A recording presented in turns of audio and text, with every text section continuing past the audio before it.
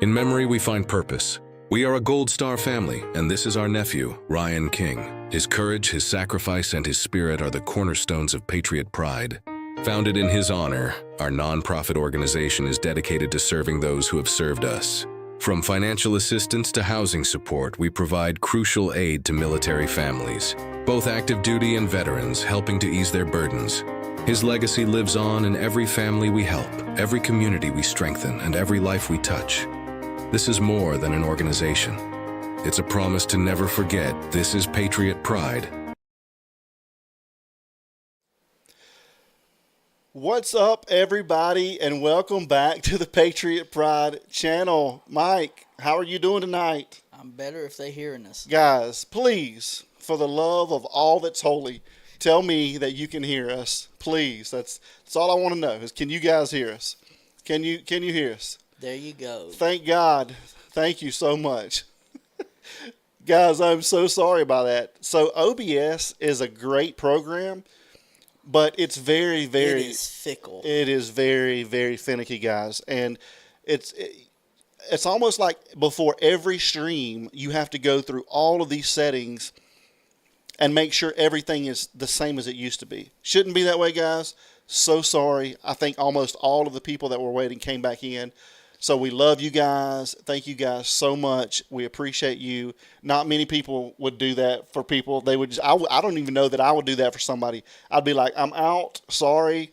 Catch you next Screw time. you guys. But anyway, we love you guys. Thank you so much for being here. We appreciate you so much. So how was your day today, Mike? It was tiring. That's about it.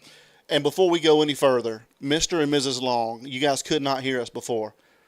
Guys, thank you so much. We are so grateful to you guys. You have done it again. Mr. and Mrs. Long have gifted another 50 memberships. So, guys, if you got a gifted a membership earlier, then please, please, please make sure that you thank Mr. and Mrs. Long. So, Mr. and Mrs. Long, I hope you guys are back in here. I'm so grateful for everything that you guys do. You're awesome, and we can't say thank you enough. So really quick, guys, if you're new here, we're Patriot Pride. We're a nonprofit. I'm a member of a Gold Star family. Everything we do here is dedicated to my nephew, Ryan King, which his birthday is in 1 week, guys. So we're going to do something special for him next week. And I have to say today is Adam's birthday. So y'all all wish him happy birthday in the chat. Thank you, Mike. I appreciate that. So Ryan's birthday is 1 week from today. So y'all were born a week apart. Yep. A week So, apart. Yep. So everything we do is dedicated to him, Ryan King. What we do is we give back to military families in need. If you guys are new here for the first time, thank you all so much. I love you guys. Thank you so much. If you're new for the first time, please make sure you hit the subscribe button. Guys, hit that like button for us. Everybody that's in here right now, please make sure you hit the like button. We've got... We're right back at where we were, actually. So, guys, make sure you hit the like button for us. So, thank you guys so much. Thank you for all the birthday wishes. So, You feel older? I feel older every day, brother.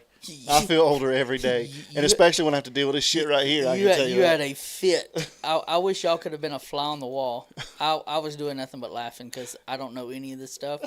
And he's like, I'm going to throw the lights out the window. I'm throwing the TV out the window. I'm throwing the mic out the window. Everything in the room was about to go out the window, guys. Anyway, thank you guys so much for being here again. And tonight we're going to continue to cover the Nancy Guthrie case. So thank you guys for joining us. And as you guys see, we're going to get into... Sounds perfect, Mike. The sound is perfect. Thank you, guys. We're going to get into whether you guys think that... We're just going to say the sheriff, okay?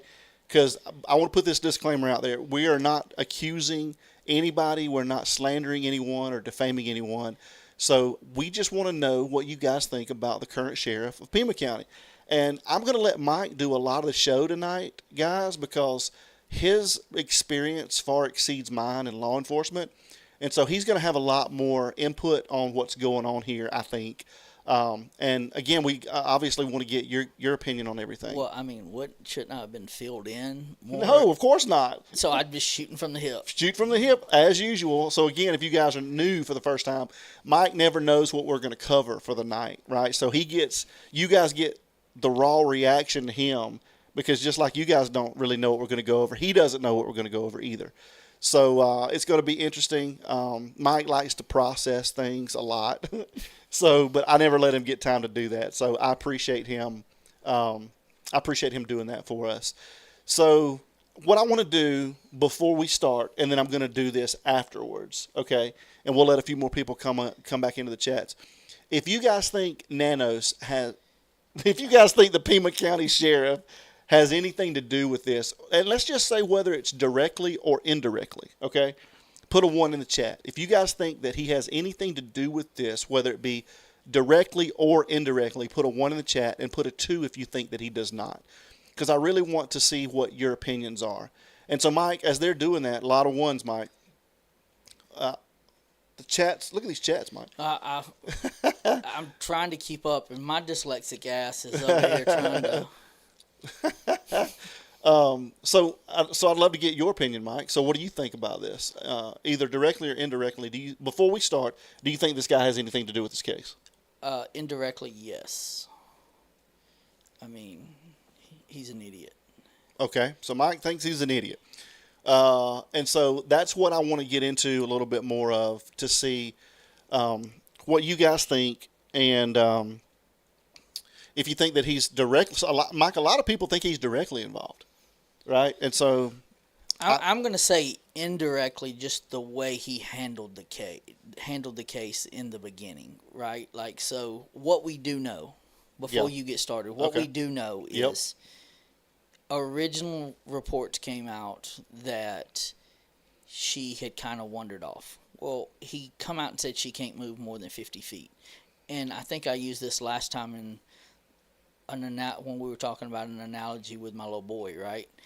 Where we live, we have a steep driveway, and my brother is in a wheelchair, right? So he has 2 wheelchairs. He has a mobile one where it's a powered electric wheelchair, and then that's where he gets around outside and that kind of stuff. And then he has just a regular wheelchair, and he uses when he's inside. So I told my 11-year-old, I was like, buddy, if we came home and Andrew's chair was sitting in the corner of the room, like in the basement, and he was nowhere to be found, what would be your first inkling of Andrew went missing? And he made a comment, and he's like, well, he ain't getting up that hill by himself.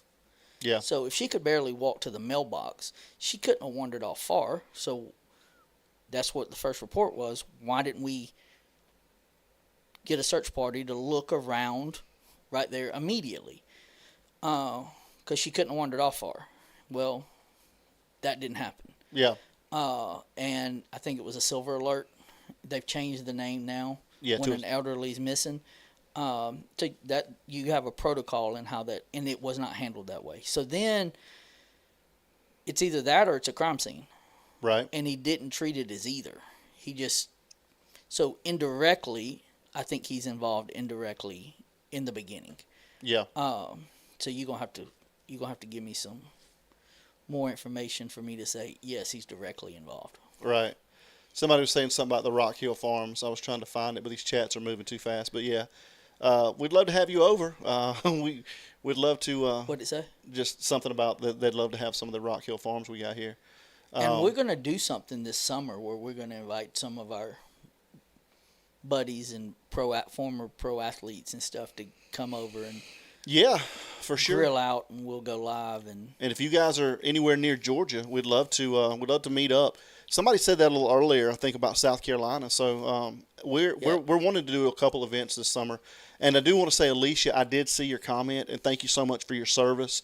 We appreciate you. Thanks for hanging out with us, and thank you so much for your service. So we appreciate that. And anybody in here, guys, real quick, thank you, Dreamy. We got 185 likes.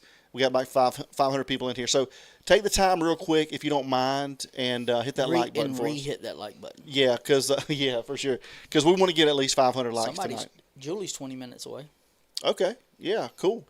So, yeah, guys, if you're here for the first time, please make sure you hit the subscribe button and hit the like button. Let's get to 500 likes tonight, guys, at least, and then we'll go from there. We were almost there in the first stream. We were, yeah. What's up, Ram Jammer? Thanks for being here, man. We appreciate you. He's a cool cat. He is, yeah. Thanks, Jim. Yeah, everybody be respectful in the chats. Let's have a good time. It's all about love here, guys. We're a community. We come together and we kind of hang out here for just a little while. So and we can agree to disagree on things as long as it's respectful. yeah, so let's just be respectful, guys. That's all. Everybody, you can speak your opinion, but make sure it's not disrespectful. So, let's just have I a just good. love that we have so much Georgia support. Yeah, Right, like when we first started, and we started going live, I didn't know of anybody that was close to us, and then all of a sudden we start picking up. We love everybody, but Yeah, go for sure. Dogs. yeah, for sure. Go Dogs. All right, guys. So let's get into this. Well, we'll just call it what it is. Let's get into Nanos' kind of history, Mike. Okay. We need to. I agree. We need to tour all the distilleries in Kentucky. I'd love to do that. Yeah, I mean, I want to do that. Roll Tide. Well, King, we appreciate you being here, but we just got to say, and Ram Jammer, come on, guys. Put it, everybody. I mean, the only thing that came good out of Alabama was Kirby Smart. Kirby Smart, that's right. He came from Georgia, went to Alabama and visited a little while, and then came back. That's exactly right.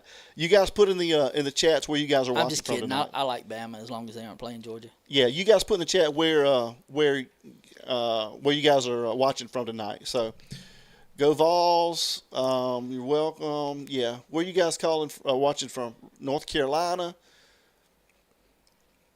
San Francisco, Louisiana, Tampa, VA, Dayton. We got people from everywhere, Michigan, Mike. Alabama, Alberta, Canada. Go Vols, Pennsylvania, Kentucky, Puerto Rico. Nice. That's where I wish we were right now, Mike. Yes. Atlanta. You don't like the heat though. You want to be deal in like with Colorado. I can deal with the beach if it's tropical. I love the Caribbean. Gainesville, Florida, Virginia, Pensacola, Ohio, Michigan. I can't read that fast. Go I'm not gonna Gators. lie. Nah. Thanks for being here. Australia. Thank you so much for being here. Go back to Greenbow, Alabama. I like it. Yeah, for sure. Perry, Georgia. The Boomer Sooner. All right, guys. Well, hey, thank you guys for joining us so much. We appreciate y'all being here. And I'm so sorry that listen, guys, the audio is audio. Things happen. That's just what it is. But, hey, we love you guys. Newfoundland. Thank you so much. Nevada. Hopefully we'll be in Nevada in a couple of weeks, guys. We don't know. We'll see. We got invited to CrimeCon, so we're trying to make it happen, guys. So we'll see if we can make that happen. everything's just so expensive. Everything's high, guys. I'm going to put this QR code up here, guys. If anybody wants to contribute to the cause to helping out military families in need, we've got a QR code there for buy us a coffee if you're interested. And if not, and we're monetized on YouTube, but if you're not, totally fine. Just make sure you hit the subscribe button. Sacramento in the house, Texas. Guys, just make sure you hit the subscribe button and the like button. That's all we ask. Because like I said, I just want to get to at least 500 likes tonight, guys. I'm sorry we're going at a different night. Normally, we go on Wednesday nights, but I'll let Mike kind of explain why we're going on Thursday night tonight. So, Mike, you can tell him a little bit. Because it was his birthday. No. So my son came in from Texas A&M. He's home from college, and he was with us for 2 or 3 days, and I just didn't want to leave him when I don't get to see him much. So just spent some time with the boys. Yeah, it's awesome. I'm glad you got to do that because he does not come home a lot, guys. So thank you guys for joining us on a different night than we normally go. So anyway, all right, guys. So let's get into this Nanos thing and kind of what we think about this. So Mike, I know that there's been a lot of speculation out there. We should get I don't think we should get a discount. We don't do anything. We shouldn't get a discount. Get a discount for what? I think somebody said we should get a discount on airline tickets, but we shouldn't get the discount. We haven't done anything, but we just here to spend time with y'all. That's right. So I don't know if you know exactly, and I don't know if you guys know exactly the history of Nanos, right? And again, we're not accusing this guy of anything. I'm accusing him of being an idiot. That's what I am accusing him of. We're not defaming him or slandering his name or any of that stuff. But I do want you guys to know more of Australia reality, right? So we're going to put some stuff up here tonight, and I want you guys to understand just his history, his experience, his quote unquote corruption or non-corruption. You guys can think about that. So, and Mike, I don't even know if you know this. So, yeah, gas is gone up here in Georgia. Gas is up everywhere. But hopefully they'll get that stuff figured out. So let's go ahead, Mike. I just love how we got people from all over the world. It's awesome. We have a melting pot of people, and that's what I love. I love just seeing people, talking to people, And guys, if you stick in here with us, we'll have a panel later on if you guys want to talk, and we'll have some call-ins, and so we'll have a good time, guys. So let me go and let's put up some stuff about Nanos and kind of his career, and again, don't know if you guys know about this stuff or not, but I just want to kind of go over these things and see if you guys are aware of this, because I know there's been a lot of speculations out there, but I want you guys to actually see facts. And again, I don't know, Mike, if you've even seen this before. Have you seen the stuff about Nanos? A little bit. I mean, I know he's been investigated by the FBI, and Yeah. I mean, it takes a lot to get on the FBI's radar when you're in law enforcement. You know what I'm saying? And I know he said that he called the FBI in early, but he couldn't have called them in too early because they came in supposedly 4 days later. And I mean, nobody did anything. There was no. They released the crime scene before he even called the FBI. Yeah. So there's so much, and that's why I say he's involved indirectly to begin with, because of just the way he handled the case. Yeah. You'll be very hard to convict somebody when you release the crime scene and then go make it back a crime scene and people have walked through and contaminated the crime scene. Certainly. All right, well, let's get into it, guys. Let's I want you guys to kind of see exactly. Let me see if I can get back up here real quick.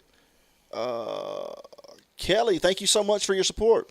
Hey, Patriot Pride in chat, thank you for everything you do. Please, everyone, subscribe to the channel and hit that like button. Yes, 100%.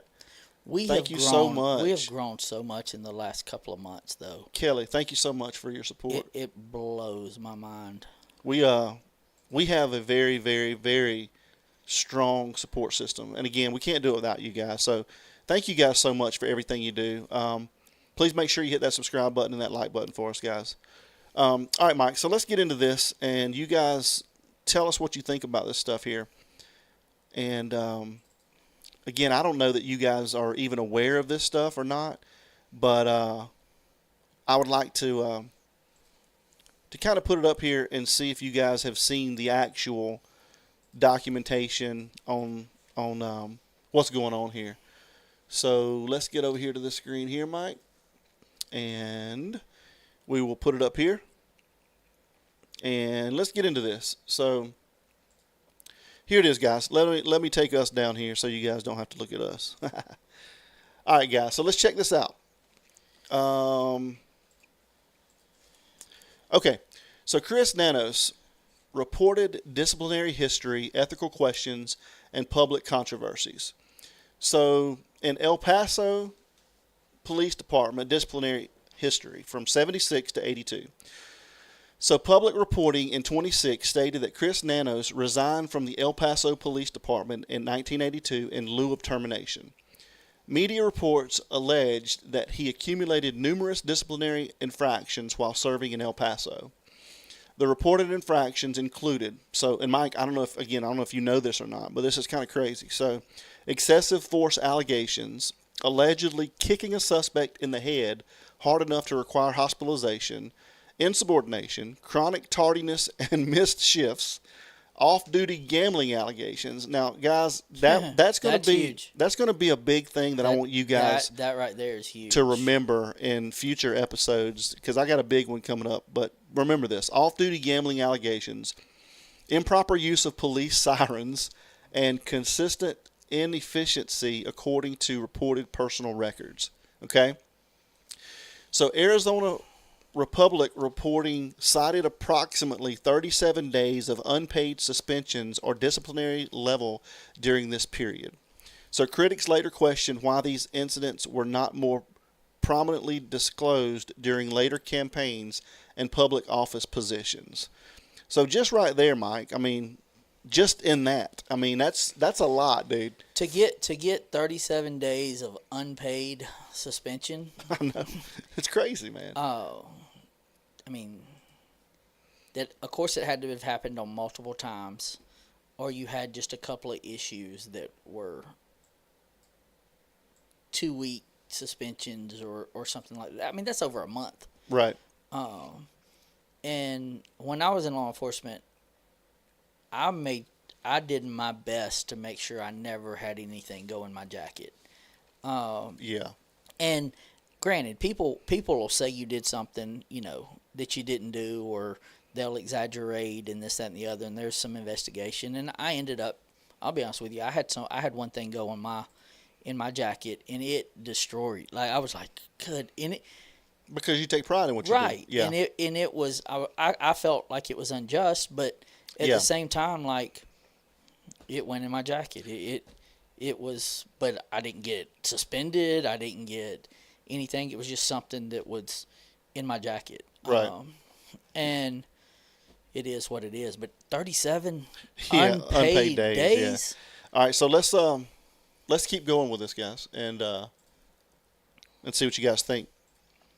All right, so alleged resume and employment history discrepancies. So major controversy erupted in 26 over allegations that Nanos misrepresented portions of his employment history. So reports stated that his public resume listed employment with the El Paso PD through 1984, although records reportedly showed he left in 1982. Additional discrepancies reportedly involved promotion dates within the Pima County Sheriff's Department. The Sheriff's Department described these discrepancies as clerical errors, quote unquote. Critics argued the errors were too significant to dismiss as simple mistakes. I mean, that's 2 years. Yeah, the controversy fueled accusations of dishonesty and transparency issues. So now we go into sworn deposition and alleged perjury questions, which he's on the hot seat for right now. So one of the most politically damaging allegations involves sworn testimony given by Nanos.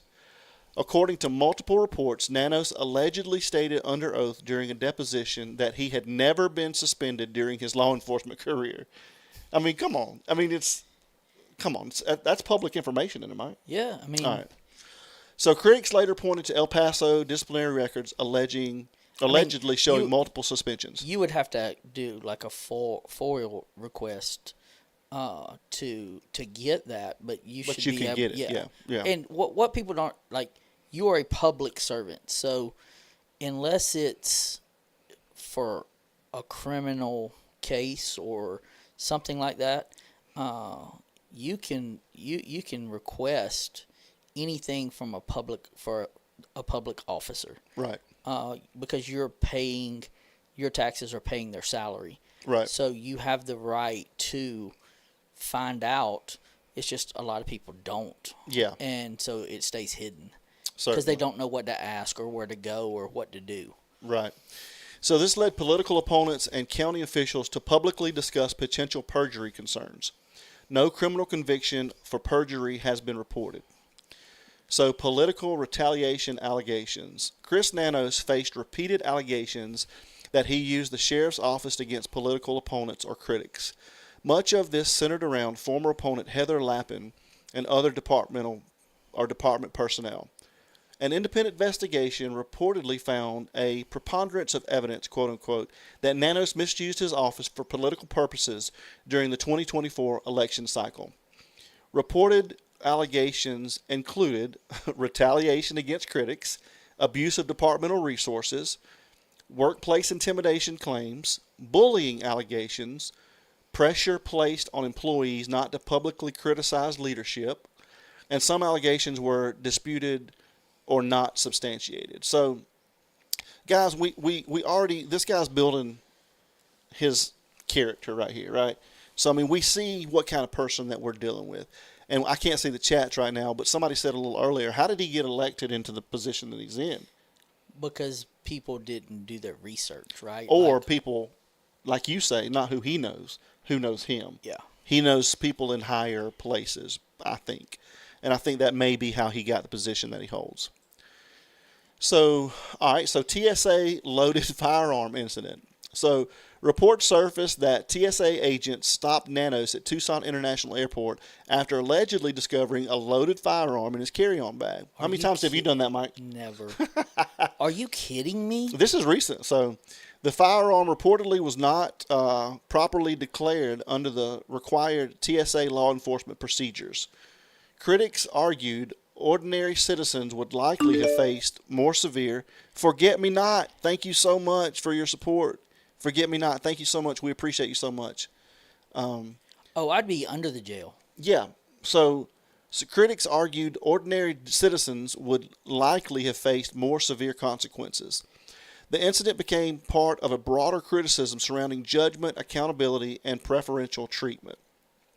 Definitely preferential treatment, guys, because if any of you guys or me or Mike had done that, we would have been... I'm going to tell you a story today, and it's all about getting back to, I always use this saying, it's not what you know, it's not who you know, but who knows you. Yeah. And I got pulled over today.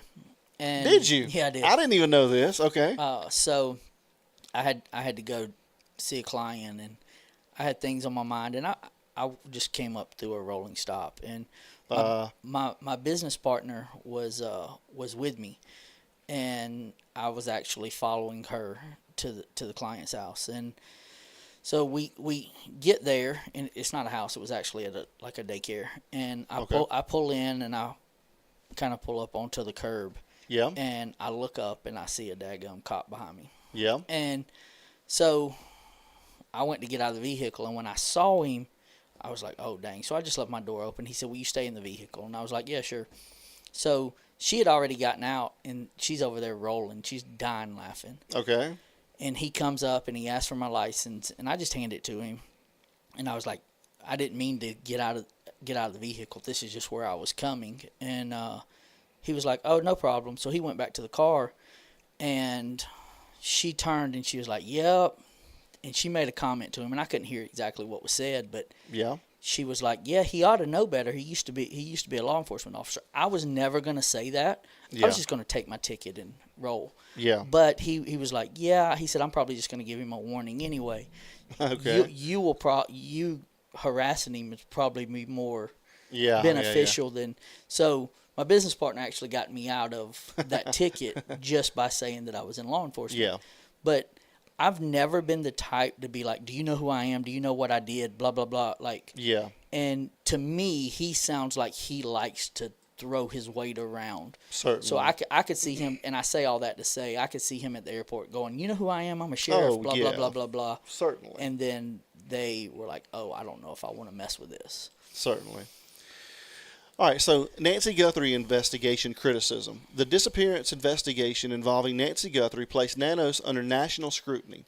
Critics accused the sheriff of releasing the crime scene too early, failing to properly secure the evidence, delays and confusion regarding FBI involvement, sending evidence to a private lab instead of FBI Quantico, poor communication with the public, and contradictory public statements.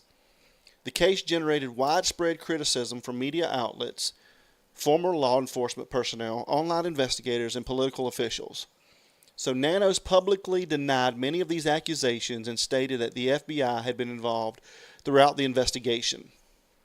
All right. So, what investigation, though? Yeah, exactly. Yeah. So internal morale and leadership criticism. Former personnel and critics publicly alleged severe morale problems inside the Pima County Sheriff's Department. A former SWAT lieutenant reportedly claimed that morale surveys showed overwhelmingly dissatisfaction with Nanos' leadership. Critics described a culture of fear, retaliation, there's that word again, it comes up, retaliation, and politicization within the department. The sheriff's office disputed the scope and interpretation of these claims. All right, so now we move into the calls for removal, recall, and resignation. By 2026, multiple county officials and political opponents openly discussed efforts to remove or pressure Nanos to resign. Members of the Pima County Board of Supervisors reportedly explored mechanisms for possible removal from office. Public controversy intensified due to the combination of past disciplinary history, alleged resume discrepancies, questions regarding sworn testimony, TSA firearm controversy, and ongoing criticism over the Nancy Guthrie case. Nanos denied wrongdoing, of course, and framed many attacks as politically motivated. And that's what they all do, Mike. They always want to say it's all politically motivated, right? Anytime somebody nowadays gets into something with somebody, oh, it's politically motivated. No, dude, it's pretty much facts of what you've done in your history of your career, right? Well, one thing about being in a leadership role, right? I tell people all the time, I tell my athletes this, that, and the other, like, if you aren't doing your job and you don't have criticism, you're not doing your job right. I agree with people being able to, but at the same time, if you are in a leadership role, it's almost like a boat captain, right? If the ship's going down, he's going down with the boat. Yeah. He's not going to be the first one off the boat. You're getting paid that kind of money to be a public servant. You have to take responsibility. If you do something wrong in your job and you're in a leadership role and a job doesn't go right, even though you might not have been on the scene at that job, you are responsible. 100%. And you have to take ownership in that. And it seems like he just wants to deflect everything and blame everybody else. But it's up to you who you put in certain roles and who you surround yourself with. 100%. And he's just a shitty-ass leader. Yeah, I wouldn't call him a leader at all. So, well, I mean, title-wise, he is. Yeah, exactly. Someone is what it popped up on here. So thank you so much for your support. I'd love for whoever you were to put, if you don't mind, put your name so that we can thank you so much for your support for that last Buy Me a Coffee. And I just want to say, we have the family members running across the bottom of the screen. We have so many now that all the names don't fit. Yeah, and so, guys, I'm going to have to take this down, the family member scroll bar, and probably what I'm going to do is put like I'll build a page where everybody's name is on it, and I'll put it either in the intro or maybe the outro. But, I mean, we can't thank you guys enough for all of your support, so thank you guys so much. And, again, real quick, guys, before we move on, if you're new here for the first time, please make sure you hit the subscribe button. And, guys, please make sure you hit the like button. If one of the mods would let me know how many likes we've got. Our goal is to try to get to 500 likes tonight, guys. So please make sure you hit that like button for us, guys. We really appreciate it. Okay, so let's move on, Mike. We'll see what else this guy's got going on. Let's see. All right, so major public sources referenced. Guys, we got 359 likes, so let's get to 500, guys. Hit that like button. So the New York Post in March through May of 26 reported regarding Chris Nanos controversies. Arizona Republic reporting on El Paso disciplinary records and resume discrepancies. Fox News Digital reporting on retaliation allegations and political investigations. Entertainment Weekly, summary of resume controversy and public response.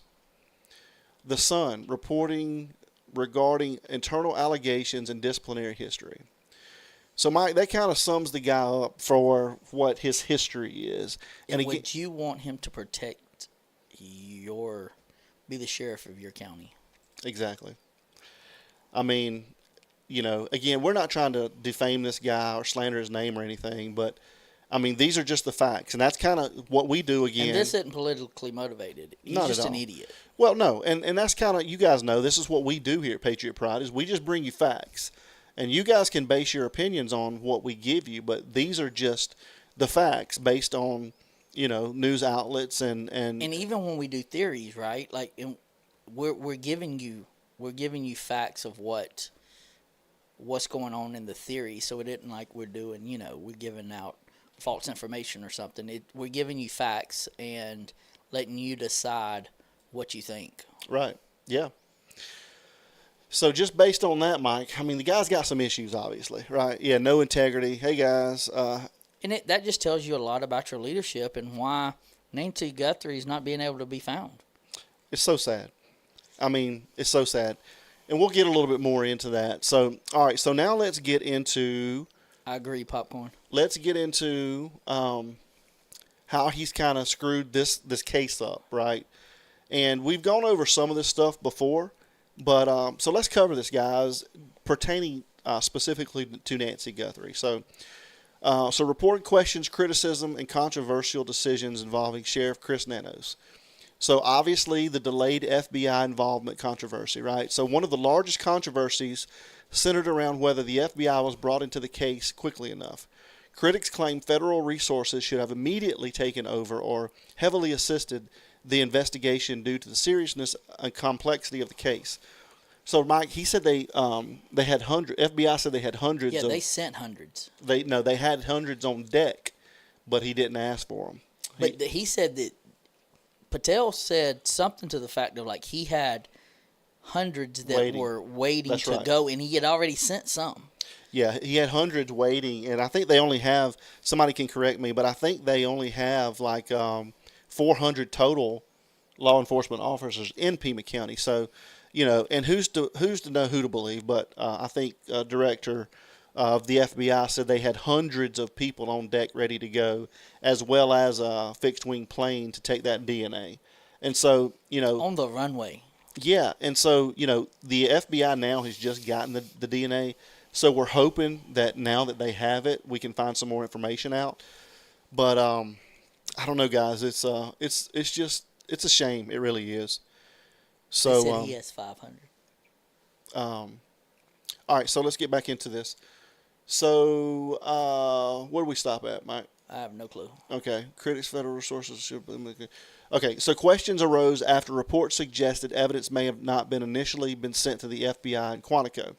So FBI Director Kash Patel publicly criticized the handling of evidence and stated the FBI could have processed DNA evidence rapidly. Nanos publicly stated the FBI had been involved from the beginning and disputed claims that the federal involvement was delayed. Yeah, so, I mean, you guys can believe who you want to over that one, but, I mean... Nanos could come out and say that the sky is blue, and I'm gonna argue with him. I'm gonna argue with him as well, unfortunately, on that one. So, all right. So, crime scene released too early, and this is just crazy to me, guys. Critics heavily question the decision to release Nancy Guthrie's home back to the family relatively quickly after the disappearance.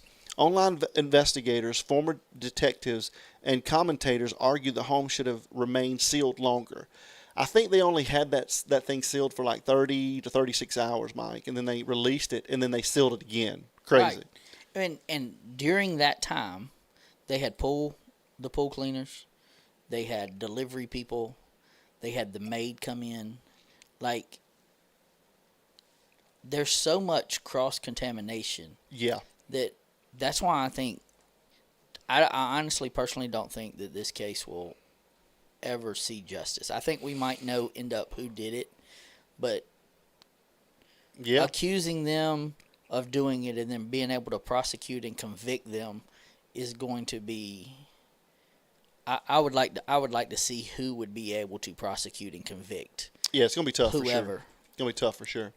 So concerns included potential missed forensic evidence, potential contamination of the scene, possibly the secondary evidence that could have been overlooked, claims the scene had not been processed exhaustively. So some critics believe the scene should have remained under federal level forensic control for a significantly longer period. All right, so private lab versus FBI Quantico DNA testing. I said this earlier.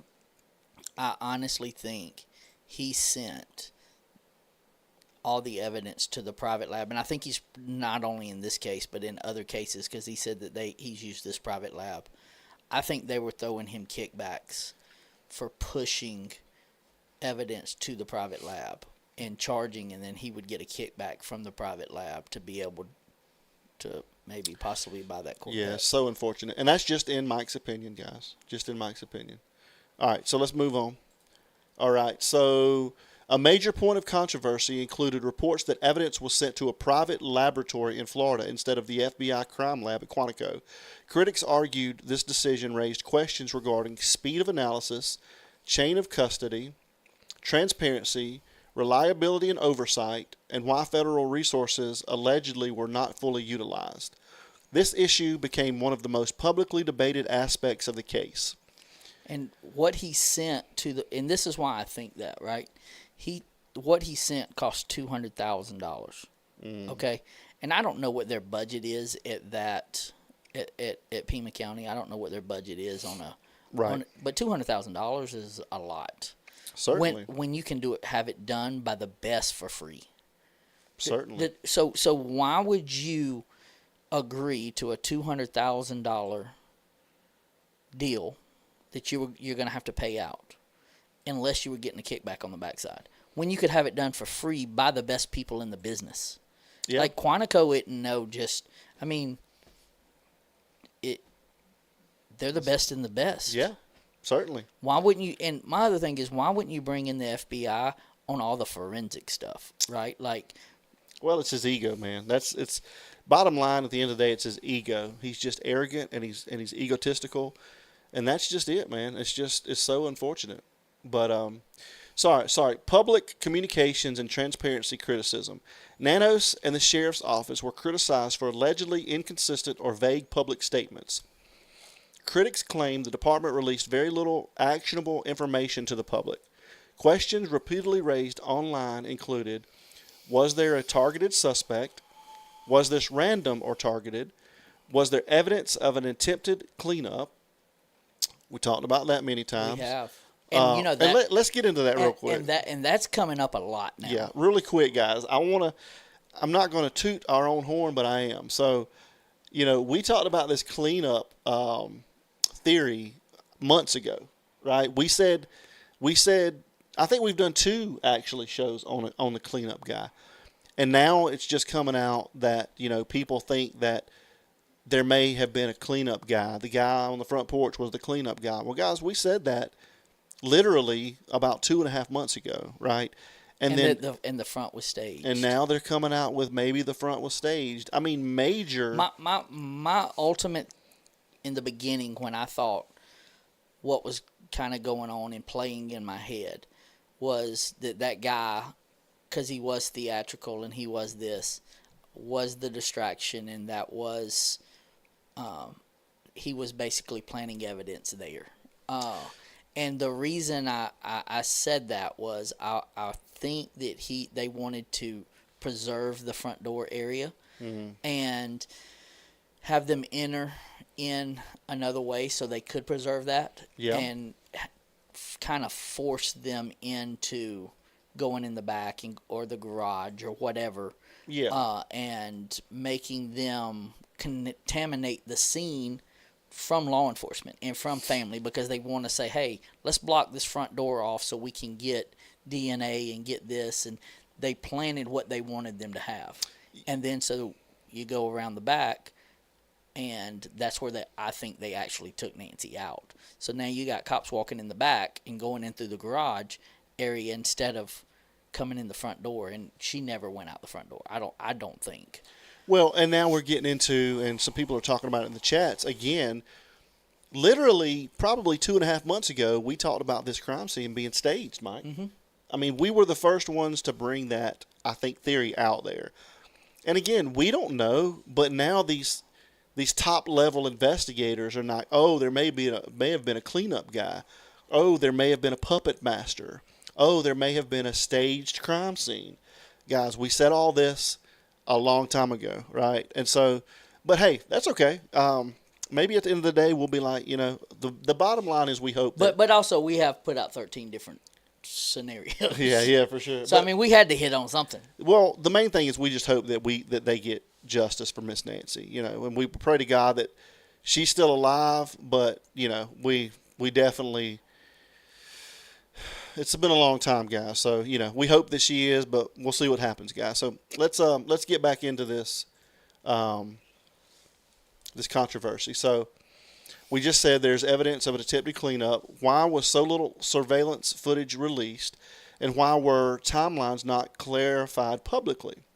So some observers... And they changed. Like, the timeline changed. Well, it's just now starting to change. So some observers felt communication failures fueled distrust and speculation. So here we go, guys. Questions about the cleaner theory. A major online theory brought to you first by Patriot Pride. A major online theory suggested that one of the masked individuals remained behind to clean or stage the scene after Nancy Guthrie disappeared. So it's kind of an honor to me, honestly, Mike, that now people are actually thinking the way that we thought, a while back. So we don't know if that's what happened, but it definitely, I'm glad more and more people are being open to it. Because initially, Mike, people were just all closed off. And they were giving us hell. They were like, are you crazy? Why would you even come up with this? And we're just like, that's okay. Guys. Just a lot of people never, so in a crime scene, and if you've never been in an investigation room or you're trying to fit puzzles together, there was a caller that did 20 years in Florida. She's always a good caller. Miss Beth, I think, yeah. And she was they were also like talking about like crime boards, right? So you have these big, it's like kind of like what you see on TV. You have these big boards that are set up, and usually there'll be one on the front and one on the back, and you'll get investigators kind of, or in law enforcement in general, kind of pair off, right? Yeah, certainly. And you start looking at clues and go, okay, how is this and this connected? Hey, Mooney. And then, okay, we got that connected. How is this and this connected? And you might have 5 different theories based off of clues, just based off of what other people see. I don't see what you see sometimes, and you don't see what I see. Sure. And you certainly. throw theories out and say, could that be plausible? Yeah. And if it's plausible, you kind of rate the plausibility in percentages. And Certainly, you're like, yeah. hey, that makes sense. Or what would I do? And you kind of got to get your head into that space and go, okay, if it was me and I wanted to throw somebody off my tracks, what would I do? And I would go over here. If it was me, I would do exactly that. I would stage the front and try to keep them from entering the front as much as possible, right? Because there's nothing going on in the front. It's just the distraction, and that's what you wanted them to see. And then all the stuff happened in the back. The back doors were propped open. You were one of the first ones that actually said, hey, I believe the back doors were propped open. 2 days later, she comes out and says, hey, the back doors were propped open. Exactly, yeah. And I was like, how'd you know that, bub? So with that being said, you go, okay, now why were the back doors propped open? Oh, it's an easier getaway. They busted out that light over there by the garage. Yeah. So you can, and I was talking about this earlier too in a previous show. We were talking about, in law enforcement, you are trained. 101, it's good to see you. And in military and this, that, and the other, you're trained in concealment and then cover, right? So you can move in concealment is in dark. Hey, Shauna. If you were in a gunfight and you cannot find cover, you try to find concealment and you move in the shadow, right? Yeah, for sure. So they can't see you and you're out. But if they sprayed off bullets, you hit. Yeah, but yeah, you're covered through dark, and then so that's the concealment. The coverment is, hey, I want to get behind the engine block and a wheel, right? So the cover is my car. So if they can see me, but I'm covered through the car, it's going to have to go through the car, the engine, if they're shooting at me. Yeah. And so when I'm moving and I want to move in concealment. And what better way to move a body or whatever, shortest route possible, and stay in the cover. Stay in concealment and stay not seen. Yeah. So I would have busted out that light and had them go out the back door. Certainly, yeah. Compared to putting them out front, and then you got that major road. You got the driveway right there, and you got more cameras and all that kind of stuff. So right, that's a good point. Okay, so critics question whether investigators fully explore this possibility. Points frequently discussed include blood evidence on the porch, apparent movement patterns of suspects, length of time suspects appeared to remain near the property, and whether the scene looked unusually controlled or minimized. No public confirmation has been made regarding this theory. All right, questions about surveillance footage handling. The Nest camera footage became central to the public discussion. Critics question whether additional surveillance footage existed that had not been released. Online investigators argued investigators should have aggressively canvassed for neighboring ring cameras, traffic cameras, business surveillance footage, highway footage, cell phone geofence data. And that's something I've been talking about a lot lately is geofencing. And that's gonna clear up a lot of stuff. And I don't know why they can't just be transparent and put that information out there. So questions also arose regarding image clarity, suspect identification, and enhancement efforts. So failure to claim public speculation, or to calm public speculation.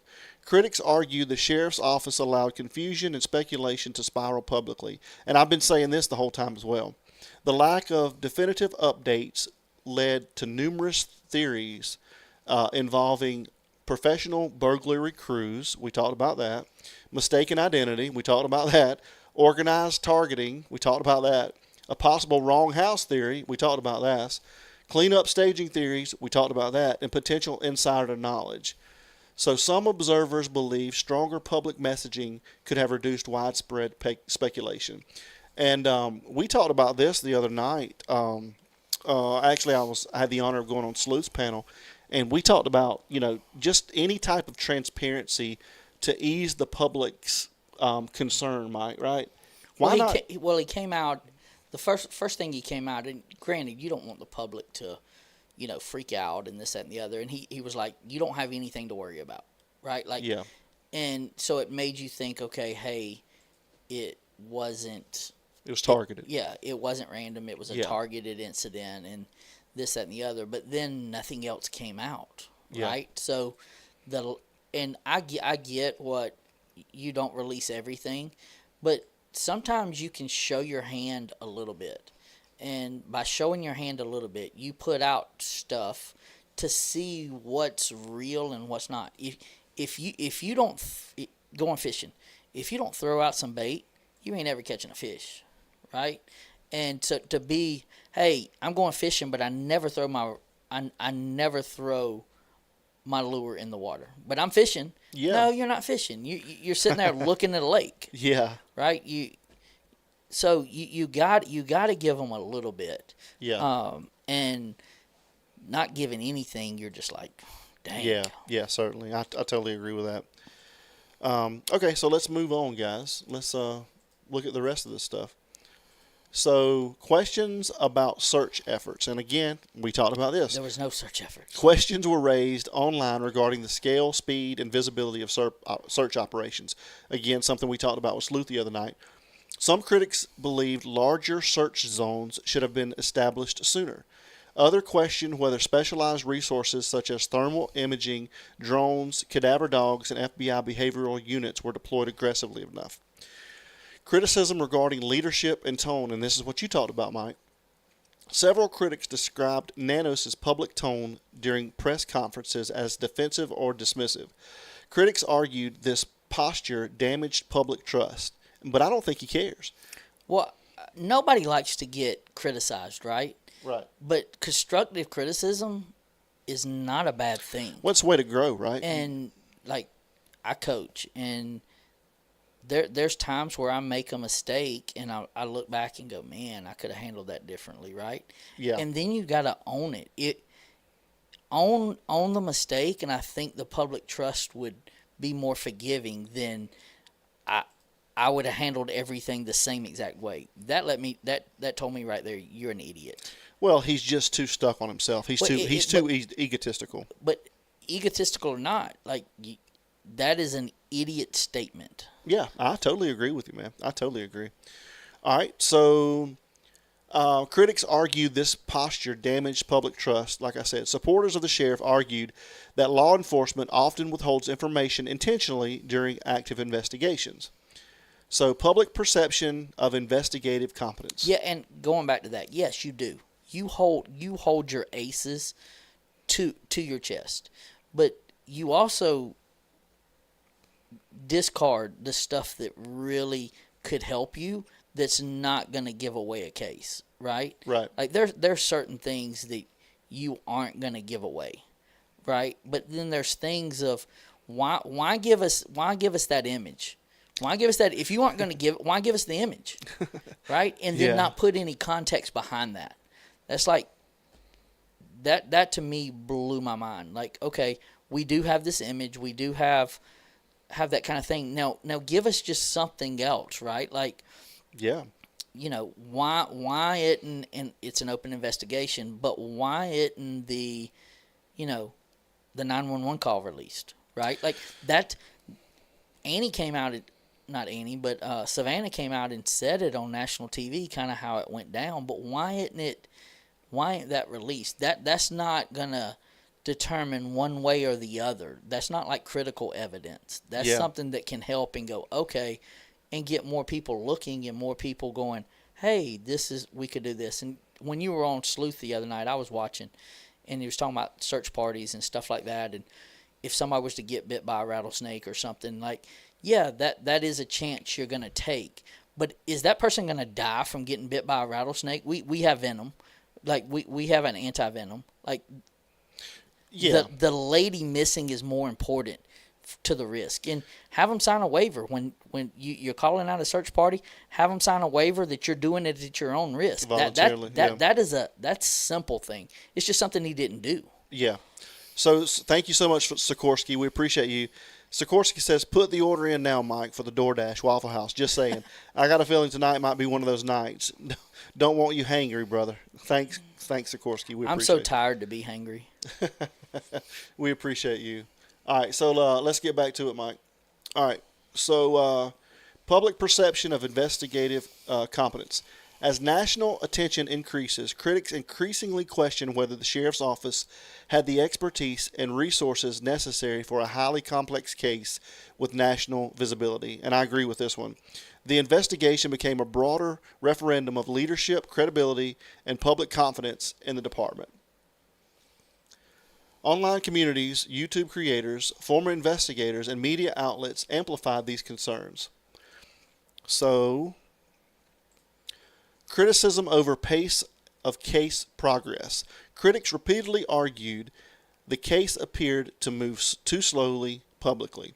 Questions included why no arrest had occurred, whether suspects had been identified, whether forensic evidence had produced actionable leads, and whether investigators were withholding major developments. Some observers believed delays damaged public confidence, and I agree with that. So questions about potential targeting motives. Online investigators and commentators questioned whether investigators fully explored all possible motives. Frequently discussed theories included targeted attack, wealth or gym-related targeting, and we talked about all this, mistaken address or wrong house, personal targeting, and organized criminal activity. Critics argued investigators did not publicly clarify enough regarding potential motive direction. Major public sources and discussion areas. So the New York Post reporting regarding the Nancy Guthrie investigation, Fox News Digital reporting and interviews, public comments by FBI Director Kash Patel, Arizona local media reporting, online investigative commentary and live stream analysis, statements by Pima County Sheriff's Department, and former law enforcement commentary discussed publicly online. So there's a lot of stuff going on here, Mike, right? There's a lot of stuff in this guy's history, his career. A lot shows you what kind of character this guy has. And again, this is just our opinions. We're not trying to defame or. Well, one thing that's not an opinion, and this is fact, right? What's up, Monet? So when you're sitting there and you're looking and you play the odds, right? Like you're sitting there. 90% of all missing persons, okay, 90% of them come from somebody that you know, right? That or knows you. You have a direct path to them. And then outside of that, about 90% of your murder or unalive comes from a direct contact, right? Like it's 10% is about just a random, a street gunfight they didn't know and they shot. So as an investigator or former law enforcement officer, you're sitting there and you're looking, okay, the odds tell me to go with the house, right? Right. Now I'm going to go that way until I'm proven not. So you're sitting there and you go, okay, I'm sitting here 90% success rate and a chance that I'm going to go with immediate family. And what's the percentage of immediate family, the last people that see somebody? Thank you, Pit Road. Usually has something to do with it. Certainly. And who was the last people that seen them? Yep. And then all of a sudden, they're there an hour before the police get there. There's so many things. What all could have happened during that time, and what could you hide? Oh, I could hide a lot of stuff during that time. Certainly. But just releasing the crime scene back to the family, now I got even more time. Yeah. Because they didn't really treat it as a crime scene in the beginning, so they aren't worried about people walking into her bedroom or this, that, and the other, or the other end of the house, or in the backyard, or wherever. So they had so much. They were so ahead of the game, and it's just like that show, The First 48. That is the biggest time, and they released the crime scene at 36 hours. Like, Yeah.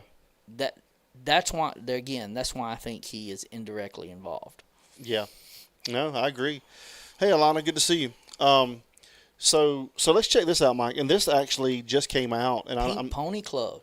I'm not sure. I'm not sure. You know anything about the Pink Pony, Adam? I know a little bit about Pink Pony. Guys, if you're in Atlanta, you know a little bit about the Pink Pony. If you're in Georgia, you know about the Pink Pony. Anyway, so I don't know if you've seen this, Mike, but let me show you this to you real quick. And guys, I don't know if you guys have seen this either, but real quick, wanted to throw this up and let you guys see this. So, my new name is Sunglass Dude. Okay, cool. So this is from Tucson.com. So, and I don't know if you've heard this, Mike, but a Pima County official said Sheriff Chris Nanos scolded her for providing information to the FBI because it created new leads for his department to pursue in its search for Nancy Guthrie. That sounds great, right? But wasn't FBI already involved? So Pima County Assessor Suzanne Droby said Nanos seemed stressed and frustrated when she told him that her office had complied with a request for information from the FBI. The tone of the call was unusual, Droby said, because she typically had pleasant and cordial interaction with Nanos. We're sensitive to the fact that the sheriff is under a lot of stress with all of this, but yes, there was a little bit of negative interaction, Droby said. It was inferred that we were creating a lot of additional work for the sheriff's department due to its providing this information to the FBI, and then them having the responsibility to follow up on all of those leads that were provided. Mike, are you kidding me, dude? He was too worried about going to that basketball game. Are you kidding me? Guys, can you believe that this guy would say that? I mean, he's all about, we want as many leads as we can get here. You guys call us, and now we've got someone reportedly saying that she was scolded because she turned in leads to the FBI. It's just crazy to me. They said it was like the Bunny Ranch in Vegas. I'm not going to comment on that. But yeah, I mean, it's just crazy, Mike. And then there's more to that story. You guys can check that out. But check what out? The rest the of that. Pony or the? You can check that out too if you're around the Atlanta area. Up next to the stage at the Pink Pony. And that's what makes me think of it every time. You're like, "Welcome to the stage" when we go on to the panel. Yeah. So here's the thing, guys. So a lot of people think that he actually is directly involved, right? And so I'm not going to say whether I'm on board with that theory or I'm not, but I do want to throw up a couple of pictures here that you guys can look at and kind of see what you guys think about this. I'm interested to see what your theories are on this. So, Mike, I'll throw up a couple pictures here, and we'll get everybody's opinion on this, and I'll get your opinion, Mike. I'd like to see what you think about this. So, let me see if I can find these photos. So, did you know that this guy went this deep in all this corruption, Mike, or did I mean, I'm big on energy, like just reading people based off their energy and what they put out. And yeah. I try to watch, the way people move and the way, just the energy of the room. And when I see him, he just looks like a pompous ass, right? Like yeah. He seems like he thinks he's somebody that he's not, if that makes sense. Certainly, yeah. And so I felt like he was shady. I don't know any sheriffs that drive their work car as their personal car as a Corvette, right? Like, so let's check this out, Mike. So again, a lot of guys think this guy's directly involved with this. He's not the porch guy. Porch guy's dead. You think the porch guy's not with us anymore? Yeah, he's unalived. You think so? Yeah. That's a theory that a lot of people have right now. He is unalived. Mike, been at Pink Pony too many times. I played the fifth. Yeah, we can play the fifth on that, guys. Anyway, so back in the day, the old Mike, yes. So anyway, again, I was more of a Gold Club guy. a lot of people think that this guy has direct involvement with this. So I don't know, Mike. Do you see any resemblance at all with this? I don't even look at the porch guy. To me, is irrelevant. He's irrelevant to you now. Yeah, Wow. Okay. because like they released it, right? How many people have we tried to put behind that mask? Like Lot of nobody knows, and it's. I think he was sent to do that, and then he was taken care of. Christy said you can plead the fifth, but the cameras don't lie, Mike.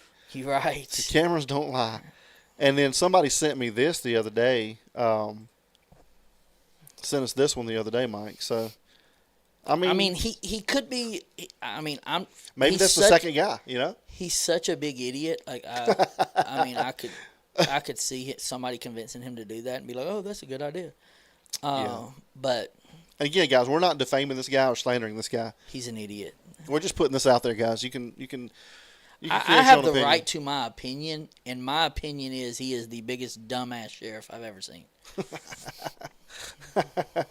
What if those images aren't real since there's no timestamp? Yeah, it's a good theory for sure. But yeah, I honestly think that he was a pawn in the fact of, hey, I need you to do this. He's low level. Just, hey, go do this. And then he was used and discarded. Yeah. Yeah. I mean, I don't know, guys. He's a big enough idiot that I wouldn't put it past him.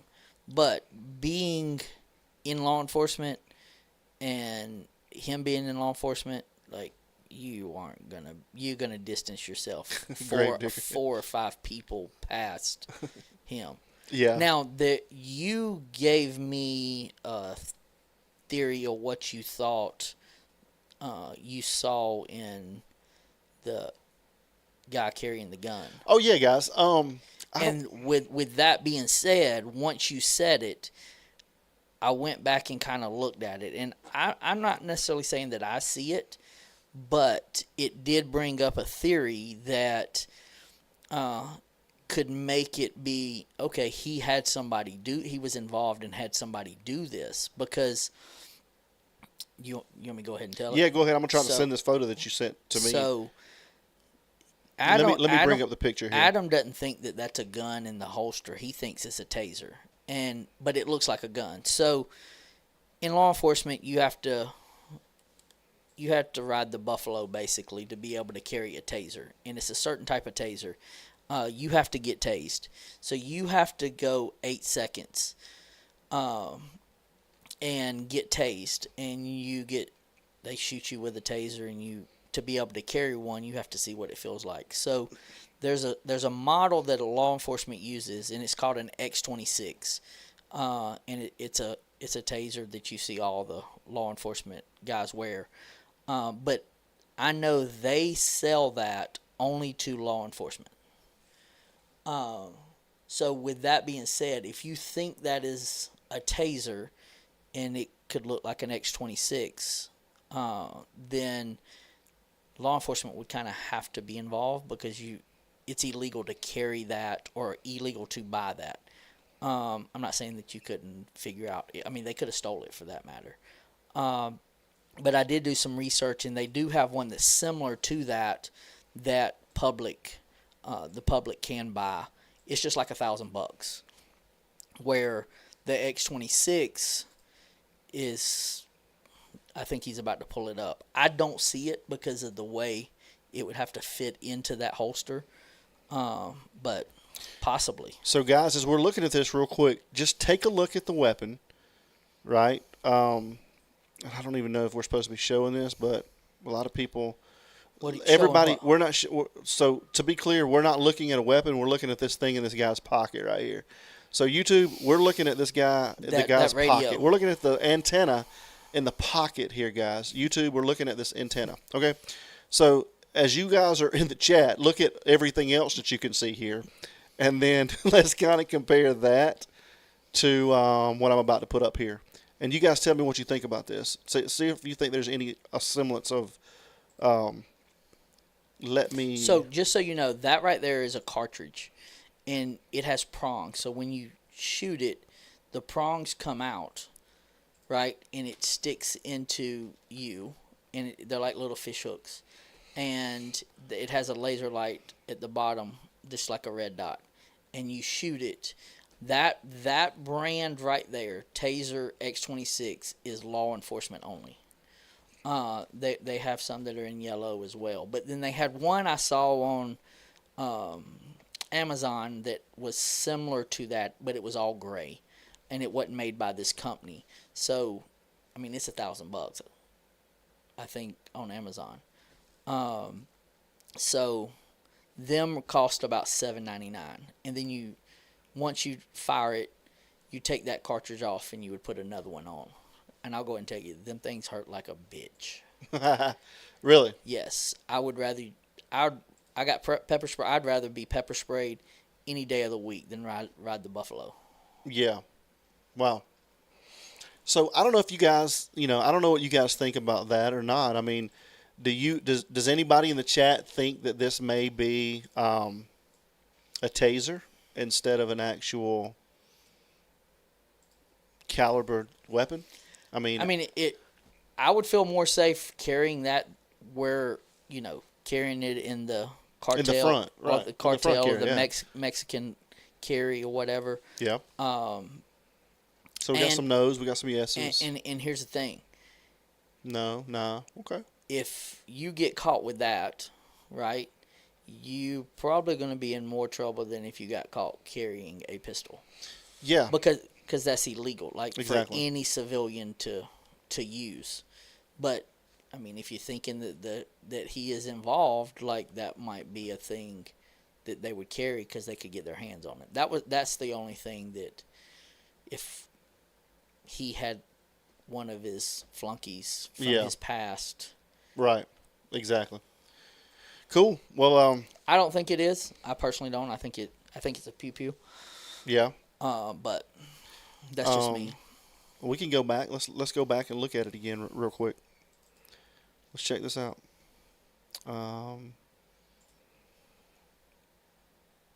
I just thought that it looked a little weird to me. I don't know. Wouldn't that cause her pacemaker to quit? I don't know, but I know. When I got shot, my lieutenant was the guy who actually shot me because he was taser certified, and you can turn that thing. It hit me right in the back of the neck and in the bottom of my calf. Dang. And dude, I couldn't walk for 2 weeks. My muscles, my calf muscles locked up. So, like I'm talking about. You ever done a leg day where you just trying to go up steps, or you would just fall instead of sit down? I hurt for 2 weeks. Jody Lynn asked Mike, do you have to turn those in if you aren't serving the public anymore? Yes. Since it's issued to you, you would have to turn that in. Okay. Looks like a 45.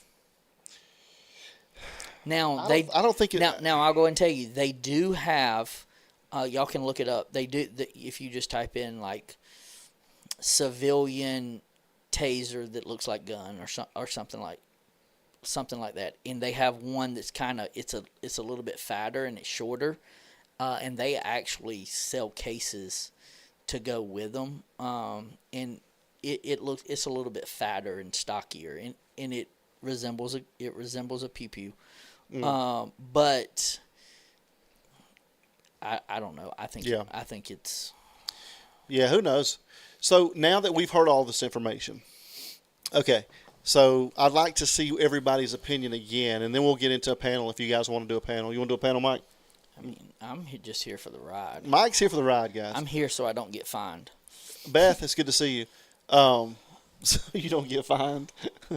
So now that you guys have kind of heard this information, it may have given more merit, or maybe not, to what you guys think about, the history and the character of Nanos. So I'd love for you guys to put in the chat. So now put in the chat, put a 1. What's up, Mab? Yeah, we got started, Mab. We're always going to get started. It just took a little time. It says someone again. So thank you, whoever you are, for supporting Patriot Pride. If you wouldn't mind putting your name in the chat so we can thank you publicly. So thank you so much. And real quick, guys, if you're here for the first time, please make sure you hit the subscribe button. We're Patriot Pride. We're a nonprofit, and we help give back to military families in need. And also hit that like button for us, guys. I'm not sure if we're at 500 yet, but that was our goal for tonight. So if you guys will get us to 500, we appreciate it. One more call. You better run, Mike. So, I've already told him we aren't running. We are not running until 3 o'clock in the morning. So real quick, guys, if you think that Nanos has anything to do with this, whether it be directly or indirectly, put a 1 in the chat. 516. Thank you guys so much for letting us meet our goals. So if you think Nanos has anything to do with it, directly or indirectly, put a 1. If you don't think he has anything to do with this investigation going south, put a 2. Oh, I thought you said anything to do with this. No, going south, yeah. Finessed. Everybody, I don't think there's been 1, 2 yet, Mike. There's 1, 2. Okay. A couple 2s. Okay. Cool. Well, I like that. I would like for them to call in. Yeah. Or come on the panel and say why they think too. And they may have misunderstood me thinking that he has something to do with it. When I say directly, that means, is he the porch guy? Did he plan this out? Things like that. Indirectly means, did he botch the case? Did he contaminate the crime scene? So things like that. Did he, and even, is he holding information from the FBI for the case to get solved? Yeah. And that's kind of my definition of indirect culpability. So I mean, nobody, anybody, we can agree to disagree. My personal opinion is he has to be involved in it due to the fact of the way he handled the case. Yeah. He's going to be instrumental. He's going to have a lot of questions coming up if we ever find out and somebody gets arrested for this. He's going to have a lot of explaining to do of why he released the crime scene and why all of these things went on. Because a defense attorney is going to be like, go ask the sheriff. Yeah, they're going to have a field day with that. So, guys, if we can, thank you so much for getting us to our like goal. We got 500 likes, so thank you guys so much. We need 21 more subscribers to get to our goal tonight of 7,100. So if you're here for the first time, please make sure you hit that subscribe button. We're trying to reach 7,100 tonight. We need 21 more subscribers. So if you haven't hit that subscribe button, guys, please hit that subscribe button. And thank you so much. And continue to hit the like button. So let's bring up a panel, guys. Let's see what you guys think about this. And we'd love to know what your theories are. So if you want to talk about kind of what we talked about tonight, Nanos, or if you want to talk about anything else, we'd love to hear from you. And I do want to say this, and I'd love to hear from everybody, but if Jennifer is watching tonight, I didn't know. I saw Jennifer last night on Dolly. Sikorsky, thank you so much for your support. We appreciate you. Don't quit early, Mike. Don't quit early. That's what Sikorsky says. I'm going on about 40... I would say about 48 hours of no sleep. So I'm close to that as well. I'm hanging in there by a thread, y'all. Anyway, if Jennifer's watching, I didn't know that was her last night on Dolly, or I didn't want to go up and bother Dolly because everybody sees enough of me. But she had really good insight last night. I just loved her. I love the backdrop. Her house is amazing. It was nice. But she's been on here a few times. But anyway, if you're in here, we'd love to have you. We'd love to have anybody that'd like to come in. So I'm going to put the link here, guys. And there it is. And if you guys want to come up and chat with us, we'd love to chat with you for a little while. So, yeah, Victoria says, don't quit early, Mike. Hey, I'm doing it for y'all. We're here for you guys tonight. It's my birthday. So we're gonna smoke one afterwards? I'd love to. Okay. Well, I stopped smoking after like 1:30. All right, so we got till 1:30, guys. We got a couple hours left. So you guys jump in here in the chat, jump in here in the StreamYard. Justin's with us, so we'll bring him to the. That beard just rocks. I like Justin's beard. Yeah, it's pretty cool. All right, Patricia's in here. If anybody else wants to jump in, you guys jump in. Miss Patricia. All right, here we go, guys. Let's add everybody to the stage. She's coming to the stage. Up next to the stage, from the pink pony. Patricia. All right, guys. Let me get the panel up here. Justin, what's going on, man? How you doing? I'm doing great. How are you doing tonight? Pretty good. Patricia, how are you doing tonight? Pretty good. How are you? I am doing wonderful. It's so good to see you guys. Thank you guys for joining us. Happy birthday. Thank you so much, Patricia. I appreciate that. I really appreciate it. Yeah. Thanks, man. I appreciate you guys. He's 55. We Oh, yeah, well, not quite, guys. But hey, it won't be long. All right, let me get Alicia in here, guys. We got some new people in tonight. So go ahead, Justin. You were here first, so let me bring Alicia in. But you go ahead, Justin. yeah, I agree with Mike for the most part because I think by now it would make a lot of sense that the porch guy might have killed himself.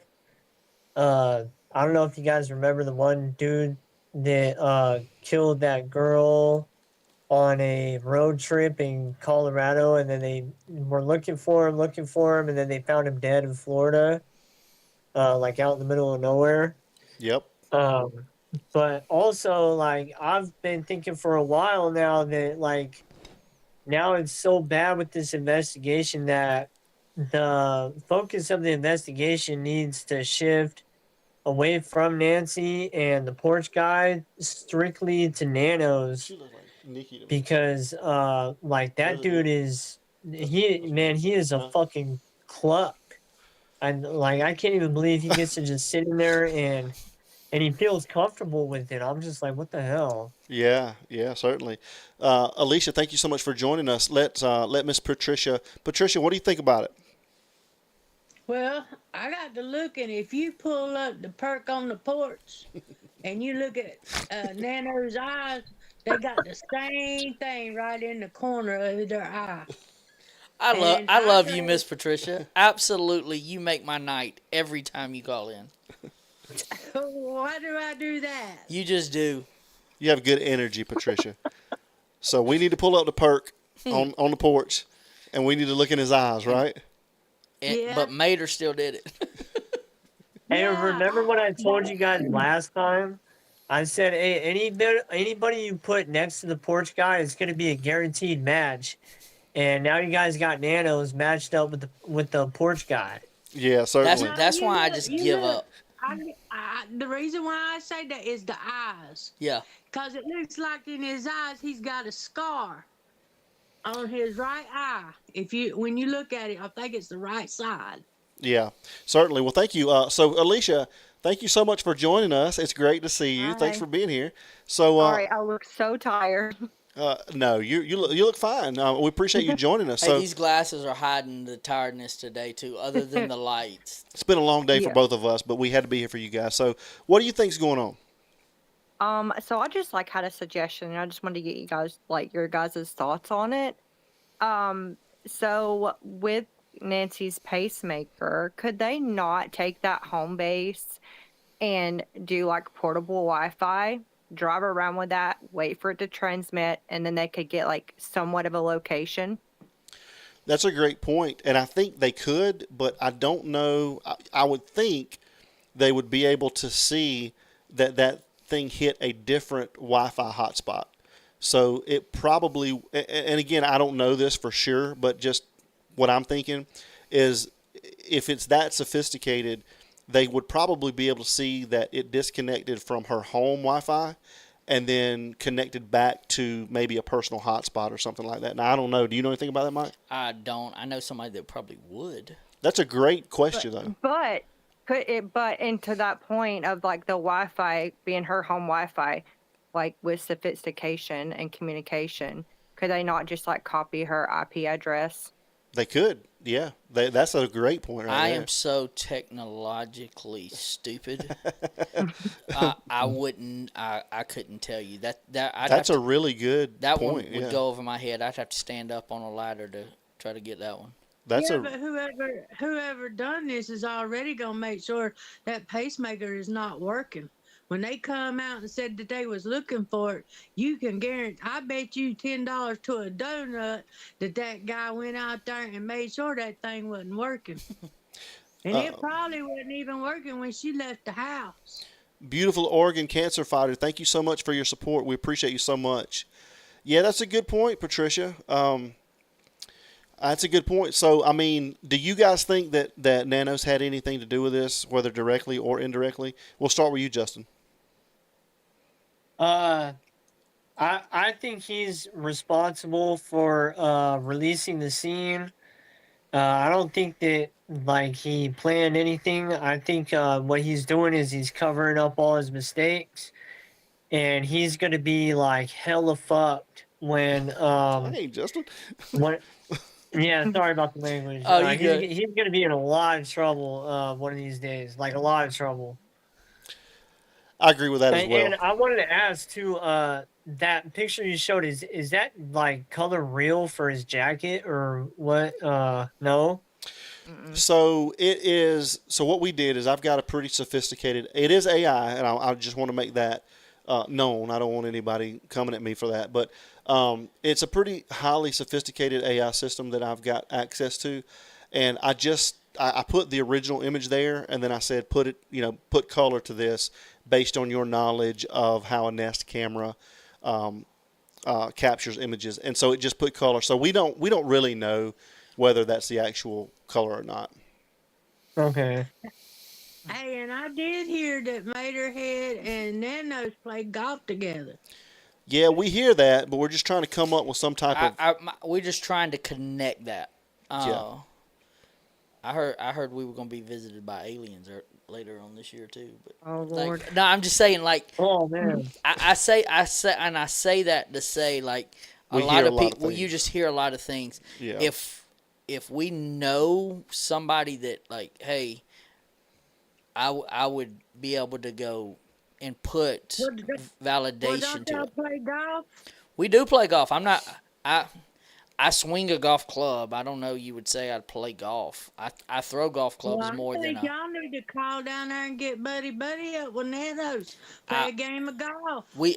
Yeah, get some inside information. I'd go to jail Yeah. How's that just playing golf? because I would tell him he would find a reason to arrest me. Not Um, unless you hit him with the golf club. I might let it slip out of my hands. Alicia, do you think he had anything to do, whether directly or indirectly, with this case? I agree with Justin. I don't think he had planning in it, but I think he is just trying to cover up for the mistakes he made in the beginning. Yeah. I think you're right. And I think that's why he's keeping a lot of stuff close because he knows he messed up. certainly. Yeah. So he's doing what he's doing for a CYA. Mm-hmm. I agree with that. Yeah. I think he knows, but here's the thing, Mike. It's almost like he doesn't care. Well, the one thing that just blows my mind is how do you and this is what makes me think that it possibly could be him connected in some way. How do you mess up in the beginning that bad? Like it was almost like it was an intentional mess up, because if you go with a silver alert, there's a protocol put out nationally of how you're supposed to do things, and it wasn't done. So what's the justification of why it wasn't done? Does that make Mike, sense? Let me ask you a question. When you pull up on the scene, do you go to the back door or do you go to the front door? Yeah, no I go kidding. to the garage door or front. Yeah. Well, All right, if you go 9 times out of 10, you're gonna go to the front door, and if any police is gonna see that blood on there, you said they're gonna go to the back door, right? I mean, Why wouldn't Nanos on the scene, and he could have told right then and there that she just didn't walk off. well, now to his defense, Nanos was, from my understanding, Nanos was not the first one on the scene. Most of the time, your sheriff is not going to be the first one on the scene. Once it's been reported, then hey, it's a high profile. There's something ain't right here. You would go to your superior, and then he should have come to scene then. But most of the time, unless the sheriff is just right there, he's not going to go to the scene. You're going to get a sergeant, you're going to get a lieutenant to go to the scene, and then they would relate back to the major, and then the major would pass that on to the sheriff. See, that's what don't make no sense to me, is because the ones that he had in there, they didn't have no experience at all. You're right. Yeah. And that's all the more reason. That's all the more reason to go, hey, let's call the FBI in, because this is what they do. This is over our pay grade, and let's call them in. Why didn't he? And then let them take charge and go, hey, we need a search party, or we need this, or we need that. He didn't. Nanos had a All chip right, on his shoulder. guys, we got Mabster in here. How you Hey, guys Mab. doing? Hey, Mab. How you doing, Alicia? Patricia, Justin? So, Mab, do you think this guy had anything directly or indirectly to do with this case going south? Nanos? Yeah. I think he's involved. So you think he's directly involved? Okay. Yep. So tell us a little bit more about that. How do you think that? Why do you think that? No, he purposefully kept the FBI out, number one, for 4 days. The first 48 is the most important. He kept them out for a lot longer than that. And so he's basically broken the chain of evidence for forensic evidence. So even if you knew who did it, prosecution is going to be a nightmare because of Nanos keeping the FBI out and not forensically processing the scene correctly. So, if it was me, I would have cut that tile out where the blood was. I'd have taken the door. I'd have taken the camera mount. I'd have taken the wood or whatever the blood on the inside was. You take that, you send it to Quantico. And let me ask you, leave it there. let me ask you a question, Mab. Do you have any law enforcement experience? Well, no, but I was seeing it on TV. But that's what I'm saying, right? Like, so law enforcement gets judged, and they have what they call, color of law. Like, you're protected under the color of law, and it's Right. it's based off of what the average law enforcement officer would do under them circumstances, right? And he's exactly right. You would take the tile because that tile's porous, and what's under that blood, what's under it, you don't know what's under it. You would take the mat, right? Like you would take. I would use an MVAC on that. Yeah, and that's what I've been saying. That's what I've been saying, man. And that's what kind of makes you think, like, why didn't he do these things? Like, right in the beginning, why didn't It's obstruction, it looks like to me. So, hey, he might not have had anything to do, but he might have been told, hey, botch this case so nobody gets caught. Yeah, Exactly. and allegedly they used an MVAC on certain parts of that crime scene, Mab. And so if they already had one there, why in the world would you not use it on one, the mat, and two, the foliage? That's what I don't understand. Because we know that they've gotten DNA off of rocks before using an MVAC. Yeah. It solved cold cases with rocks. And then the other thing that blows my mind, and I'm just thinking about like how you process a crime scene, is when they started searching for her, that the blue shirt, like you throw it down. That doesn't happen, right? I've never when you're dealing with a missing person and you got a dog looking for someone, you're gonna take that shirt and you're gonna let the dog sniff, and then you're gonna put it in a bag. You're gonna seal it up so it doesn't lose its scent. And then when you're walking in the back and you lose the trail, you open that bag and you let the dog sniff, and then hopefully it finds that trail again, instead of just throwing it down and leaving it there for how many days? Like that's the thing. Like, and going back. About have you ever seen the forensic guys processing a scene and then just chucking the gloves over the back of their throat, shoulder? 16 gloves they found at that scene. Like, don't they know how to dispose of gloves properly? And then somebody left a coffee. There was a coffee cup left down there. Like, you can no law enforcement out there. I mean, Barney Fife would have done better than that. Yes. Right? Like, Bingo. And it's almost like it was intentionally botched from the get-go. I agree. Yeah. Yeah. And so the question, then the question serves, why? Why was it? Who was he protecting? That's kind of the thing that goes into my mind is. And maybe he was playing golf with Tomato Head. I'll offer Or maybe he just didn't care.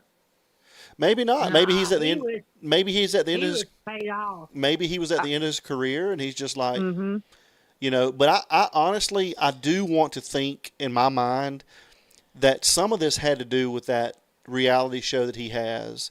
Yeah. And I think that he thinks that that's going to give him a lot more notoriety.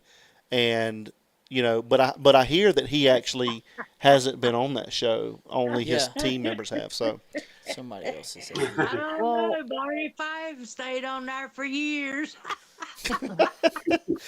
he or did. You're right. maybe he was just like, I don't know, like tired, or I mean, maybe he wasn't thinking correctly, or however, like, because like half of his department doesn't have faith in him. So why do they not have faith in him? Is he always doing things like this? 99% of his department doesn't have faith in him. That's crazy. Well, And about according to his- 100% of the public. Yeah. About 100% according of to his Yeah. record, according to his record, he's been out of the loop for a while.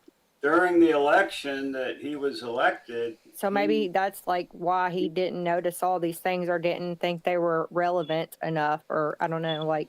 when he was during the election, when he was elected, he took the opposition and put her in a desk job and Just seems like he didn't care. interfered with the election Yeah. because somebody was running against him and he demoted her, put her on the desktop, or did something like that.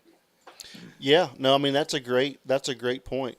Well, and I have to say, like, if you choose to run against somebody in a department or in an agency, and you choose to run against them, and you lose, normally they bow out and walk away and go into another agency, and that's just a risk you take when you're running for a public office, right? Yeah.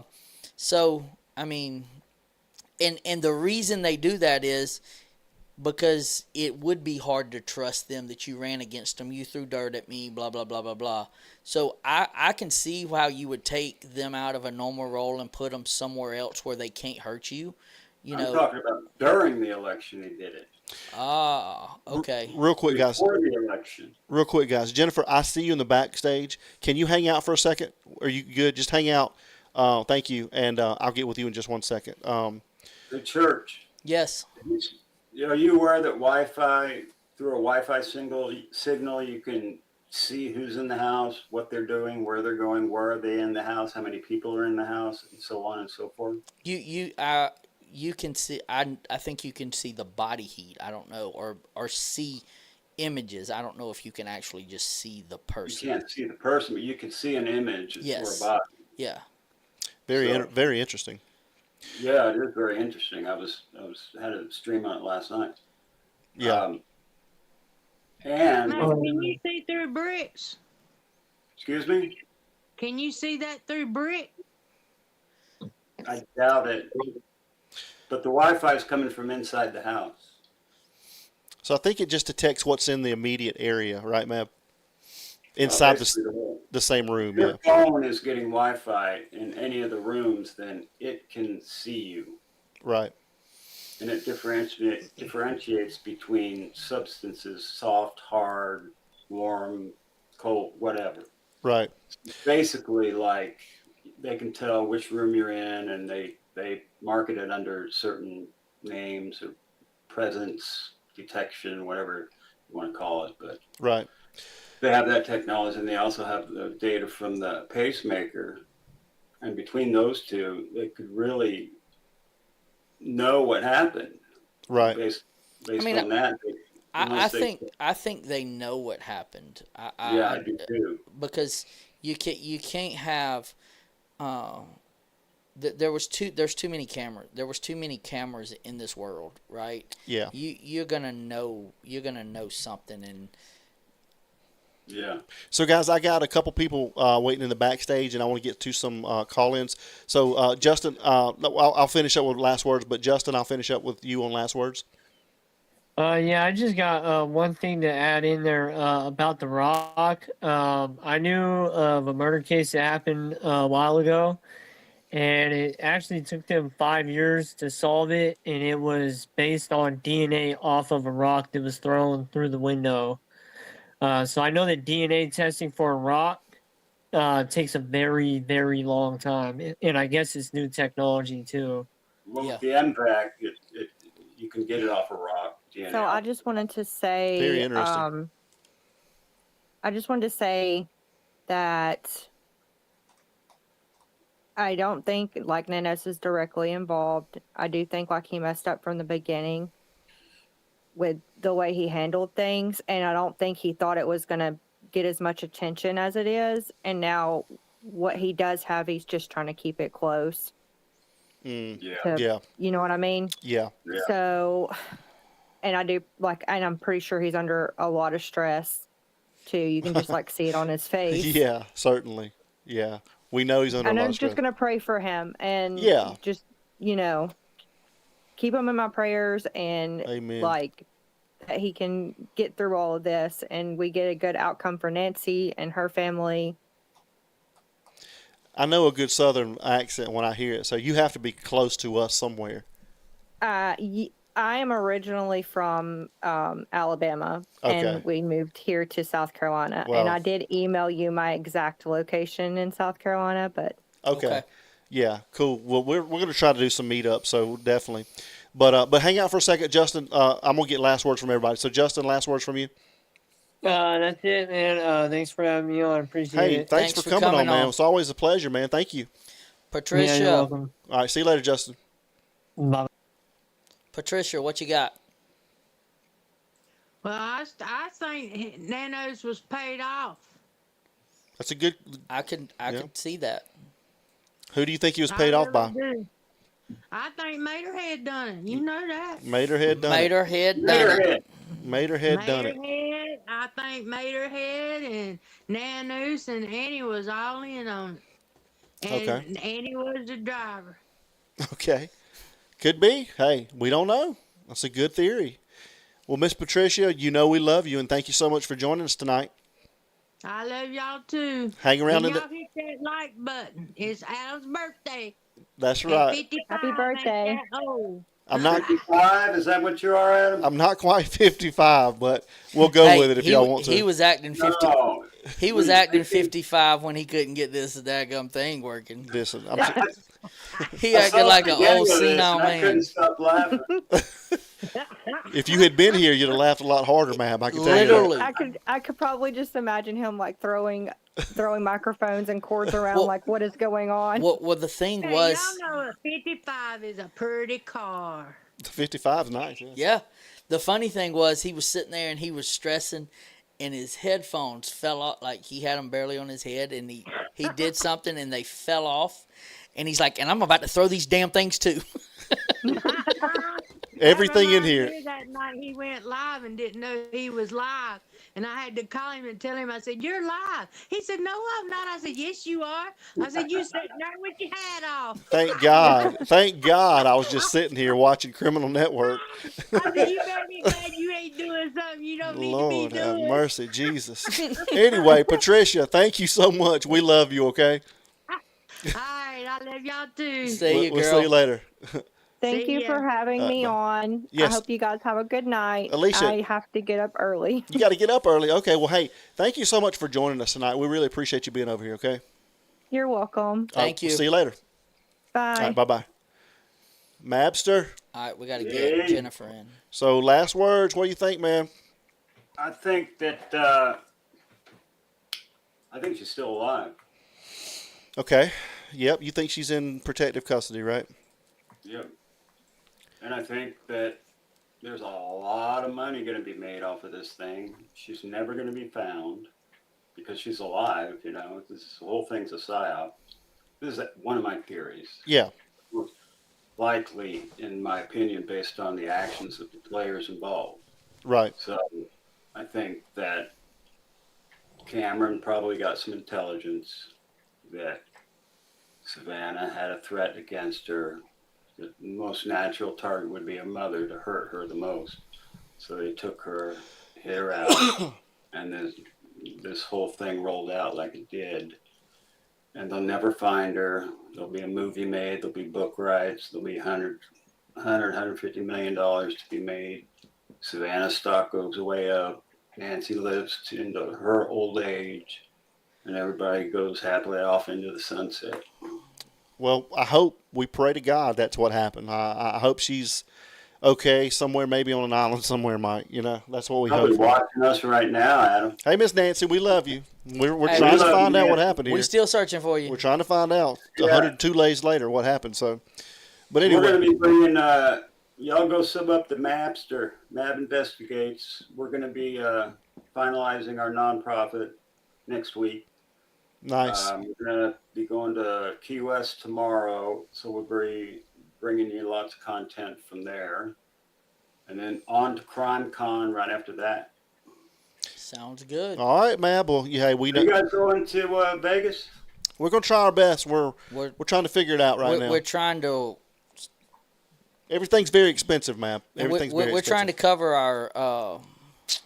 I have my son's football's coming up, and he's got a bunch of big things coming. Crime Con ain't that big of a deal. If you miss it, it's not a big Yeah. thing. I do want to get a meet and greet or a meet up or whatever among a lot of people. I'd love to do that. So we'll figure something out. I want to meet up with a lot of people. So, but we'll see what happens. I'd love to come. Yeah. Vegas is one of my favorite places. So we'll see what happens. All right. All right, We'll man. see We you. appreciate you, man. Peace. All right, Bye. bye. All We right, got- Jennifer. I hope she's still with us. She was awesome yesterday. She was an all-star yesterday. So let's see if Jennifer is still in the backstage here. Yes, She is in the is. backstage. She's a trooper. What's up, Jennifer? How you doing? Hey guys, How are you you? guys are so nice. Well, thank you so much for joining us. We appreciate you. I love your house. Yeah. Oh my gosh, thank you so much. We Yes. just moved here about a year ago, and I'm an interior designer, and my husband's a builder. So Well, y'all are when we saw good. this- Y'all are good at what y'all do. well, we didn't build this. Well, you did. But You did the interior. I'm assuming you put the stuff Yes, up. It was. We couldn't believe it when we found it. It was perfect. We were moving to be closer to my husband's family from Texas, and it just ended up checking all the boxes. So thanks for the compliment. Sure thing. Well, I was very impressed with you last night, and if I had known it was you, because we haven't ever face to face spoken, we've talked, but we haven't face to face spoken.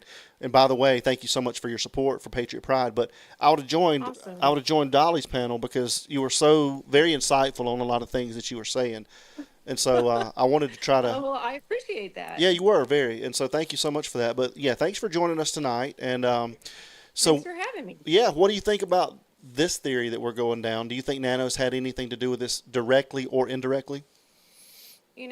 I think if it was the show Ozark, maybe, Yeah, yeah, or Yellowstone or something, I don't know. I feel like that may be too far fetched. I definitely think he's corrupt. So why do mean, you I think don't- he would have botched? Why do you think he would have botched it so bad in the beginning? I could see one or two, right? I could see one or two mess ups because we're all human and this and the other. But you've been in law Right. enforcement for 26 years. Not you, Me? but no, I'm just saying like Yeah.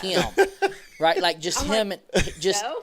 just him in general, thinking like, hey, you've been in law enforcement for 26 years. How do you mess up, or however long? How do you mess up that bad? How do you have You people around you that are your friends and supposed to have your back and mess up that bad? I was.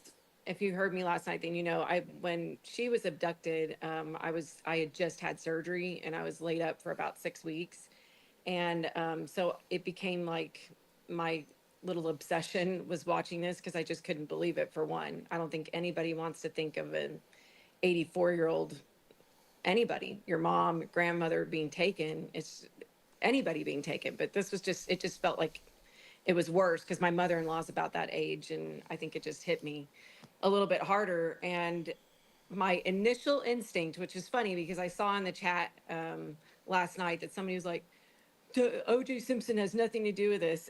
I didn't mean OJ Simpson. I meant that it was a high profile case. So Right. In that case, it was a murder.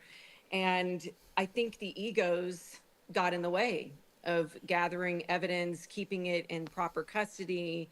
I mean, as you all know, I'm sure you guys have seen that. Maybe there's too many young people in the chat, but that was just, it was such a botched job of gathering evidence. And I think a lot of it was, it's OJ Simpson.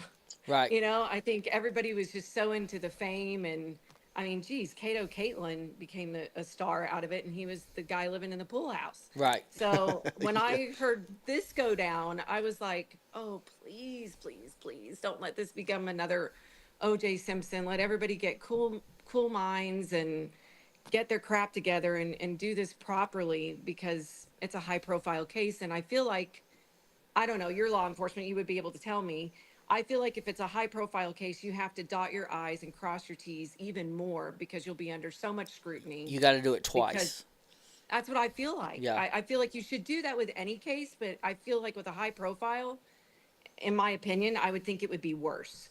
So to hear that somebody had never worked a homicide, and then the supervisor had only worked one homicide, I was literally sickened.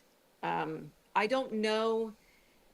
I'm not sure that Nanos had a pool to draw from. It sounds like anybody that was seasoned had either quit, resigned, whatever you want, or he fired, or let go, or demoted, or so I don't know that he had a So pool to really draw from of experience. so that's when you go help and you tag the FBI and you Yeah, step but if back. you have an ego like him, That's a great point. So I think he actually did have some investigators that were tenured. I think they had experience, and I think he took them. I don't know. He didn't take them off the case because he never put them on it, but he he moved them into different fields, into different roles. into law that's what I enforcement. heard. And I know that there were even some tenured, people that had just retired that were willing to come back. And I think even Bob, I think is his name, the guy that lives in the neighborhood that had done SWAT, Nancy's neighborhood. I think he even said at one point, if he had just asked Right. any of us, we would have been like, re-deputized us or whatever.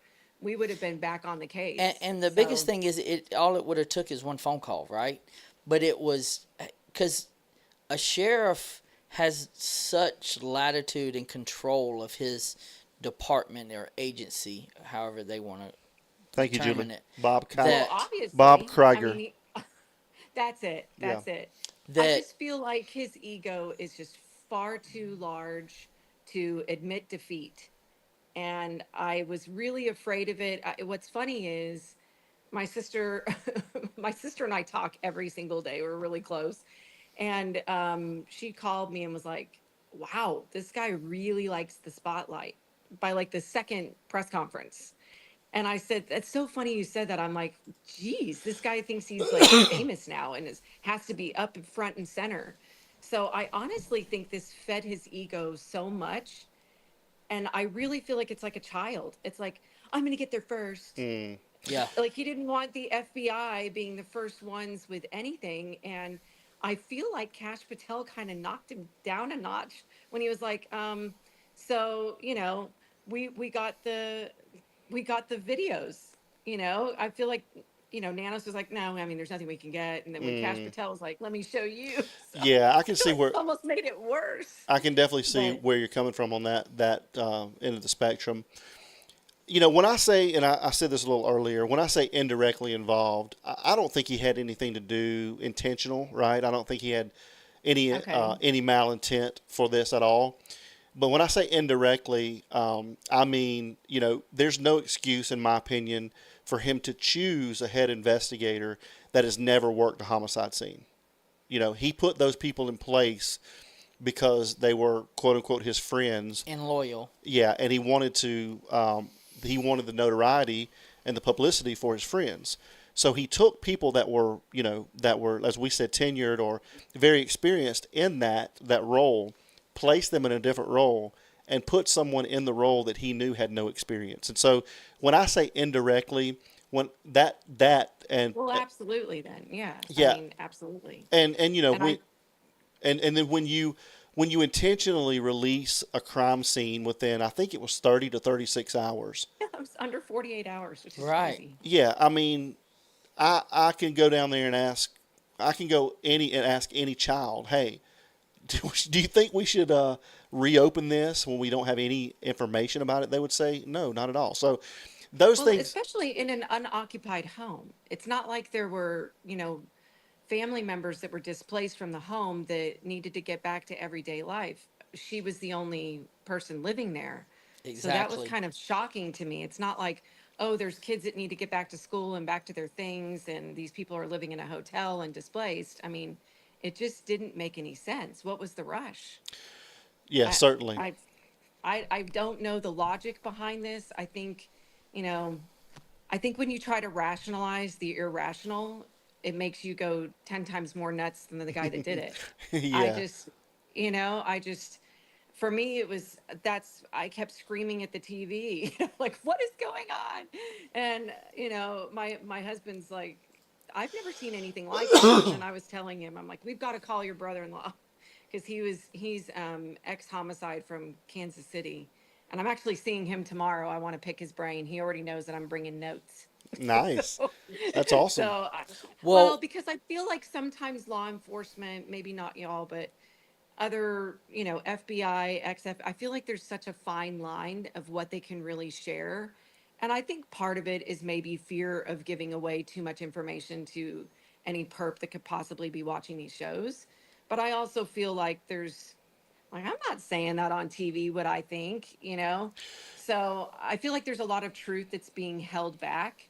But I do know that, I mean, if y'all heard me last night, then, I'd asked, on some other retired people and whatever, FBI people on some of the other chats. And I said, is it common, to hold back the 911 call? Because I was trying to figure out, everybody kept saying, well, it's evidentiary value, right? If it's being withheld and sealed. So I'm like, what evidentiary value would be on it? Because Savannah basically told the entire story of what Annie told her and told the police on the expose on NBC. So I'm like, what could possibly be on there that would be evidentiary? But obviously there's something. And then I just feel like Pima County was saying, oh, the family's cleared. Well, that's great. And I think all of us want to really, truly believe that. But why hasn't the FBI said that? And then, I guess they did what do you call it? Shoot. Why is my brain not working? It's okay. What do we? The test that they did. What am I trying to say? It's almost midnight, isn't it? The polygraph? My brain. Thank you. Yeah, I got you. I got you. It's like I got you. my brain is like the pumpkin at midnight. It's okay. I got you. Yeah. So, Well, and that was alleged too, though, right? well, I think. Well, you know what? I don't know. I thought that they've mentioned it on so many shows that they took polygraphs and passed. And I thought that they leaked that, but that was Pima County. And then I heard a lot of FBI guys go, yeah, but I want to know who administered it. right. Was it FBI? Yes. Was it Pima County, or was it done by their attorneys and a third party, person? And so when I asked the question, I said, well, have you ever lied and said pass with flying colors? And they're like, absolutely. Mm-hmm. They tell the perp that, yeah, you passed. All is good. Moving on. And then So you wait for that phone call to who they call and go, hey, I passed. And then they're like, or, who did? where's, did you get the Bitcoin? Right. We're waiting on our end. I don't know. It's just all of it's a little odd. I don't like it. And I think it's frustrating for all of us because we feel like you have the full force of the FBI behind you. And we're over 100 days in and we don't know anything. So That's why and you're hearing, oh, they have zero. I find that very hard to believe. And I would think that if it was zero, you guys tell me what you think. But I mean, again, this is Nancy Drewing it. I have no credentials. Well, But here's the thing, and I don't know if you heard earlier, when Nanos decided to send the evidence to a private lab, right? yes. And rumor had it that it cost $200,000 for that private lab. Why would you send it to and you've done it over and over throughout, supposedly he's used this lab numerous times.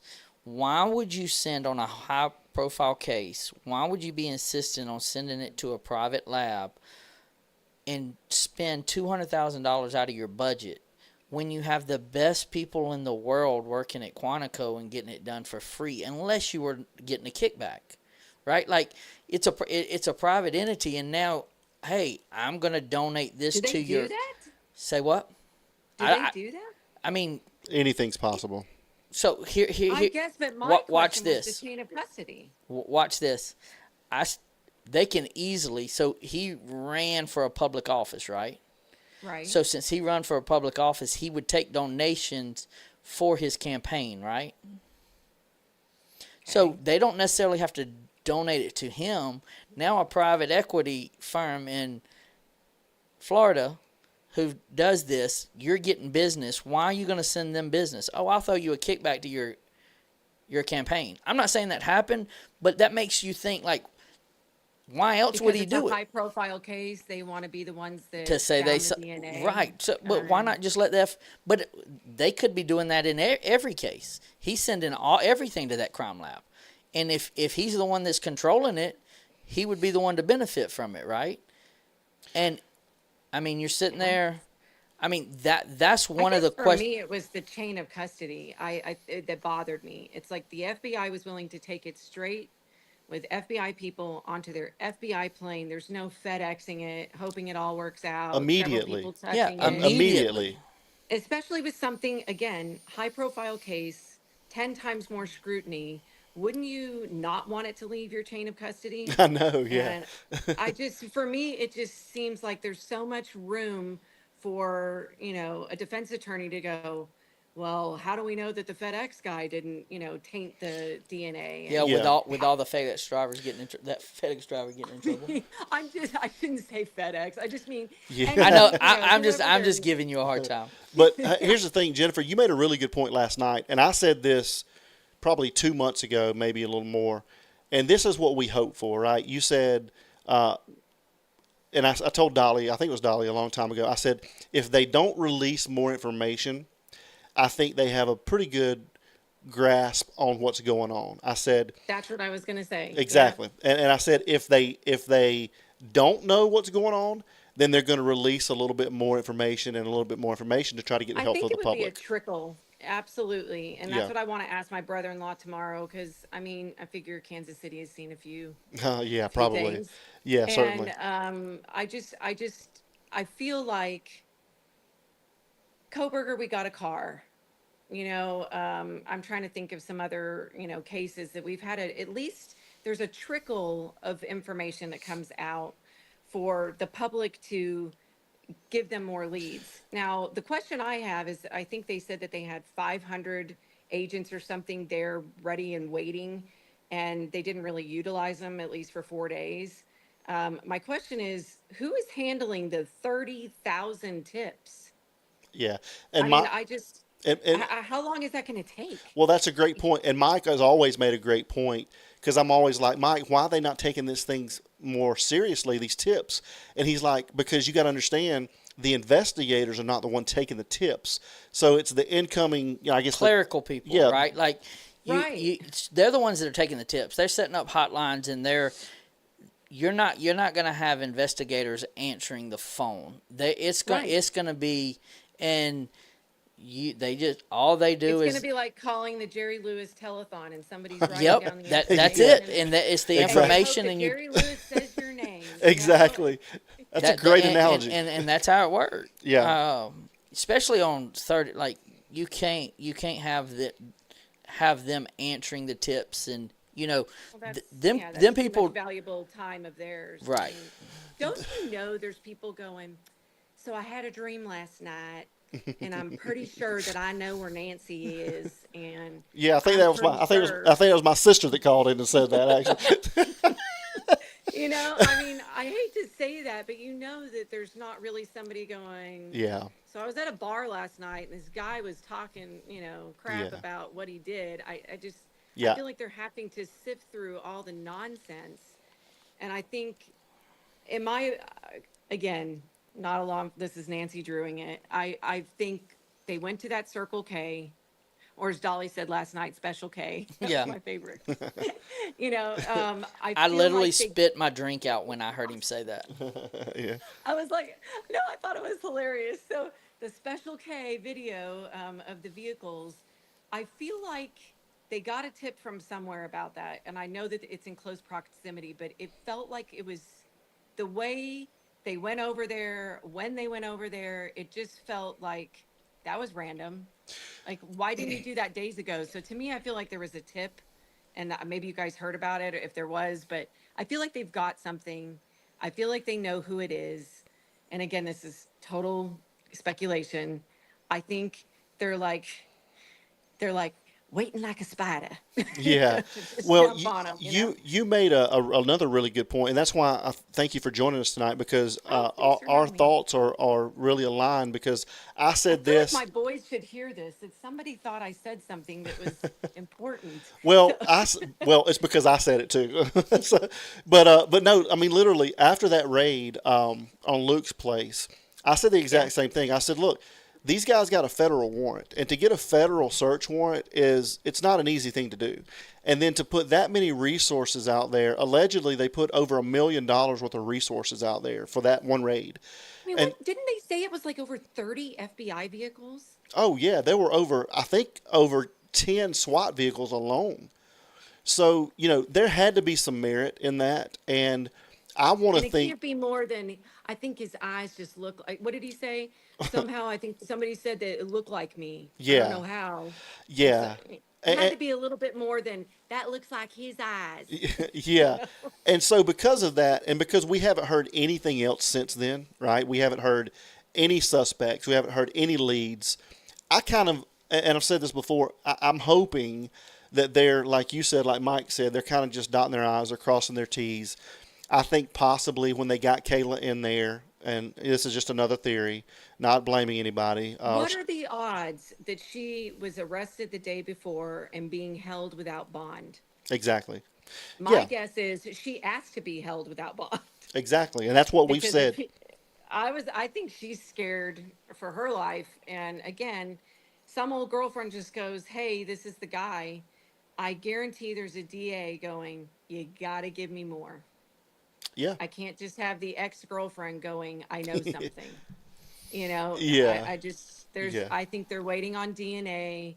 I think they're waiting on, they need more. And I Yeah. think with a case like this, and as botched as it was, as you guys said, who does that? I don't know who does that.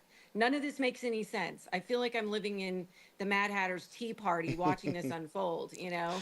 Yeah. I just, it doesn't make any sense. And we're all trying to make logical sense of something that's not logical. So how do we fix it? But it It's like could have Maureen been O'Connell said, logical, you know, right? Like that. send, That's the big what's that? issue. I said, but it could have been logical, right? Like if it was Yeah, but the handled. toothpaste is out of the tube. You're So it's right. how do you fix it? It's like, you know, I mean, we can all sit here and complain about it, and I'm with you. I think it's absolute nonsense. It's criminal, in my opinion. I mean, this is somebody's life, as far as we knew, was on the line for 48 hours. Yeah. And to me, that's criminal. It's just, what's going on here? It's, you know, like I said, it was like putting, you know, Gomer Pyle and Barney Fife in charge of this, and then, you know, hoping that Forrest Gump saves the day. It was just bizarre. Yeah, certainly. You know, I think that going forward, I'm sure the DA is going, look, the public already thinks that this is a disaster. Certainly. So Yeah. if you've got the guy and you're telling me this is the guy, you're going to have to give me a hell of a lot more than even a, you know, a hair.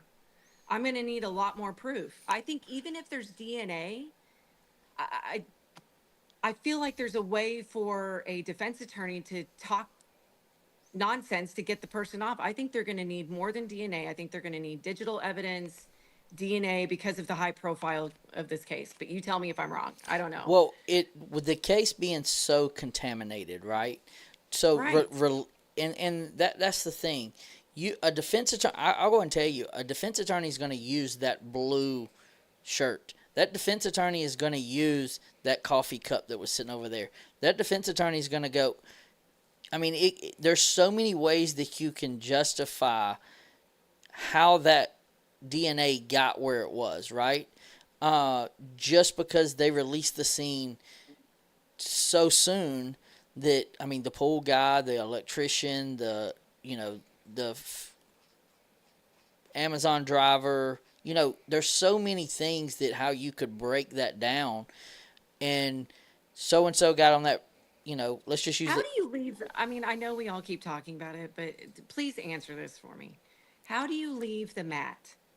And I've heard people say, "Oh, we didn't see the porch guy until later." I'm like, no, no, no, no. There was blood next to the mat. Yeah, I and would foliage, think, foliage that we know right. he had in his hand. Which is funny because when they first showed that she was missing and they were zooming in because, of course, it was still roped off, I went, did she have a wreath there or something that exploded? Like, why is there all this greenery all over the floor? And I, this is just mind boggling to me. And then the FBI goes in and still doesn't get the mat. And I know at that point it was contaminated scene, but even if you could back it up with other DNA that was in the house that was not supposed to be in the house, I don't know. It's just the whole thing is just, I No. just hope that they get all the digital evidence that they need to convict whoever it is. And I really, really strongly believe, as you guys do, like I said last night, I really think they know who this is. I don't think they're at zero. I think they're telling people they're at zero. I honestly feel like it's, what did George Bush say, or was that Perot? Strategery. I think it's I think it's Strategery. strategery. Yeah, I think I you might be really right. do. Yeah, to make I the really case do. to make the case look weaker than it is, right? Right. In hopes that And somebody's then going to mess up. Yeah. some way, somehow, and I keep going back to the Kalila guy. And only reason I honestly kind of just was, I could take him or leave him. But then when they released what the actual text message was, my mouth fell to the floor. Certainly, and that's what I was going to say is, uh, in the David case, right? It was pretty cut and dry. There was a body in the trunk of this guy's car, and how long did it take them to, to do what they needed to do with this guy? It was either 1 month or 3 months. I don't know. It was a long time, right? And so we're still in the infancy stages. That's what we have to remember here. And so if it is a ring that we've talked about in our theories, and it is that underground ring, or if there's more than one person, I want to believe too that they're just getting all their information together. They're getting all of their evidence together, and that's why we haven't heard anymore, because it leans to me, like you said, more toward they have a good grasp on who they think this may be. Well, you can think and you can know, like you can know who did it, but you still got to have but the you evidence. still Yeah. you still got to Gotta prove have the it. proof. Yeah. And you're not going to be able to prove it, right? Like, because everything can get explained away. Yeah. Just because of the way they handled it. And I know the Well, look at the toothpaste. timeline. Like everybody kept asking, what happened to the hour? They won't explain. So then you wonder why the public is scrutinizing you. It's, I just think it was a really, the word I want to use is not appropriate. It's a blank way out, a blank way Yeah, out yeah, for yeah. him to go, oh, I'm not going to take any more, private, press conferences or private or otherwise. Well, I mean, really? Exactly. if he Yeah. can't get his own work, you know, where where it was missing 2 years, if he Yeah. can't even get that right, how do we expect him to get get the timelines right? Well, here's the deal. Here's the deal, guys. In my opinion, but his, like you said, Jennifer, his ego's so over the top. But just get a PR person. Just get somebody that can speak for you. I thought that was standard. I Put thought somebody- a PIO was standard. Put somebody out there that at least calms the public in some form or fashion. Even if they sit there and say for 99% of the interview, I'm sorry, I can't answer that. It's an active investigation. At least you're getting something out there to the public that's showing that you're giving some type of effort, right? Well, you 100%. know what he showed to the public is that he's so far up Savannah's, you know what, that he can't see straight. I mean, just the press conference where he said, "I'm not used to talking off of a script, but this is from the family, so here it goes." Like, what? Yeah. It was, So you let the family dictate how you present a case to the public? right. It was just odd, and I wish them all the protection. I hope that their lives aren't in danger. I hope this isn't darker than it already is. Yeah. And but to let people, the public, you can't cry out publicly on Instagram and say, please help us. Help me with what? Right. We don't have a car. We don't have, which route do you think they took? I mean, there's, Yeah. I mean, Well, there's just so Well, many. It's like, help you with what? The most we can help right now is with prayers, and even when we do give help, and venting. just like we saw on the news piece, the article, when people do try to help, he scolds, quote unquote, the person because it puts more workload on them. That person tried to Really help getting out. EquiSearch out, getting volunteers that are willing to go out within, 24 hours of her missing. I mean, look, is it a shot in the dark that anybody would have come up with anything? Probably, but at least let people try. I mean, Gabby Petito was found that way.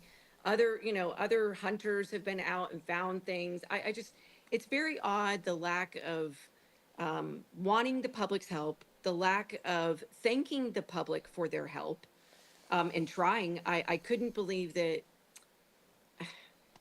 I think I was so disappointed. I really wanted to see Savannah and her family when they came out go. I wanted to see her say thank you so much to the YouTubers, the live streamers, to everybody that's keeping my mother in their thoughts and their prayers and in the forefront of their minds and trying to help us solve her case, like something. Sure. And she didn't. And I feel like that was a missed opportunity. I'm sure that the FBI has told her not to say much, but I think a simple thank you would have gone a long way from people feeling like they're closed off. Nanos closed us off. Nanos has closed anybody that's wanted to volunteer their blood, sweat, and tears. It's disheartening. And at this point, to turn a negative into a positive, I think we just all have to really hope and pray that they have a heck of a lot more than we think they do, and that they just need that one last piece of evidence. I'm just sad. The whole thing is sad, and I think all of us feel defeated. 100%. That's perfectly said. Yeah. I mean, I don't think I could have said that any I better. know. Yeah, certainly. So You got to come on more often so I can just sit here. this is, yeah. So this has been great, Jennifer. We really appreciate you coming on here and very Thanks for insightful inviting me. information. Yeah, we appreciate all of your support and Just a mom. I'm just a mom, and I think moms have really good instincts about things, or women in general. yeah, I agree. I feel like we read people and read situations. And like I said, when I saw that porch video come out, I remember I got kind of raked over the coals, ironically, by Dolly. Oh, It was really? actually in March. I said, I think this was staged. I did. I did the same thing. What? Yeah. And he was like, what? And this is before I had heard any podcaster say it. And my husband goes, are you nuts? Like, what do you mean? What does that even mean? Yeah. And I said, watch this with me. And it was because I was stuck in bed. So I was watching it over and over and over again. And I said, I feel like it looks like the Pink Panther meets Scooby-Doo Mysteries of, like the Prowler. Like, look at me. Yeah. Sneaking in. I'm the kidnapper. It was just weird. And I don't know. The whole thing, I just hope we get answers someday. I don't care now. I was so frustrated in the first month, and now I just feel like I just hope we get some answers someday, of what happened. Well, when I I feel first sorry for the neighbors.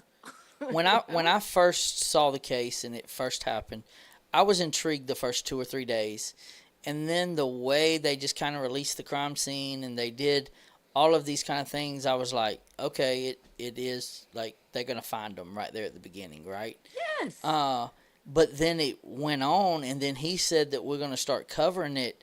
Like I spent a week or 2 weeks of just not even. I mean, I'd see it come on and never pay any more attention to it, and then so I had to go back and backtrack a little bit, and I'm like, the more I found out, I was just like, how in the world do you still have your badge after all of this time? And it's just And so it you're got in law enforcement saying that. I think a lot of law enforcement was scared to say that at first, and now they're coming out of the woodwork. and So but whether you have a badge or you don't, that badge doesn't make you above the law, right? Like, yeah, the blue it does him. the blue will side with the blue majority of the time. But at the same time, wrong is wrong and right is right, period. No matter who did it, no matter how you messed up, you should be criticized, or you should handle your business and go, hey, I screwed up. But yet he's not willing to do that, and I think that's why people lost so much trust. Do you remember hearing, I don't know if y'all heard about it, but it was in Texas, and gosh, I wish I could remember the name. Was it Texas? Maybe it was Oklahoma, now that I said that. But there was a sheriff's department that was running a prostitution ring in it. Did y'all hear about that? I did Wow. not. And he got caught. I mean, it was so bad that, I mean, it was one of those mind blown. Like, how did this even happen? And it was so deep that they had to go through, rehiring. Like, it was so deep. Like, it's not like you can go down a notch and just hire that guy. Like, it was. So I think when you hear stuff like that come to the forefront, and you're all of a sudden, it doesn't seem so odd to think that maybe there was some other corruption going on, and maybe he just couldn't get his crap together because he was so disorganized and so corrupt. With the good guys were being demoted, the good guys were going, I'm out. And I'm not saying that the who's left isn't good. I'm just saying, well, now you're left with, people that are not being trained properly or being able to model. I don't know what you guys call it, but I'm assuming there's a lot of shadowing that goes on. So when you first... usually you'll have what they call FTO officers, so they're field training officers. Okay. And so there's a something that's set out for each one, and each agency's different, but the field training officers have to test them on while they're shadowing, right? Like, you have to. How much training or how much tenure do those field training officers usually have? Usually it's going to be 5 or 6 years, and they've been able to see a lot of stuff, right? Like, and so what about that supervisor only having one homicide? Well, Not even. I don't think even him one. well, I mean, but like say for instance that he was in patrol, right, and he got promoted over, and that's where you got to have an issue. Like, you got to have your lieutenant in homicide, right? Then you got a sergeant, and then you have your investigators. Okay. And so it's broken down in usually in each department that's inside that sheriff's office. So you got, white collar crime, you have, a homicide, you have gang task force. Each one of them usually will have a lieutenant or a sergeant. And then under that, you'll have 4 or 5 investigators that go on. So what would be the protocol? I mean, say this is your department. You get a call, and it's Nancy Guthrie, and it's Savannah Guthrie's mom that's missing. You will immediately know we've got a problem because your deputy has just called you, and you don't have any experience. FBI. And you're the supervisor. What do you do? I got to grab some more apple juice. So y'all keep talking. I would be getting the FBI, or like us. We would probably reach out to the GBI first, since we're in Georgia. So we would look into the GBI and say, hey, we need help on this case, because at some point you got to know you don't want to have your first case as Nancy Guthrie, Savannah Guthrie's mom, because there are so many eyes on it, and you want to take the liability away from your agency, and yet he didn't, and that's where I'm sitting there going. See that word right there, liability. Mm-hmm. That's what I kept thinking is, aren't they liable for any missteps here? Well, I don't know what the punishment would be. I don't know how that works. You have, and I'd said it earlier, you have this thing where you can work under the color of law, right? So it's what a normal law enforcement officer would do. And a lot of people think that that's just a broad thing. Hey, I'm working under, I'm a law enforcement officer. I can tell you to do whatever you want to, right? Like, but I can't tell you, like, if I just walked up and said, hey, I need your ID. You don't have, I can ask you, but you don't have to give it to me unless I suspect you of a crime. Does that make sense? So if it's Kind of. so like if Yeah. you're just walking down the street and I just walk But up didn't to I just see like two attorneys that were drunk and they were being asked for their ID and they said we don't have to do that and they still went to jail. So I don't know. but then that starts messing with the Constitution, right? Like there's a lot of things. So I don't Okay. have to identify myself just because the law enforcement officer tells me to, unless if I'm driving, yes, I'll have to do it. But just me walking down the sidewalk and going, hey, you look suspicious. Suspicious isn't a crime. So they can do it, but then the color of law does not protect them. Does that make sense? Because So do you feel like they didn't follow the protocol then? I mean, do you feel like, I mean, I know we weren't all there, we don't know, but it sure doesn't look like they followed any kind of protocol. yeah, I think it was just the Wild Wild West, and they wanted to do what they wanted to do. And there, and if they fall outside the color of law, then they can be held liable individually, instead of. So in saying that, Savannah Guthrie is a lawyer Mhm. and she worked on court TV. Why do you think, again, maybe there's some things happening behind the scenes. Maybe she's, bitch slapped him virtually.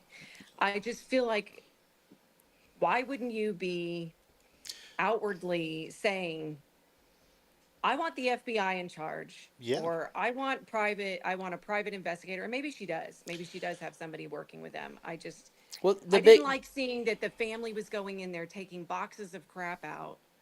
And I kept thinking, what if they did need to go back and they know that nobody was in certain areas, or I just feel like the whole thing is it keeps getting worse.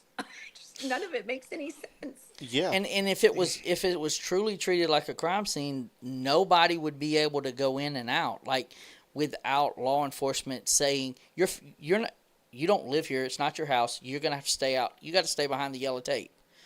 But they didn't, and they treated it just like, okay. Well, I'm kind of on board with her. I'm like, why wouldn't somebody, even if I'm Nanos, I understand there's people in place to do certain positions, right? If they report to me, I'm trusting, but I'm also verifying that they're doing what they're supposed to be doing. But every interview that you saw him, he's like, I'm not really sure. My team's handling this. So at some point, Mike, when do you not start managing it properly? And if you see things are not being, the policies and procedures are not being followed, at what point is it your responsibility to make sure that those are? I mean, he saw that it wasn't immediately. He saw that it wasn't, but what is he going to do now? He's too far in. And that's what we were talking about. I would have made an example and fired somebody's ass. Okay. You know what I'm saying? But who are you going to fire? You're the one that put the guy in there. But, so it makes you look like an even bigger dumbass. But then put somebody. And that's, to your point, that's any successful CEO, any successful business owner knows that they have to hire somebody that's smarter than they are for certain things. But he seemed you so. can't be the top dog all across the board. There's got to be somebody that's smarter than you, has more experience than you. And I feel like That's why I got Adam over he here. needs to be the top dog. So Yeah. everybody beneath him in roles that are beneath him have to be dumber than him. He has to be the smartest guy in the room. And unfortunately, that's not how the real world works Right. for a successful outcome. I totally shocking. agree with that. But a leader, a true leader, right, would have noticed and understood.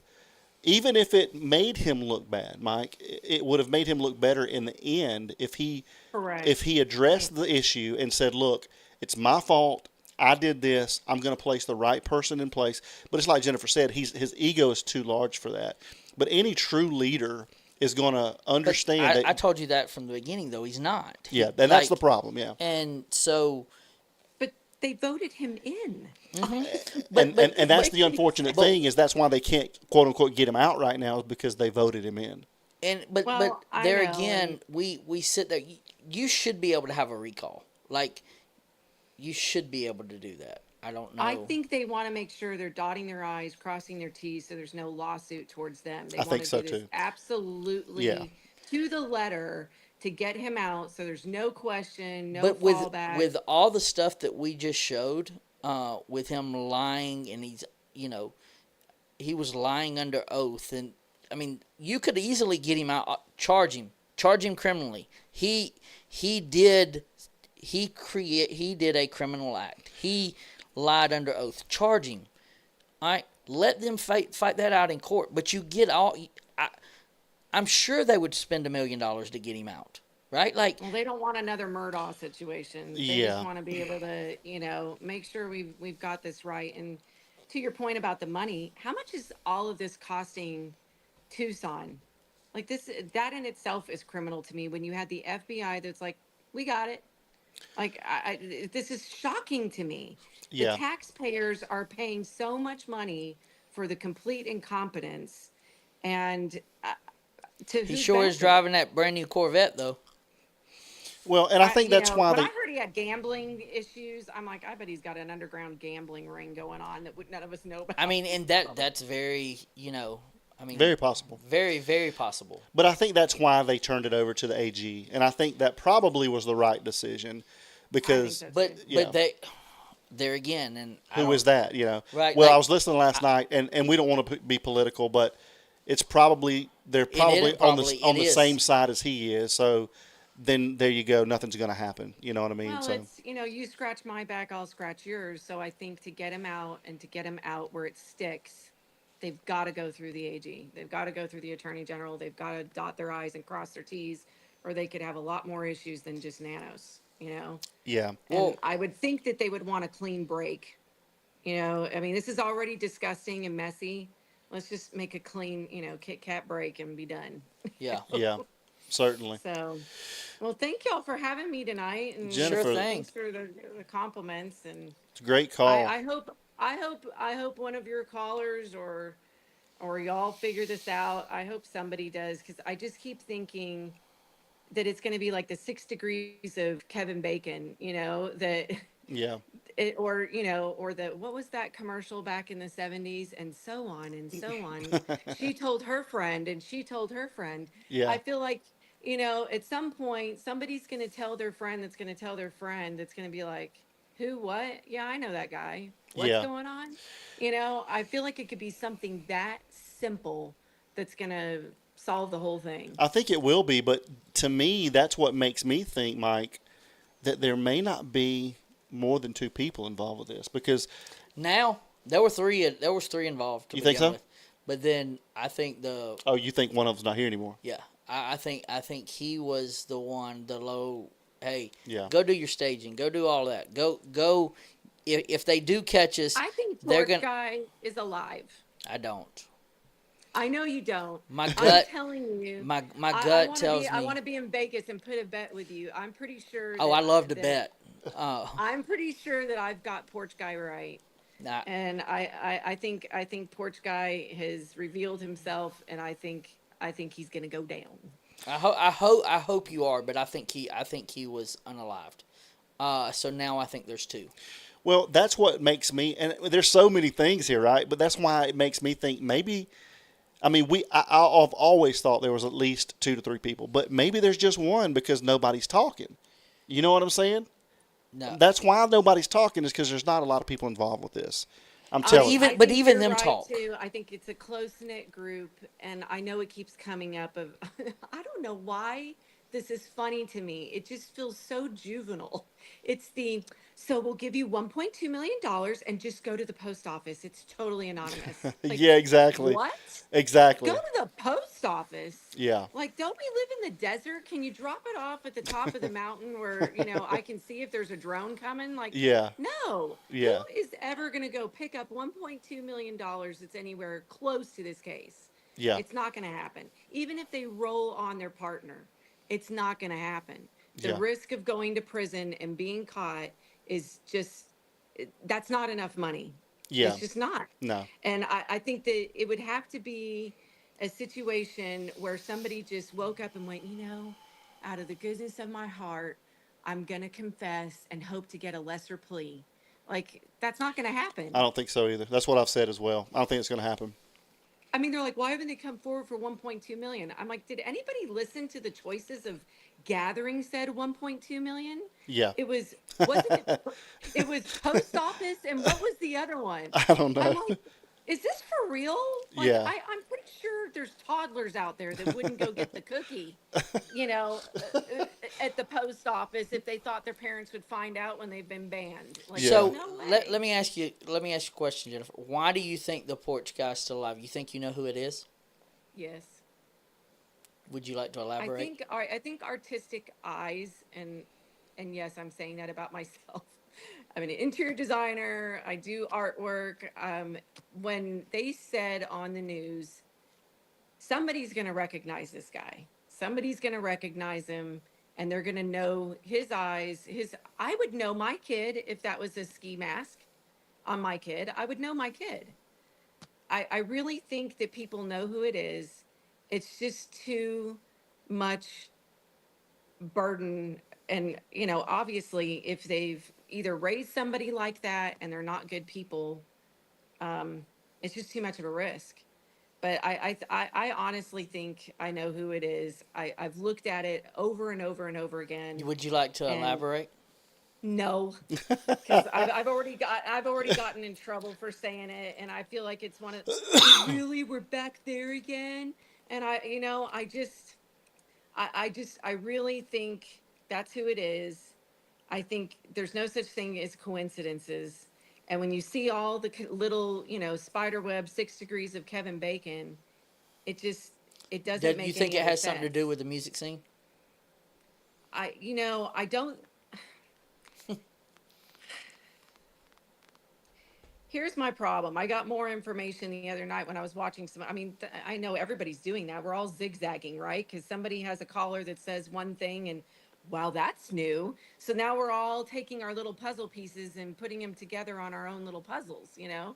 Yeah. And this gal said the other night, I don't remember, was it y'all's show? I think it was that girl that called in and said she went to high school with him. No, that was on Sleuth Intuition. Oh shoot. Yeah. Okay, No, I know who sorry. you're talking about. It's Amanda. Yeah.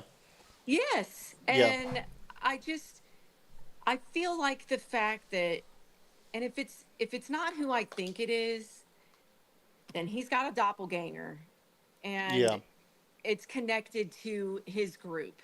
Let's just put it that way. Yeah. Okay. And I really think that having the neighbor across the street being also friends with said guy, Yeah. that's a little too coincidental. My questioning is, if it's who I think it is, then he was either a hired guy to go in and it was a hired hit, Yep. um, I'm on board with that. or he was hired and set and share of a pot. Right. And I'm I not totally agree with that. I'm not sure what the game plan was, because again, it's like we can all say till we're blue in the face that this guy was an idiot. I'm not so sure because we still don't know who the hell it is. Well, like I said last night, They had some planning, but yeah, I don't mean to cut you off, but like I said last night on Sleuth, I talk too much. So. no, you're great. And Mike, I don't know what you think about this, but I'm at the point to where, and a lot of people disagree with me, and that's fine. I don't think the plan was ever to intentionally harm her.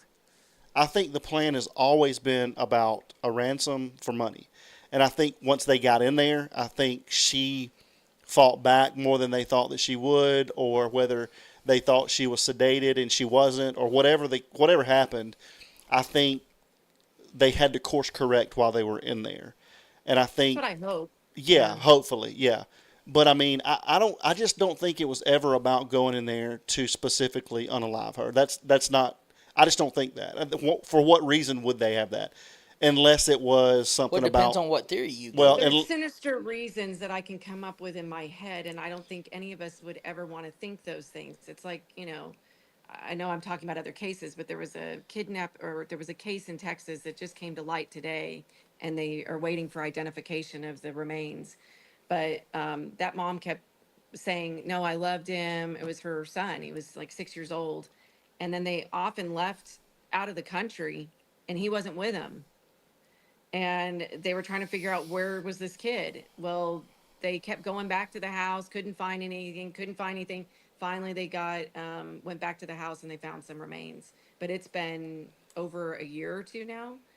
But I just, and nobody wants to think that anybody would do that to their own child, let alone Yeah. somebody that they're related to, or even not. Who can think about hurting another human being? It's got to be somebody that's on a whole next level of evil. I agree. But I think it's hard to come up with reasons. I can come up with some terrible reasons, and I hope I'm wrong. But the only other thing that my question is, logically, 84 years old, if they were casing the joint for a month, which we now know that they were, Allegedly, yeah. they knew that she was not well. What was the plan? Yeah, it has to keep be. her alive. It has to be I money mean- or revenge. It has to be. But no, I mean So- to keep her alive, because I heard Right, it's that's still funny to me how many people are saying, no, those ransom notes came in several days later. No, it came in on Monday Yeah, to the news station locally. yeah, And they were quiet about it. They sent it off to the sheriff, they sent it off to the FBI, but somehow that hasn't gotten completely circulated. So some people are saying, no, those came in later. And I'm like, no, it came in 24 hours later. I do feel like those ransom notes were real. yeah. Maybe the And I yeah, think, especially the don't first you think ones. that that's why, that's why I think, to your point, that it was a few people, and I'm sorry, I didn't mean to interrupt you. No, no, no, no. Yeah, I think especially maybe the first or second one maybe had some legitimacy to them. I don't know if after that it was an opportunistic thing about the notes. I don't know. But I just think it's too coincidental that some people know some people, and they've got their phone numbers, and everybody's like, oh, they can find that on Ben Verified. Yeah, they can if it's posted there, but they could also have that stored in their phone as well. You know what I mean? So, I But mean, again, it wasn't a ransom. It wasn't asking for ransom. the first one, right? That's what was so weird. Yeah. If you're talking about the text message, Yeah, the text message said, "Did you get the Bitcoin? We're waiting on our end." That's So- not saying we've got your old lady. Give me 4 million. so Right. That's so not- that was the second note, right? That was the one from Colella. Exactly. So That wasn't the second note. That was a third or whatever. Because the first note came in on Monday. That's and right. Don't quote me, but I think I'm right. And then I think the second note came in on Wednesday, even though they said that they were going to have no further communication. yeah, So we're just checking back in. and so maybe you're right. Maybe that was the third one. And so one of the theories we put out there was, if we're going down that path, and I'm not slandering or defaming anybody or accusing, Right. if he was involved, then they had a pact of saying, hey, we're going to put ransom notes out at, let's just say, February the 10th, right? But then these group of people put those ransom notes out earlier. And so he's like, oh, they're trying to cut me out of this. So he comes back for the third one and says, hey, we're ready. Do you have the Bitcoin on our end? Because he didn't want to get cut see. out I of don't. it. That is I a don't. very good theory. I don't. That's I don't interesting. take that as being a ransom. I think that's talking about we did our job. Now you need to pay us. Right. And they kept calling it a ransom note came See, in. It was a I don't- text message. I think it was more of like, hey, I did what I was supposed to do. I'm ready to get paid. When you do your work, once you get done getting your work, I get paid. And Okay, they so wanted when to did you get guys paid in hear Bitcoin. that, though? So what? When did you hear the text message information? Because I don't think they released that at first. They just said it was a ransom came in and they've caught the guy and then they extradited him back. I feel like it was a wham bam, thank you, ma'am, like in less than a week that they got him extradited and arraigned. Well, so And I think his note came in. And I could be wrong. We can't see the chat, so I'm so sorry we're not interacting with you guys. But when I have this screen up with a panel, I can't see the chat, so I don't mean to not interact with you guys. But if you could correct me, but I think that ransom note, I think his came in on the 3rd. I'm not sure, but I think it did. okay. Well, all I know is they didn't say what it said and they called it a ransom note. Yeah, So it wasn't until a couple weeks ago that I heard what it said and I went, wait, what? I had to rewind it and I go, that's not ransom. yeah, That's saying, dude, I know you. yeah, exactly. And So he made 2 texts. Yes. He made 2 texts, one to each, Annie and Tommaso, right? And a 9-second phone call. So I'm like, it's just all too close to.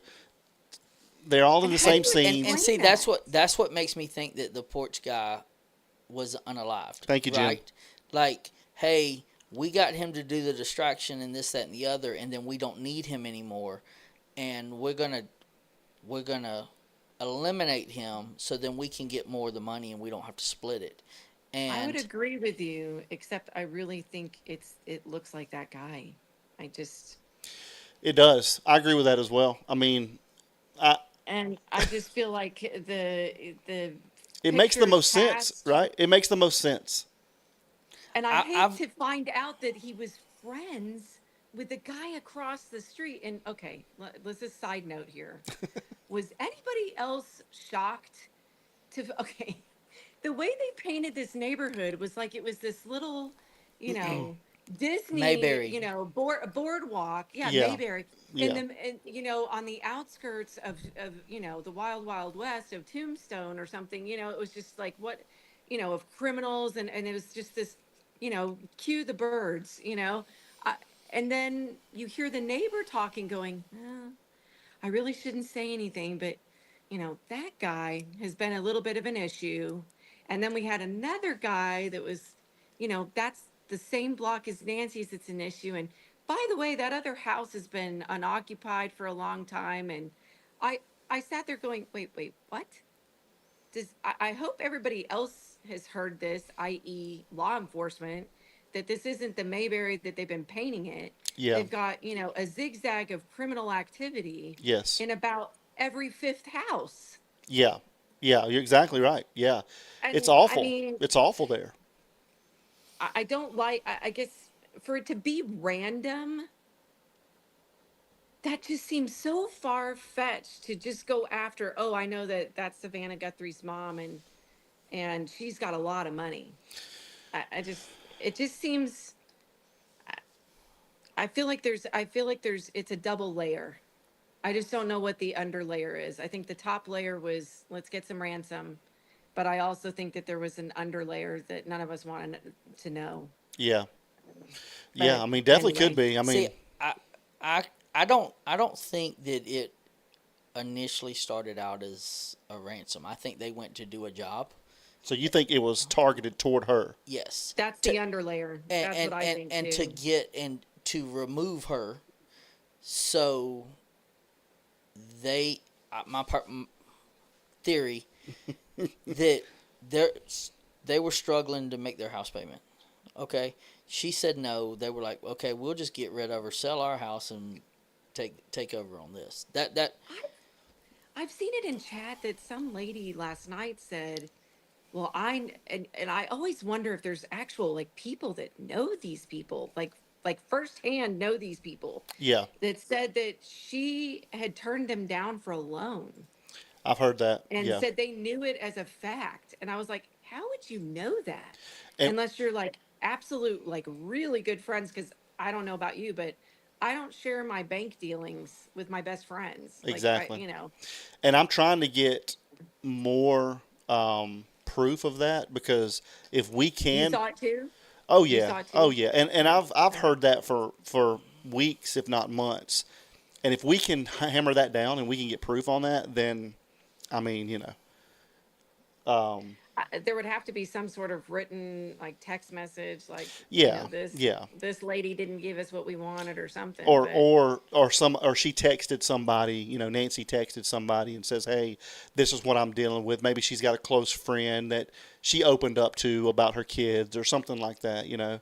But I've said that for a long time. I was like, you know, that's a theory we have is maybe under the table she was supporting them and everybody, we're going to do a pretty in-depth show, the next show about all this, but maybe she was funding them if, you know. bankrolling you. Yeah, exactly. and then she eventually you get to she just it said, become- I can't do this well, anymore, well, guys. it becomes enabling, right? Yeah. So at some point they're going to have to stand on their own. Yeah. And So is it public record? Because somebody did say that she took out either a reverse mortgage or a second mortgage against her equity. And they said that there were two of them, but I'm like, is that public record? It is in Arizona. It is, and so I think it Okay. was actually 3 times she refinanced her home. But the information that I found was the last time that she did that was 2017. So we're not really looking at something here recently, unless it just hasn't hit the docket yet and it's public information. But I did a deep dive into that a few months back, and the last one I saw, I think, was 2017. And did it show how much? I can't remember. I don't want to put a number out there and it not be right. No, I know. I'm just curious because then, I mean, if that's a real theory, then it would be how long would it take for a 2017 amount to run out?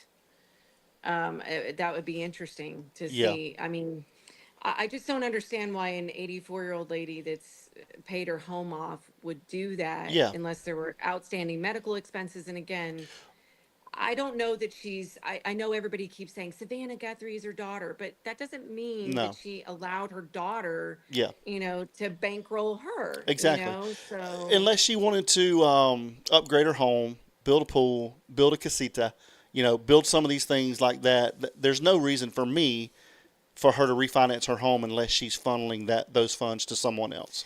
And I'm sure she's getting an income Certainly. coming in from her retirement and her job and her this and that. Yeah. And the house being paid for it 50 years, this, that, and the other. So I'm sure she had a lot of, maybe not a lot, but had disposable income where they were strapped, and she was giving them money from time to time.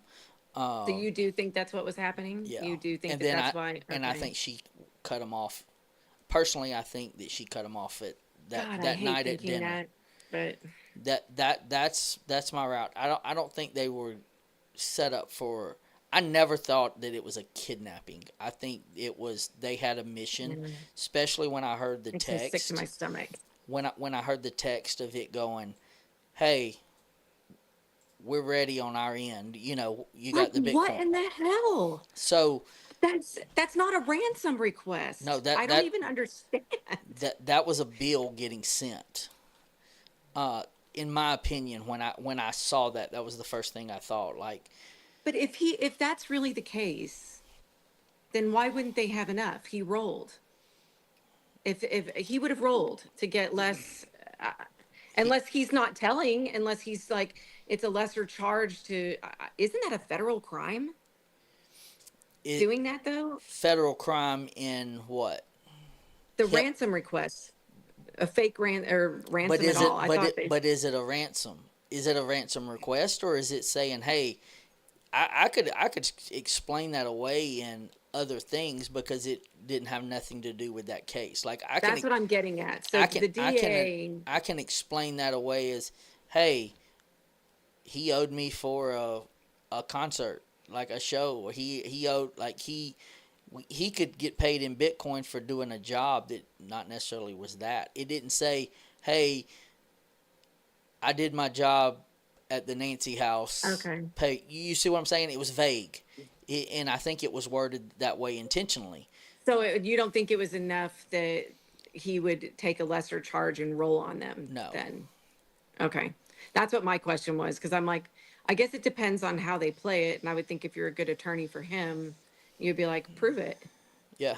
And I don't know. Can you, like? So then you would have to have, I guess, Tommaso saying, And then I don't know this guy. And then prove that. I don't know. The whole thing is so convoluted and It is. bizarre. It's so much. It's the Mad Hatter's Tea Party. Yeah. We've all been invited. And every day something new comes out, some new twist, So Unbelievable. and that's what's crazy is something new comes out, but nothing's come out. exactly, yeah. Mad Hatter's Tea Yeah, Party. yeah, exactly. It's a very, very young birthday. By the way, happy birthday. Oh, thank you. I appreciate that. 55. Well, y'all, Yeah, thanks for 55, having yeah. me. And it's, it's time. I want to let somebody else talk. They're probably in the chat going, "Who is this chick?" No. Yeah, They're it's not too saying much. great call. And yeah, that's why I wanted to kind of get you here one-on-one. Great insight. We appreciate everything. Do you have a channel? You know what? That's funny. No, I have one that we're about to launch, but it not yet. So- and it's, so when you it's get not it- for crime, but That's okay. So yeah. so when That's you get okay. it, come back on and shout it out. And Yes, certainly. Oh, And that's nice of you. we'll help Thanks you so get much. we'll I help you out in appreciate any way we can. We've had people help us out to be able to grow You know what? That's really nice. I appreciate it. And I can't tell you enough how grateful I am to have people like you that, are there for patriots. And I know that your loss was very great, but us out here really appreciate it. So us true Americans, we really appreciate Well, it. thank you So for that. thank you That so that much. means a lot. So thank you I think so. I told you my kids volunteered for almost 3 years when they were in high school at a Air Force Base Museum in Denison, Texas, Perrin Air Force Base Museum, Yep. and that was the greatest experience of all of our lives. One of the guys that they worked with was 97 years old, and he flew over Normandy, Oh, Oh, that is and he awesome. used to tell them terrible, dirty jokes, and and he would flirt with me when I came in, and I thought Of that was the course. cutest thing ever. And then I was like, "Oh my gosh, this guy is hilarious!" And then we came in like a week or two later to the museum, and they had done a display, and it was of him, and it had his picture next to his airplane. He was freaking hot. I was like, no wonder he's 97 years old and still thinks he's a babe. And he's like, That's he's like, awesome. huh? What do you think of me? That is And it's awesome. like, yeah, it was great. They were like second grandparents to my kids, so we love working with veterans, and I really appreciate everything that you all do. Well, thank you So so thanks well, so much for much for appreciate that. having it. me on. Yes. If it wasn't for the military, I would not be able to do what I do on a daily basis. And it's their sacrifice and the to me it's more the families that get left behind that sacrifice because our Amen. military choose to go, and the parents of the children have to honor them wishes, but it's still they're stuck at home worried about their baby. No, even when they're 25 and 30, and it's the husbands and the wives and the kids. That's what drew me to Patriot Pride, was more of the family members that got left while their family chose to go serve, and that's why Thanks. I'm sitting here going, without their sacrifice. I have kids of my own, and my son who's just turned 20, we actually celebrated his birthday today. Oh, So happy birthday. so he went to Texas A&M to be a cadet. He wanted to be a JAG. He wanted to be Awesome. a JAG lawyer, and he's kind of changed it up a little bit. But at the same time, that's why he went to Texas A&M, was because he wanted to go into the military. But it was a hard fight for me to go, hey, I'll support you, but it's gonna hurt. Like it, and so when I had a son that decided to do that, it was more of like he's taking a different career path. He wants to just be a normal lawyer, but it was I couldn't imagine what the family members who are here living No. their life, worrying about their kids, could today be the day or whatever. Especially this time that we're in war. My best friend from college, we've stayed friends all these years. And ironically, when we moved up here, we went to college in Texas together, and we've stayed in contact all these years. And when I was moving, we had kind of just been like in between, so we hadn't really talked because we were making a final decision on where we were going to move. And she said, "Where did you move?" So then I told her. She goes, "No way." She's 45 minutes away from me. She's in Arkansas, and her husband was Air Force, and her daughter went to the Air Force Academy, and she's in Air Force and now she's graduated, and she's a pilot. She's one of the pilots that does the refueling planes. And Nice. her son is a PJ. So We have a I really good mean, friend who was a PJ. I Uh, mean, they're both badasses. There's something else, and their daughter is like a model, and I'm like, oh my gosh, she should be like on the cover of every magazine for the Air Force Academy. But Yeah.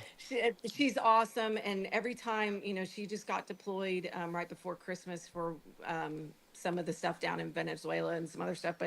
And I called her up and I said, "Is that where she is?" She goes, "I can't say." And I said, "Well, I'm just thinking about you."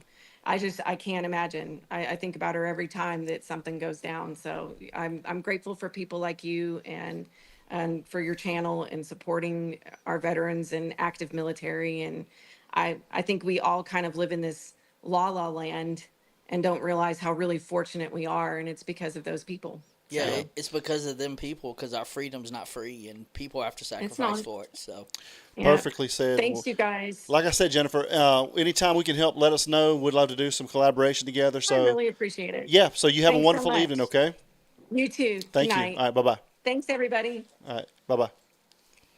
Great call, guys. Great call. All right, guys, it's me and Mike. Thank you guys so much for everything. And I haven't said this, so if you guys have not hit that subscribe button yet, please make sure you hit that, guys. We're just trying to reach our goal on subscribers tonight. Let me see where we are. We need 16 more subscribers, guys. So if you guys have not hit that subscribe button, please, we're trying to get to 7,100. So if you're watching and you have not hit the subscribe button yet, please hit that subscribe button, guys. We're just trying to reach 7,100 subscribers tonight. And hit that like button. Mods, if you'll let me know how many likes we've got, I'd love to know real quick. Hold on one second, guys. I got someone that may be wanting to join us. Let's see. Yeah, Juice was actually just saying how great of a job Jennifer was doing. So, Juice, we'd love to have you, man. If you're watching and you want to jump on, man, we'd love to have you. it's so hot in here. You've got the link, Juice. So jump on here if you'd like to talk to us, man. And everybody go and support the Juice. He is awesome. He's a great dude. He is doing great, boots on the ground out there. I think everybody loves Juice. So Juice, if you'd like to join us, man, we'd love to have you. So jump on. He's just real. He's just a cool guy.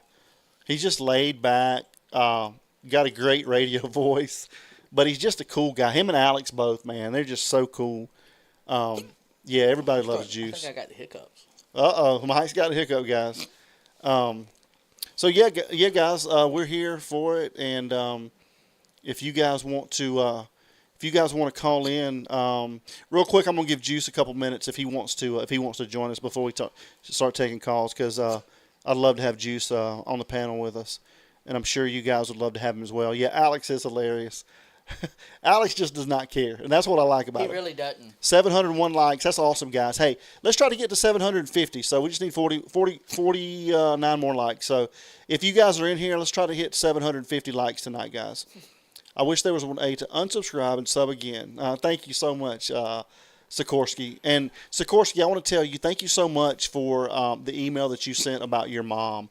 That was very touching and very moving. So She was one badass woman. yeah, and we may do some stuff on that coming up, because she's a very cool lady, very cool woman. So we appreciate that. Mike's got a hiccup, guys. Mike's got. I got hiccups. I'm hot. It is hot in here, dude. It is. My so glasses are fogging up. hot. It's hot in here, guys. So real quick, Mike. So if you had to say, are you still hanging on to your same theory as to what you thought it's always a higher power? Is that what you think? Yep. So you think it's Epstein involved still? Not necessarily Epstein, but I think it comes from a higher agency, maybe. Turn the fan on. It is on, fan guys. is on. Yeah. Not the glasses fogging up. Yeah, the glasses are fogging up. All right, so Juice, you're welcome to come in, man. You got the link. I'm going to keep StreamYard open, so if you want to join us, we'll definitely jump back over. Until he does, then I will. Is he joining us? I think he's going to come on. He's got to take care of a couple things. So, and if not, that's fine too. I mean, I know he's a busy guy. So, but if you guys have not subbed up to the Juice, go over and sub him up.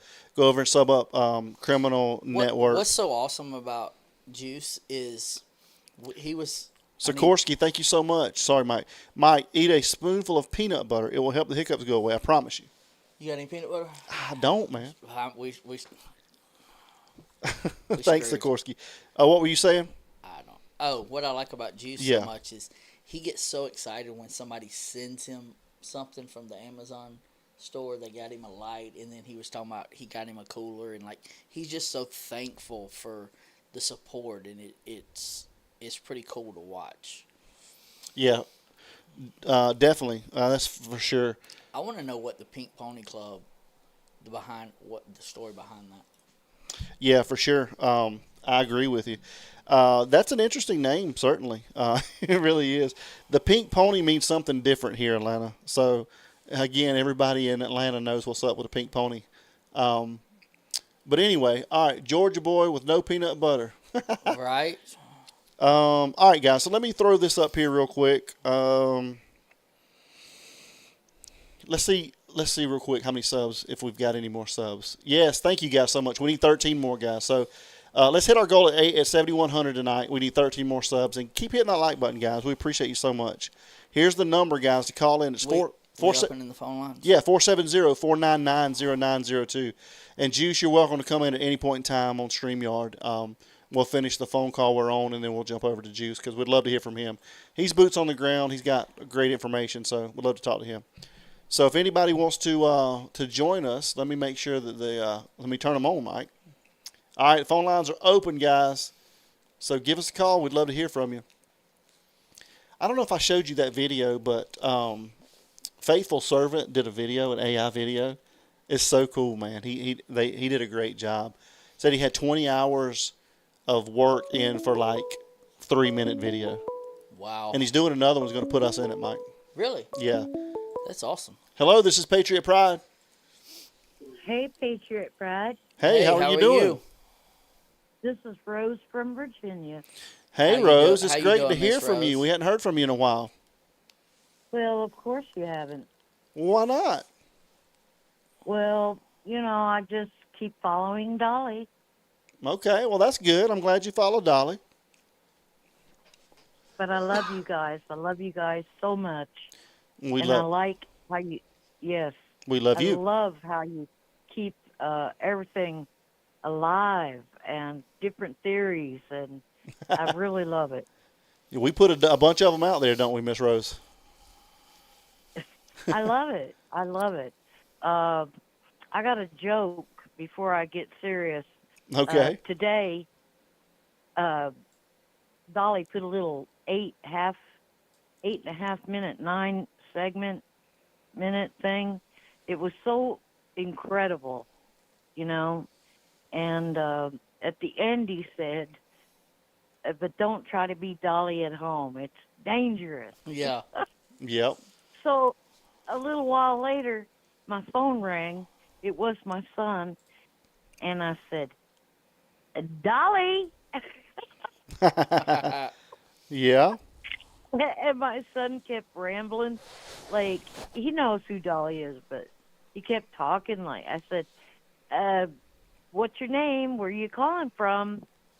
And then he was like, "Mac from Virginia, 2 up, 2 down." And I was like, "Now, Dolly ain't gonna like you, son." Yeah. Anyway. I just wanted to throw that little story in there. Well, thank you. Gotta love my Dolly. That's right. We love Dolly. And I love you guys, too. Well, love what you do. Thank you so much. We appreciate you, Miss Rose. So what do you think about the case? What do you think's going on? I'd like to go back to the beginning of corruption. What I want to know, and maybe you guys have the answer to this. This is actually really my question. Okay. Been on my mind. You see a lot of shows and movies on TV and stuff where in this county, this sheriff makes this much. And over here in New York, well, we don't know what they make, but this Nanos guy drives a Corvette and lives in a mansion. I mean, then you got to start thinking, what are the actual economics in that, like each police station or county, help me out here, Adam, right? Yeah. Every district has their own economic, what the government budget's going to be for them in their police department, right? Yep. So That's right. It would be interesting to know what was his budget, Nanos. I mean, think unless I he heard, inherited something from his parents, I mean, he sounds like a pretty rich guy. I think I had heard that his salary was $120,000.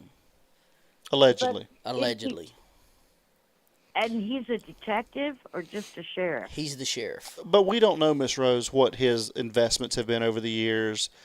You know, Yeah, I mean, he but could be a good what gambler. about these cops in New York and other places? They don't make 100,000 a year, Well, and those are the big cities. I think some investigators up in New York, depending on how long you've been, make over 100,000. I don't know. I think you're Excuse not me. really getting the drift of what I'm trying to say. No, we get it. We Um, get it. Yeah, I mean, it's a little suspicious for sure. It's certainly suspicious on how he's living the lifestyle that he's living on, allegedly the salary that he's being paid.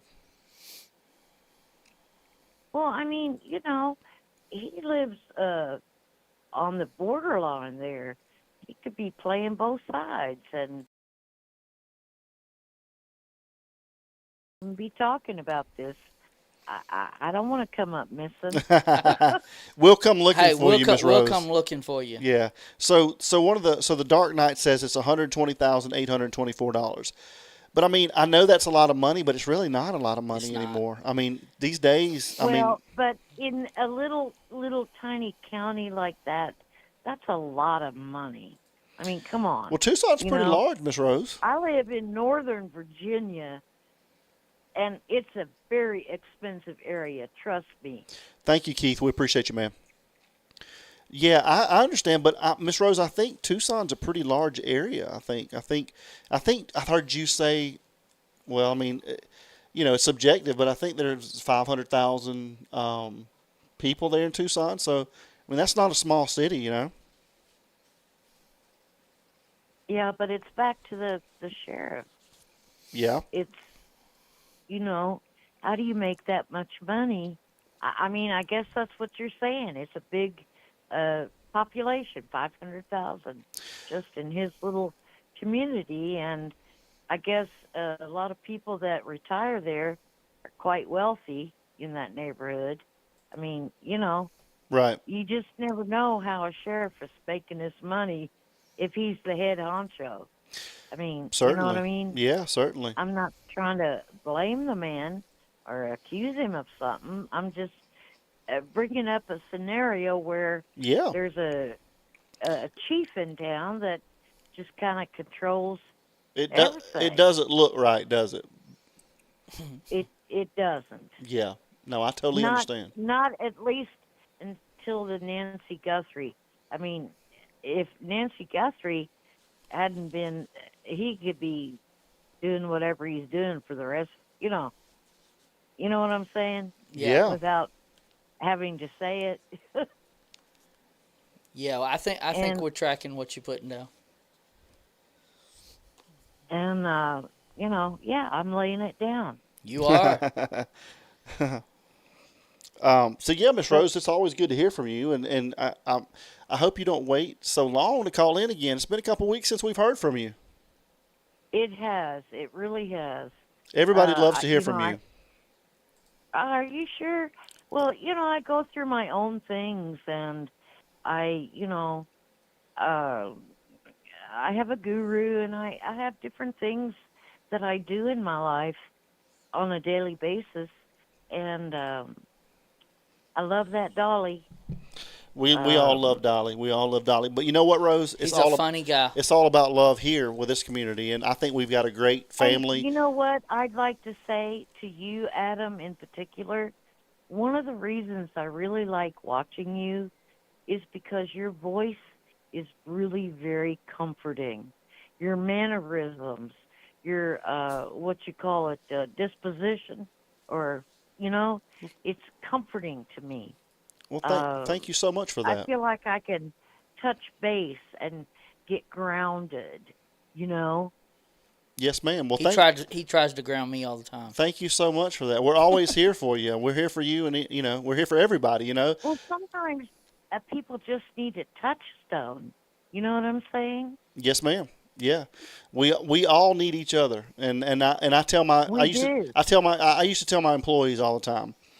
I used to have a lot of employees, Miss Rose, and I always said, listen, at some point in time, we're going to need each other. You may not think that, but at some point in time, Yep. we're all going to need one another. And so we got to remember that in the back of our minds.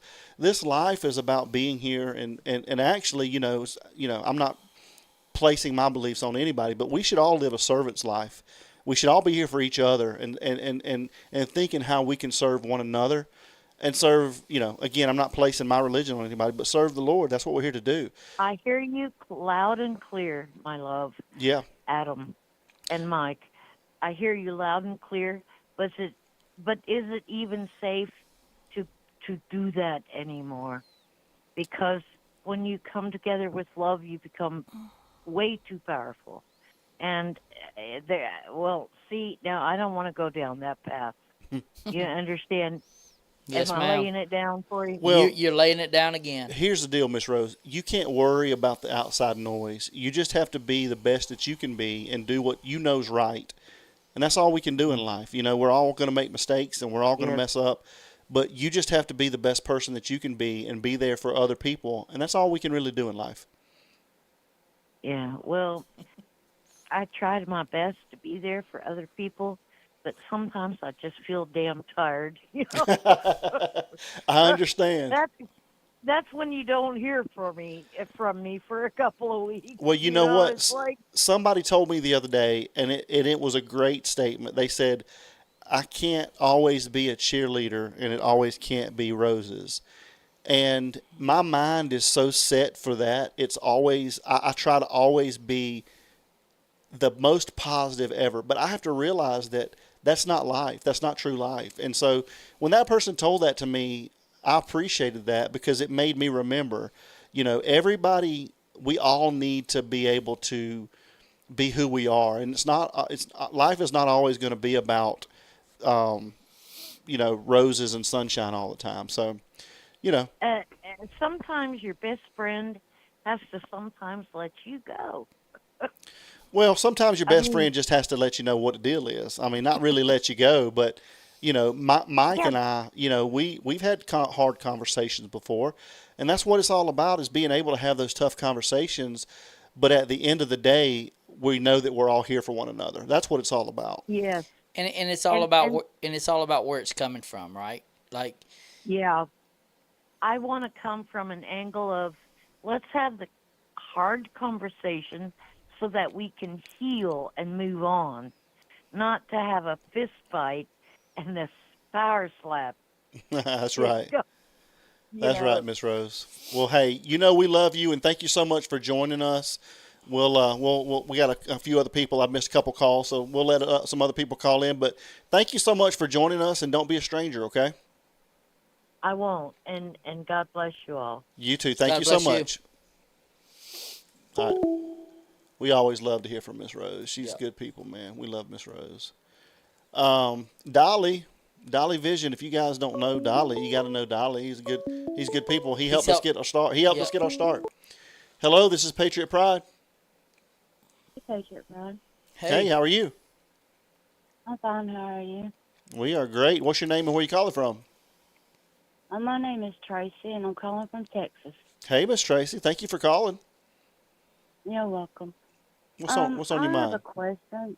We got I answers. have a question. They may not be the right ones, but we got answers for you. All right. It's nothing to do with no new sheriff, but Alex, went and sat at Annie's and Tommaso's a couple weeks ago, I think, and there was security inside their house. Well, JLR on his show, the neighbor come on and said that they haven't been seen in a week, or their car hasn't been seen. What do you think? Are they on vacation, and did they go to jail, or what do you think happened? I mean, I don't think they would have went to jail. I think that would have been front page news. I don't know. I mean, they might just wanted to disappear. I'm sure it's a lot of pressure. I think some of it has been brought on themselves. But just get away and go to an undisclosed location and just lay low for a little bit. What do you think? Right. Yeah, certainly. Well, Okay. One more question. yes. What do y'all think about Zach? About Zach? You actually got to interview Yeah. Zach, didn't you? Yeah, I actually got to interview Zach. I was on a great panel. Sleuth Intuition was on the panel. He's a great guy. Who am I to say this? But I mean, if you guys haven't subbed up to Sleuth Intuition, make sure you sub up to him. Him and Monk's Intuition, other than Patriot Pride, obviously, are some of the best investigative journalists that are out there, in my opinion. But I was actually on and Criminal Network and Juice, obviously. I mean, we've got so many friends, Dolly, Mab. We've got so many friends, and that's what we're here to do, is just help each other out. Anyway, I was on a panel. I think it was on Alex's channel on Criminal Network. Yeah, he had. I think. Is that who it was? It was. Yeah, you saw me on the panel, and we interviewed Zach. Yeah, I saw that. But my thing is, his like he answers some things, but some things it's like he didn't want to answer. Yeah, or like he didn't hear. I can agree with that. Question. Yeah. And he kept his hands up like towards his mouth. Also, on another channel I watched, he has a private PI that, helps him get sources and all. And Zach says he hasn't been to Arizona or in that area since 2019. That's right. But they have a record that says otherwise. And he still has a permanent address in where he used to live, still as of 2026. Also, a phone connection still there in 2026 I mean, it just all seems fishy to me with that situation. Yeah, you make a really good point. But, I don't mean to cut you off, but you make a really good point there, and these are all things that I was kind of thinking as well. I would love to see the proof that he's been back and forth, and I would assume that would be something that would be on a passport that FBI could verify if he actually has been back and forth to the United States. But I think the actual address, and I could be wrong here, but what he said was his actual address, or I think actually what Sleuth said is his actual address goes back to MG Motors.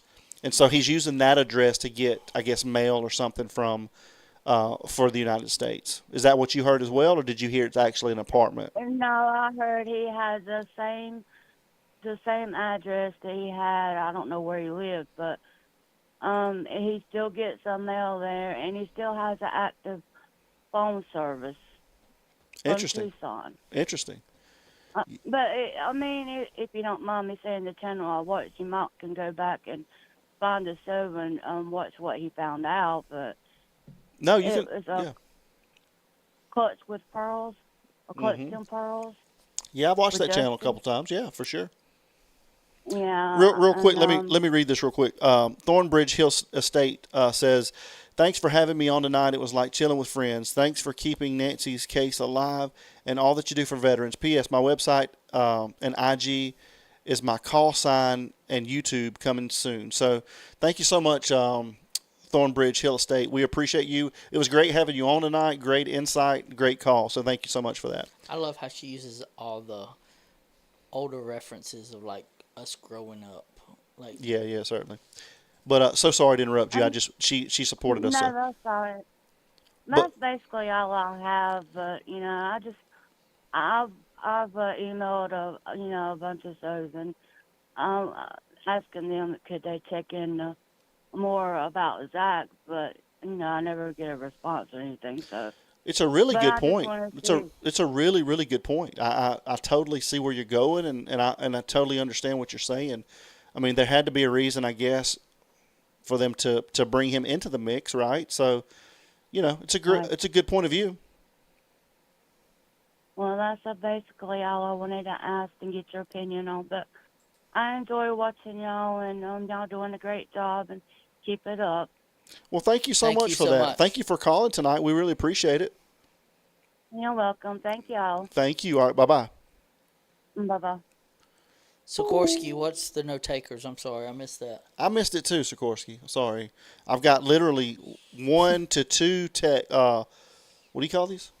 Chats. Chats. I've got 1 to 2 chats I can see on my screen that I can click on that you guys can see on your screen. So, And I'm having to try to read through some fogged up glasses. because it's literally 101 degrees in here, guys. It's like 121. Hello, this is Patriot Pride. Hey guys, this is Nancy. How are you? We're all right. How are you? Hey, Nancy, how are you doing? I'm okay. I guess this is like a Dolly reunion. Hey. I called after Rose. Tell me, Nancy, where you're calling from. Oh, like I tell Jimmy, the great state of Illinois, where you can be dead for 20 years and still vote Democrat. And that's the truth. All righty, Oh my well, goodness, I loved that. that was Okay. that was pretty good. So, hey, thank you so much for calling us, though. It's nice to meet you. Yeah, thanks for taking my call. After Jennifer said something tonight, right? The lady with the black turtleneck, that's Yeah. Jennifer. Yes. She said something that made me want to call because I was trying to tell, I don't call him Dolly, I call him Jimmy. I couldn't explain what I was trying to say the other night, so I thought I'm going to ask you guys for your opinion. But I want to say something. Today is would have been my father's 102nd birthday. Happy birthday. And he fought, happy birthday, Dad. He fought in Normandy and the Battle of the Bulge, World War II, Army. Thank you so much for your service. Yeah, thank you. Okay. I was trying to explain to Jimmy, when the porch guy comes up onto the porch, he crouches down. So when, I forget if it was you guys or another channel, when the guy we were looking at in orange that was 6'6", Yep. and I thought, 6'6", he would crouch down in a doorway. You know, when you're 6'4", 6'5", I guess men, they're tall, they're used to crouching down. Then it comes out that porch guy's only 5'9". Thank you, Midwest. So Go ahead, sorry. I said to Jimmy the other night, is porch guy like used to carrying ladders on his back or scaffolding? I think we all agree porch guy was like half baked. He was on something, drunk, whatever you want to call it, right? He acted a little. Yep. I agree with that. Buzzed up. And okay. Mike said that from day one, so kudos to Mike on that one. Right. Okay. So I was trying to explain. Was this guy a worker, where as soon as he sees a doorway, he ducks down or he crouches down, thinking he's got something on his back, speakers, And then Jennifer said something, or Mike might have said it too, that porch guy looked like it's a performance. Yep. And I thought, like porch guy is dressed up in a costume. So what if, here's my idea, what if porch guy is like a homeless guy? They dressed him up just to walk up onto the porch. And the reason he ducks down is because he lives under a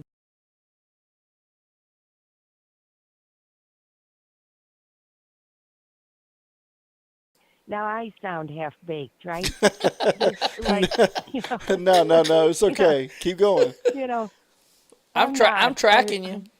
I love Jesus, don't. Amen. Okay, I don't drink, so, or he crouches down to get into a tent, something, and the real person, a certain tomato, was actually in the house, because if there was hair or fingerprints, has an alibi. Well, I'm here all the time.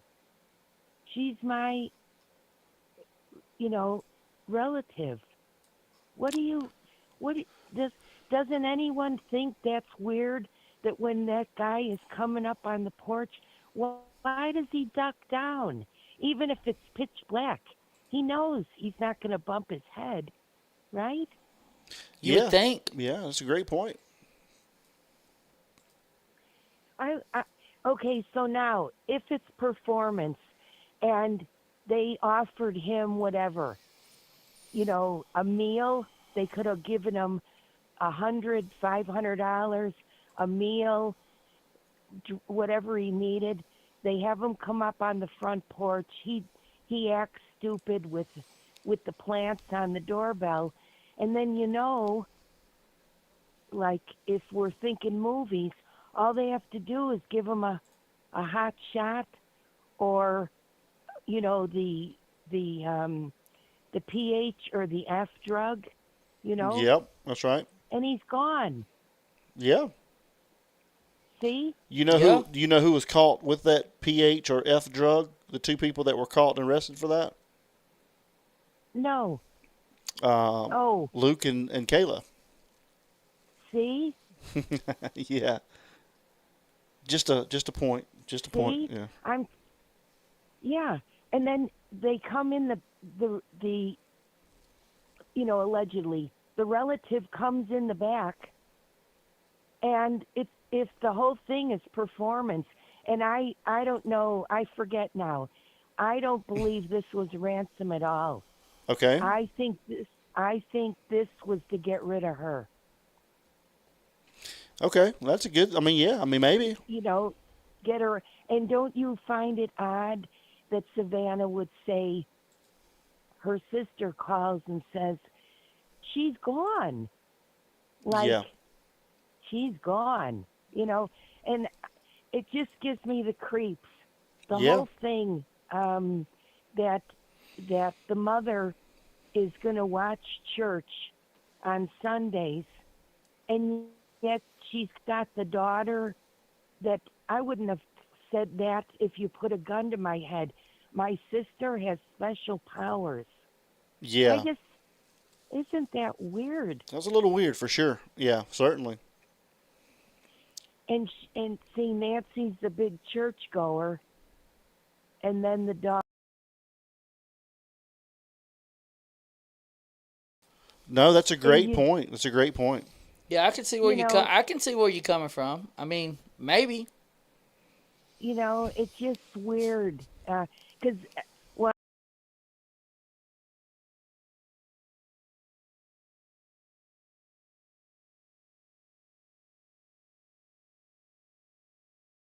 like the whole thing is fake. Like his name, to me, he looks like an Arab or a Middle Eastern. Something. Yeah. Yeah, No, it's a great Middle point. It's a great point. But hey, thank you so much for calling us. I got a couple more callers in the pipeline, so really appreciate you reaching out to us tonight. Thank you so much. Thank you so much. Very, very good insight. You. Yeah, just think about it. I just whatever. Okay, guys, have a good night. No, certainly. Thank you so much. Okay. We'll talk to you next time. Sure. Okay. Sure. All right. Bye-bye. Pink Pony, the reason my face looks so red, I feel like I'm sitting in front of a tanning bed. I'm burned. It's hot as all get out. Glasses are fogged up. I feel like I'm at the beach. I'm like, good gosh. Listen, feels great in here. Yeah. Anyway, so let me see where we're at here, guys. Thank you guys so much for hanging out with us. We love you guys. Thank you so much.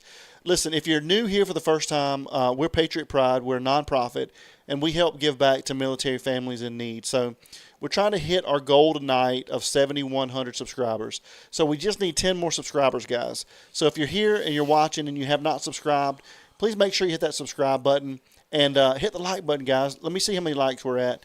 We ain't even started the one more caller thing, so we got another hour and a half. No. If somebody will let me know how many likes we have, I'd really appreciate that, guys. Let's see what we're at.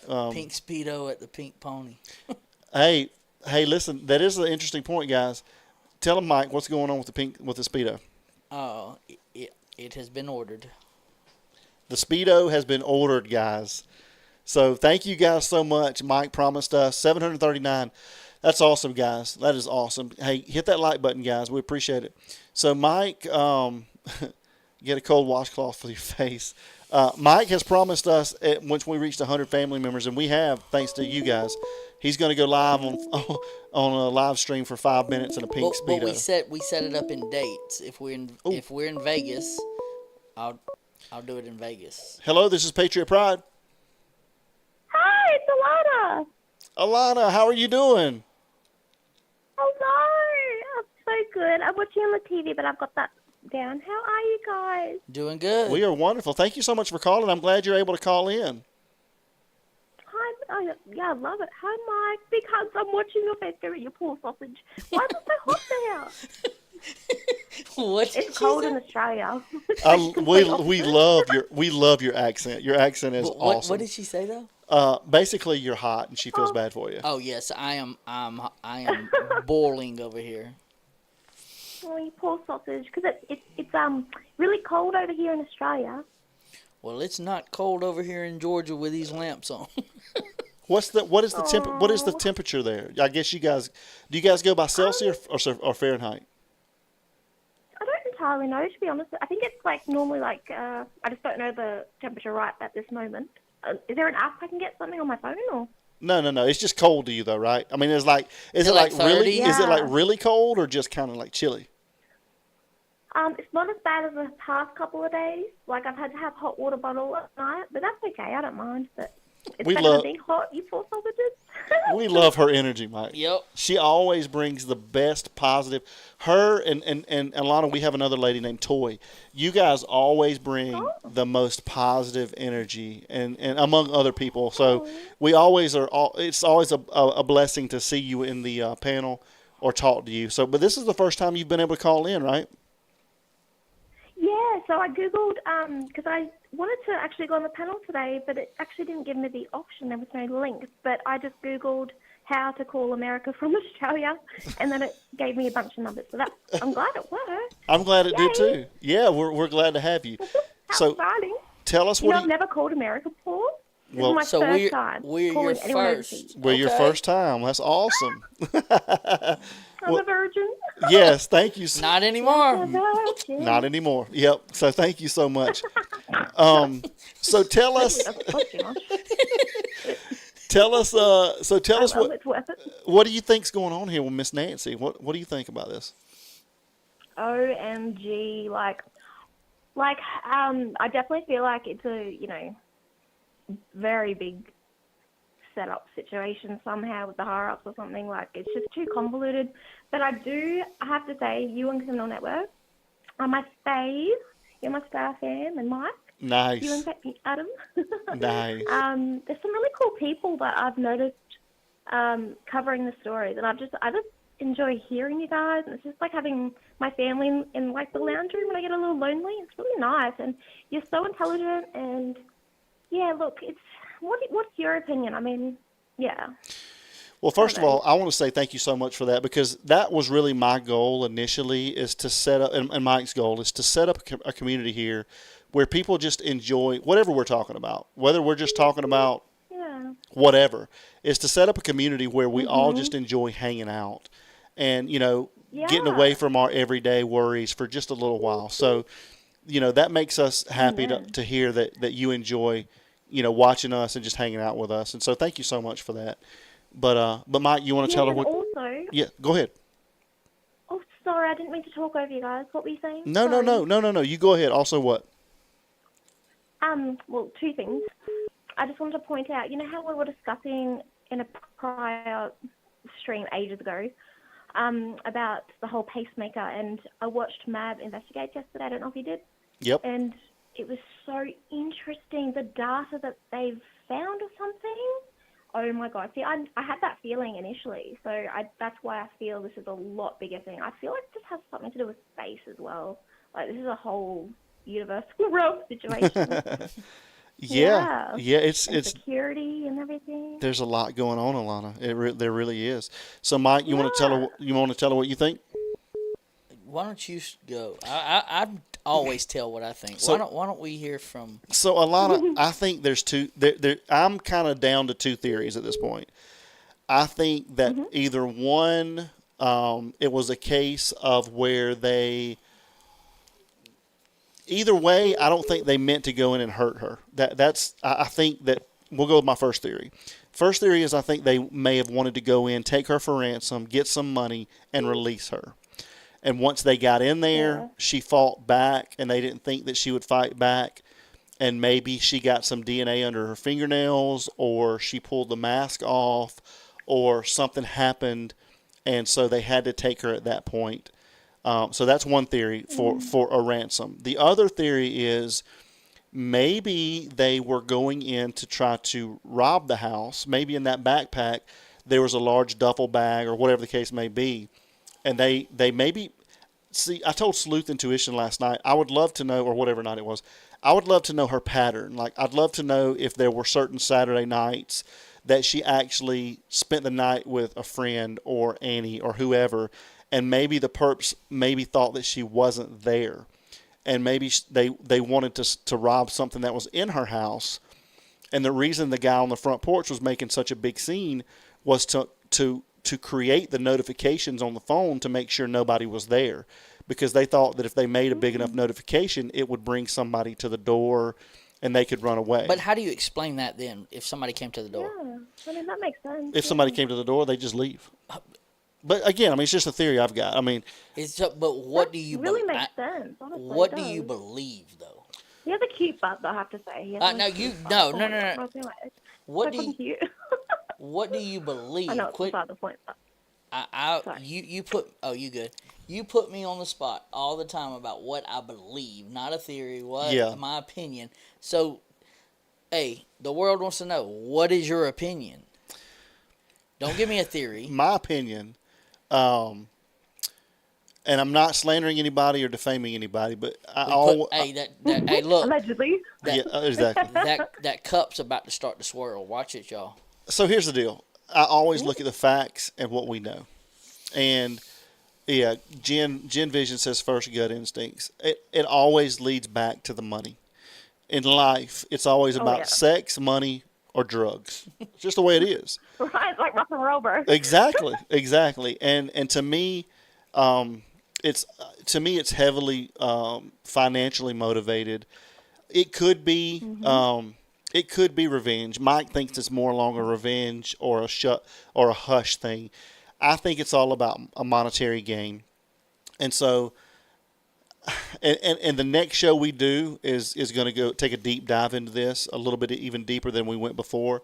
But who has the most? And Alana, I'd like to get your opinion. Who do you think has the most to gain from this? If something happened to Nancy, and in fact Annie and Tommaso were the power of attorneys, then who do you think would have the most to gain from this? I'm assuming the family or the hired hitman, because whoever has access to the insurance policy, I think that would tell a lot. And who has the current power of attorney, I think that would just explain so much. But yeah, I think you're right. Follow the money for sure. Although, I just want to point out, I get this feeling, I could be wrong, but I feel like this hitman has maybe done certain things in the past or whatever, but this situation, for some reason, is different for him. Like, I don't think he expected to. I don't know. I feel like there's a really big twist here. No, that's a great point. I think they got in there, and like I said, I don't think they thought that either one, she would put up a fight or that she would be there. One of the two. What do you think, Mike? Yeah. You think that they knew she was there? I think they went in to do a job and completed the job, and then got rid of the least amount of evidence. Yeah. Possible, yeah. So what better way to guy leaves evidence on the front porch? What better way get rid of him even if he gets caught? Like, oh well, he's gone anyway. So I think they started out with 3 people and are now down to 2. That's my. I mean, anything's possible, but I just want to say, and I know the whole thing it's always about, monetary gain or whatever, but I have to say there are some good people in this world that actually choose goodness over money and just kindness. And there are people out there that exist, and we can't always assume, even though people were paid for a job, perhaps they didn't fulfill it for certain reasons, Certainly. It was morally wrong for them. We just don't know. Certainly, and we want to hope that's the case. Like, we want to pray that she's somewhere, and Mab thinks that she's somewhere safe. That's what he thinks. He thinks she's in witness protection somewhere, and I pray that she is. But when you look at the facts, it just doesn't. It does not look good, unfortunately. The math ain't nothing, huh? That's right. Exactly. Somebody put in the chat, Alana, that it's 30 degrees Fahrenheit over there where you are. So I love that weather, but most people think that's pretty chilly. I would take that weather right now. I would love that weather. Oh, that would be so awesome. It's the best to snuggle. I love it. Yeah. Well, snuggle myself. But I just wanted to say one more thing, He and said then I'll let Mab someone else have I'll get off. Yeah, go ahead, Alana. Okay, I watched one of your, because I've been watching your old streams, 'cause I just love you guys, you're a great team. But I've watched one of your barbecue ones, and I'm like, oh my god, wicked. But with your barbecue sauces and whatnot, like, do they ship to Australia? And, like, how much are they roughly in Australia terms? Honestly, that's a great question. I don't know. That's a really good question. I can check on that for you, Alana. Send me an email to, can I give you my email address? Yeah, I actually tried to send you an email a few weeks ago, and then it got bounced back. But yeah, I'm happy to send you one again. A lot of people are saying that. Let me give you a different email address, and maybe it'll go to this one. Okay. So, it's tips, which is TIPS. Yeah. Like TI tips. Like tip, yeah. So tips TIPS .patriotpride.USA. Yep. Patriot Pride USA. Yep. At gmail.com. Alrighty, I'll email you. So it's tips.patriotprideusa at gmail.com. Alright, got it. Wonderful. Yeah, send me an email and we'll figure something out. Absolutely. Well, take care, guys, and hope you get cool soon. Love you very much. Love your stream. Love you guys. We love you. Thank you so much. We appreciate you joining us, okay? Mm-hmm. Night. Bye-bye. Bye-bye. That's awesome, dude. It is so awesome that, I know this is pretty juvenile, but isn't it amazing that you can talk to somebody like all the way across the world? It's so crazy. I know this is stupid too, but back in the day, I'm the first one that invented FaceTime, but I wasn't able to actually invent it, Mike. So I would always tell my daddy, I would say, Daddy, wouldn't it be so awesome to have a phone that you could actually see somebody's face in when you call them? He's like, son, yeah, that would be great, but that'll never happen. Now you can FaceTime people. I invented that, Mike, but I didn't actually invent it, unfortunately. So anyway. You had the idea. I had the idea, yeah. I think somebody's a copyright infringement. Don't you think? Yeah, I think it's 204. Because I'm from the 1900s. You're probably right. Yeah, you're 55. That's what somebody said. I'm 55. Yeah. So look, guys, we'll leave this phone number up for a couple more minutes, and if you guys want to call, then we'll talk to you. If not, me and Mike will probably go smoke some cigars if he's up for it. So he says his cutoff time's at 1:30, but I say 1:30. It's my birthday. I know it's going to be 3. It's my birthday. Maybe you'll smoke one with me. I don't know. So anyway, guys, that was a great call. We love Alana. She's so upbeat. Yeah. Right. And so we've had some really good callers tonight. One more call, Mike. Well, yeah, we ain't even started it, so you can imagine. Let me see if we've got any missed calls tonight. We have 5 missed calls. Sorry, guys. So if you guys want to call in, we'll leave the phone lines open for a couple more minutes. 470-499-0902. Let me see where we are as far as our goal here. Guys, we need 8 more subscribers. We only need 8 more subscribers, guys. So if you're here for the first time or you haven't subscribed yet, please hit the subscribe button. We need 8 more, and please hit the like button, guys. We appreciate you. I hope I know who this is. Hello, this is Patriot Pride. Happy birthday. Happy birthday. It's me again. Happy birthday. Hey, thank you so much. Happy birthday to you. Thank you so much. I appreciate You're that. welcome. sorry I didn't mention that before, but I hope you have a lovely cigar and a lovely, hopefully barbecue or something yummy to eat. This weekend, I'm going to cook one this weekend. I'm going to cook a butt this weekend. Oh, And I can't wait. wicked. All right. Thank you so All right. much. Thanks, I'll let you go. thanks, Bye. thanks, Happy Alana. birthday. Thank you. Bye. All right. Bye-bye. 404. I hope I know who that is. Call back real quick. I missed that call, so call back and we'll take that call. Yeah. So we're gonna. You want to smoke a cigar? Let's go, Sikorsky. You guys are welcome. Come to the crib. We'll have a good time. I promise I have enough bourbon for everybody. Oh, 100%. I promise you I can. It's the one thing I can provide. There's 3 huge bars. Thank you, Sikorsky. We got some good potato salad. Oh, I love potato salad. Please, 404, call back. I think I know who you are. If So it's call. who I think it is, I need that energy. Yeah, please call back. Thank you guys so much for all the birthday wishes tonight, guys.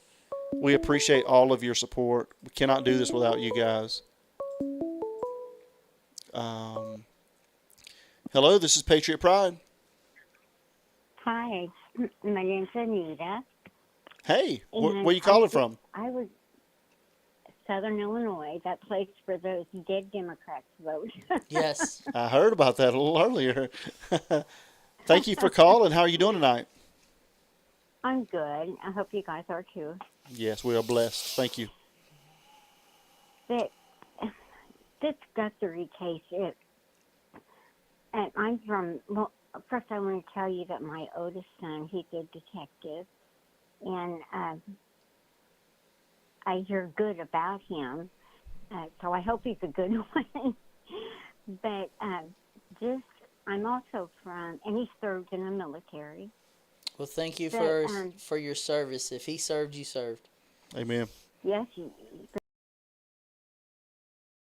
were. But I'm also from a family that has faced a lot of crime. And the reason I'm saying this is to explain something. But in '87, I only had one brother, no sisters. He was 29. And he was married, had a beautiful little petite wife, and a little 3.5-year-old Peter. Peter Sean, he was the baby. And my sister-in-law was in her going into like the last part of her pregnancy, which we later found out that she was a little girl. But someone shot my brother in the head, cut it off his private. They found him in a field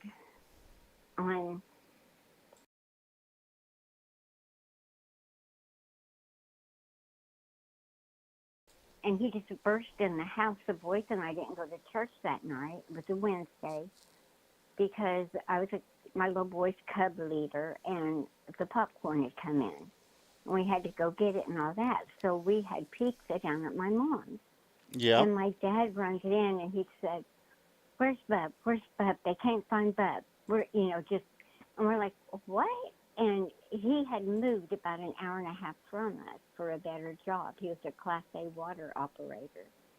And so, we called the police. We did, the welfare check. My dad and my husband drive down there, and when they get there, they said the whole entire property, there was immediately, they had the county, the city, they brought the FBI in that night, the DEA, all of them were there at their mobile home. They had bought a new mobile home right before they had moved, and they moved it down there.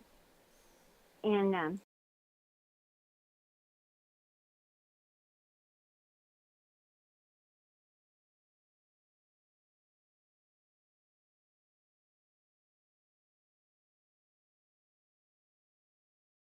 you do anything, if it's TV, putting up flyers, you do anything to find them. And the Guthrie family's not doing that. They're not doing the normal things and having the heartache. you can cry a few tears while you're doing an interview, but when there's something wrong in your family, there's a gut pain, and you have that gut fear. And I'm not seeing it in this family. Yeah, certainly. Good point. But, we've lived through it. To this day, we do not know what happened. Other than they beat my sister-in-law didn't weigh 100 pounds.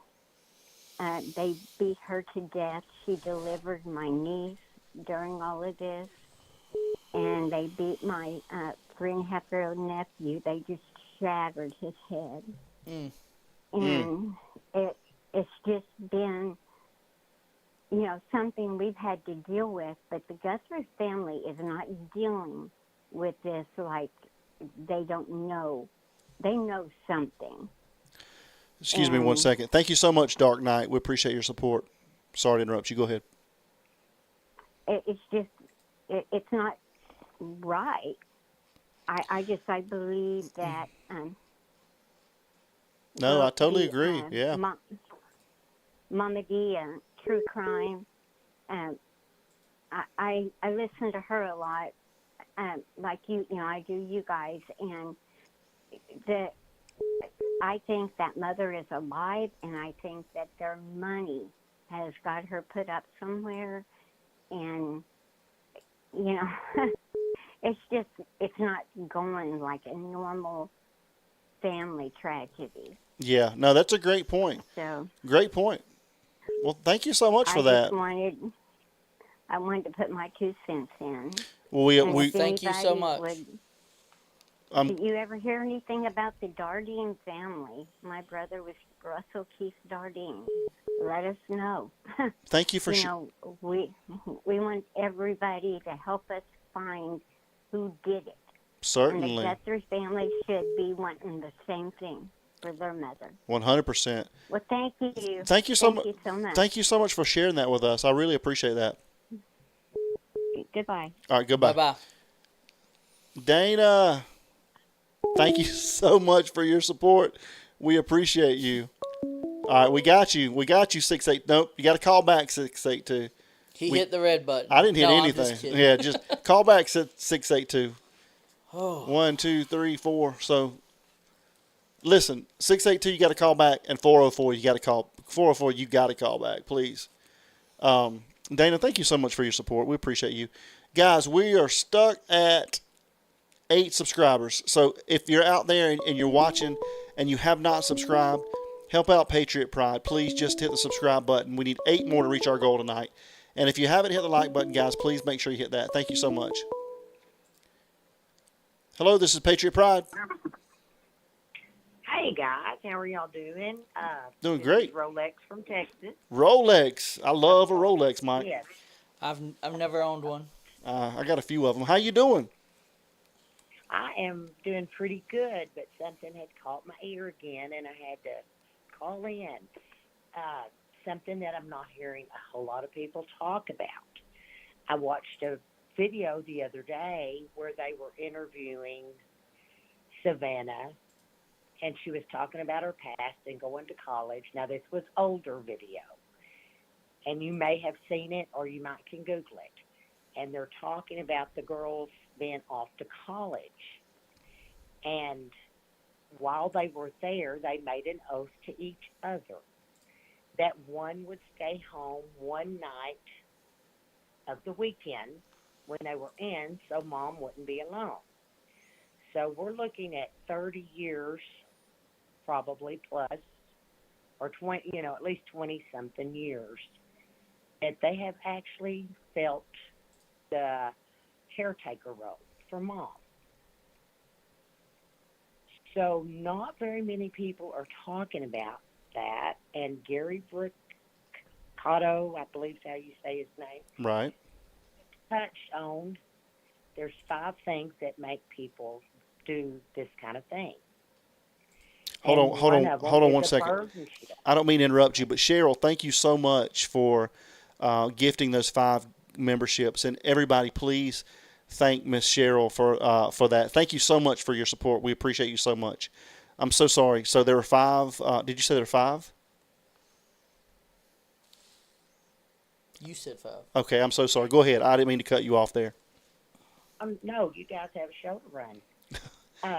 But Dr. Gary Bercudo brought it up that one other reason that people eliminate someone is because they're a burden. Okay. And if you think about it, there's 3 children. You've got Savannah living her life in another state. You have Cameron in another state, who was the caretaker.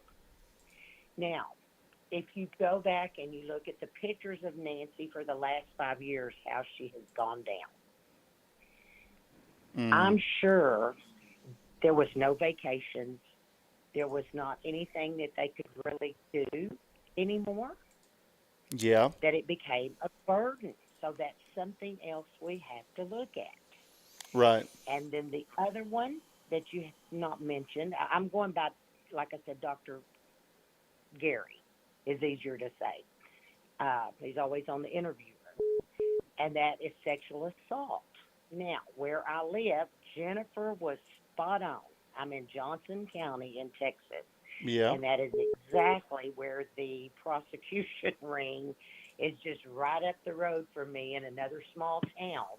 But what she didn't know how to add to it was we also had the sheriff of Johnson County went to trial today for sexual harassment charges. So it's very corrupt. But anyway, Jennifer was spot on, and she was a pleasure to listen to.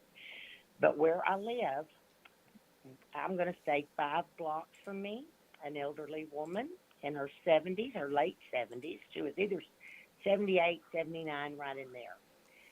She got raped. It's not common, but it happens. He broke in and he raped her, took a rape kit in, made her shower, do all these things before he left. Now, she was left alive, but they didn't get any DNA, they say, nothing. So that was another thing, and it's something we don't like to talk about or think about, but I'm telling you, it happened 5 blocks from me. Wow. Now, the other thing I wanted to bring up, and that it's not a coincidence, that just like a day or two, and you'd have to go back and look, there was also a car burn. Yep. I saw that. In the area, yes. Mm-hmm. So, if you go back and look at Annie's note, everything is about fire, burning, ash, standing on scorched earth, all of those things. Yeah. Now, I'm not one of these who likes to just assume things. So I did an interview on my own. I'm not a reporter, but inquisitive minds want to know. So I talked to someone with the same kind of religion.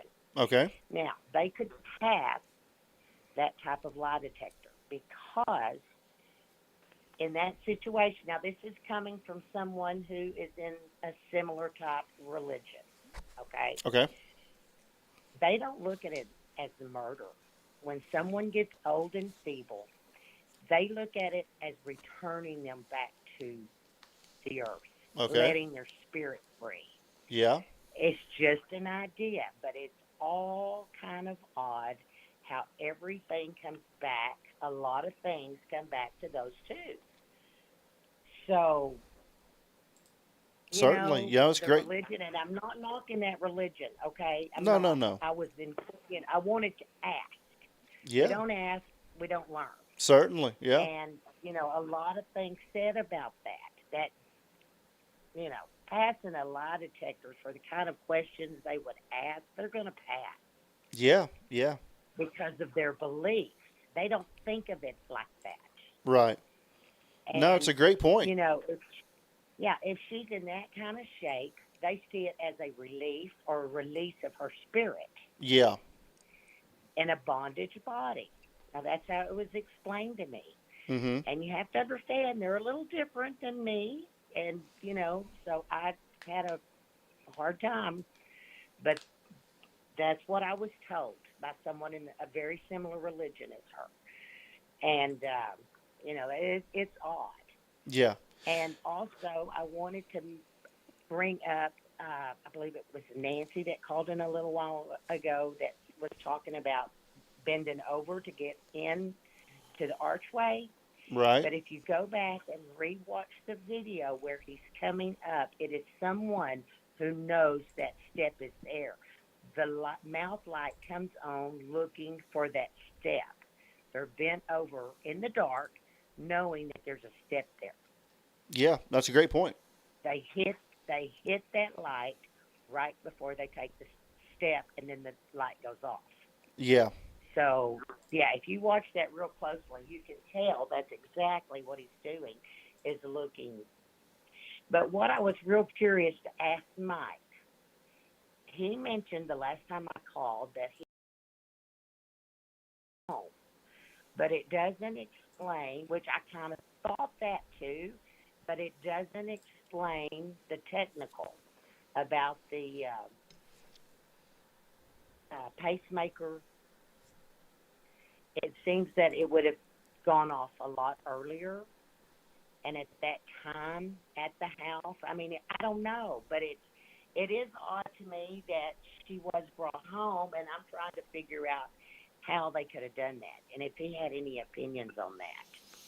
I don't know exactly how pacemakers work as far as adapting into how close you have to be to the proximity of that location.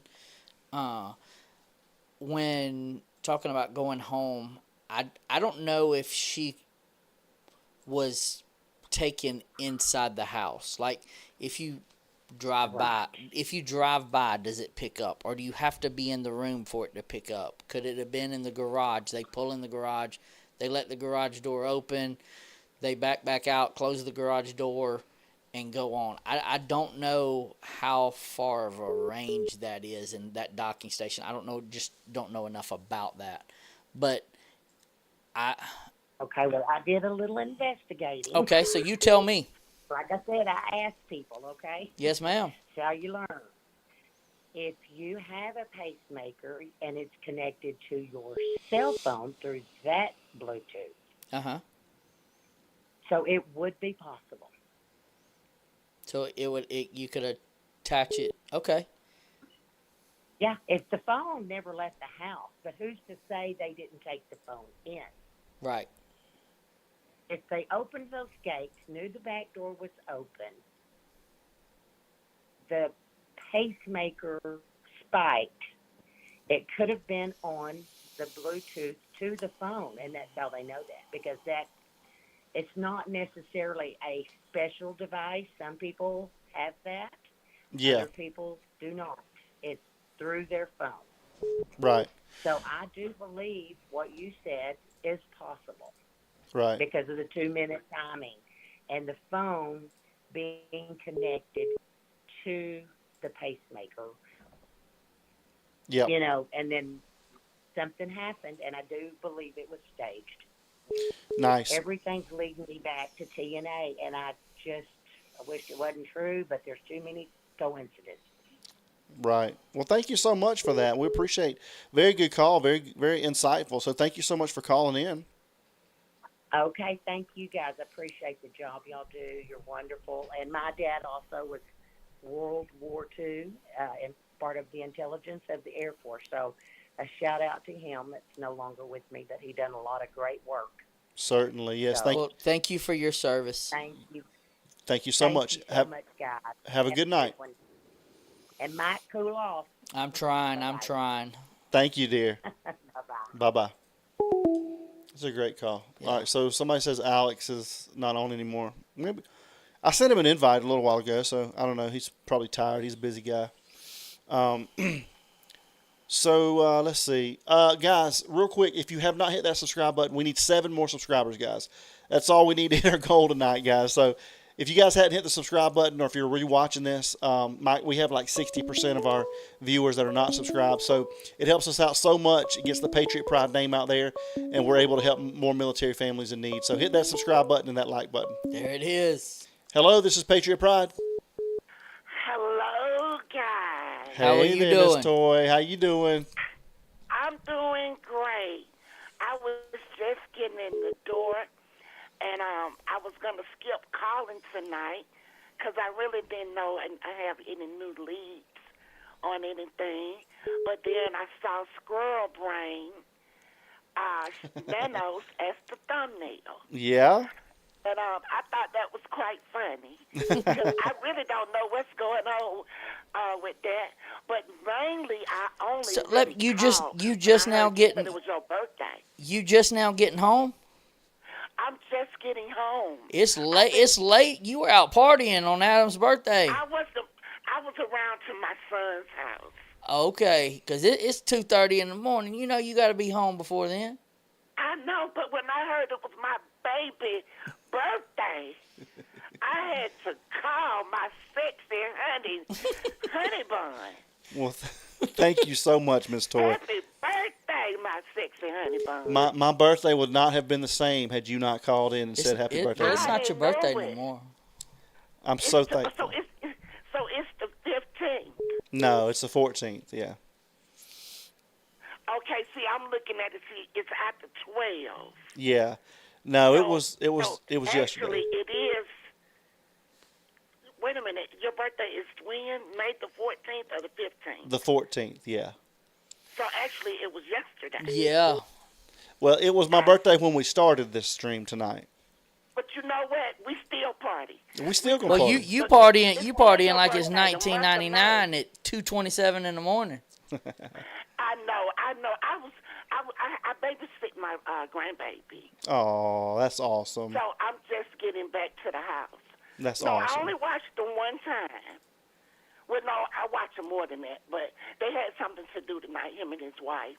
So I agreed to watch tonight. Miss Toy, when you coming north of Atlanta, northeast of Atlanta? She said, "I'll be there tonight if you let me." I can be on the way. I can be on the way right now. I'm like the Night Rider. Do you remember that show? Of course I do. Kit, come pick me up. I would send Kit. I would get the Kit, and we would be on the way right now. Listen, for real, we got to do a cook-off or a meet-up at some point this summer in this area. So we would love to have you. And I will surely come. We will. We'll have to work that out for sure. And see, I think you will really be impressed. Of course, I'm already impressed. I'm a beautiful woman. Of course you are. I can tell. I can definitely tell. It's always a joy. It's always a joy and an honor to have you on our show. And I couldn't go tonight without calling. Well, we were talking about you earlier. You were. We were. We were talking about how you always bring that energy. Well, I'm so glad to hear that, Mike. How are you tonight? I'm good. I'm going on not a lot of sleep. He had me out partying for his birthday. Well, he deserves it.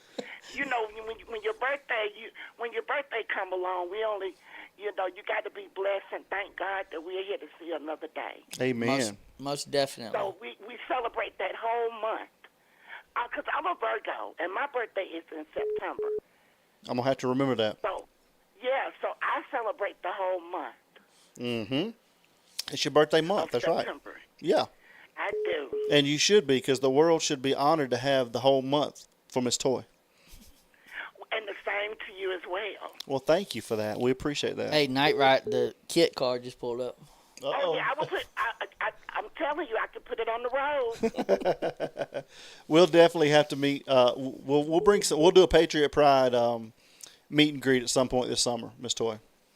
Okay, and happy birthday to you again. Thank you so much. Like I say, I don't have nothing to say.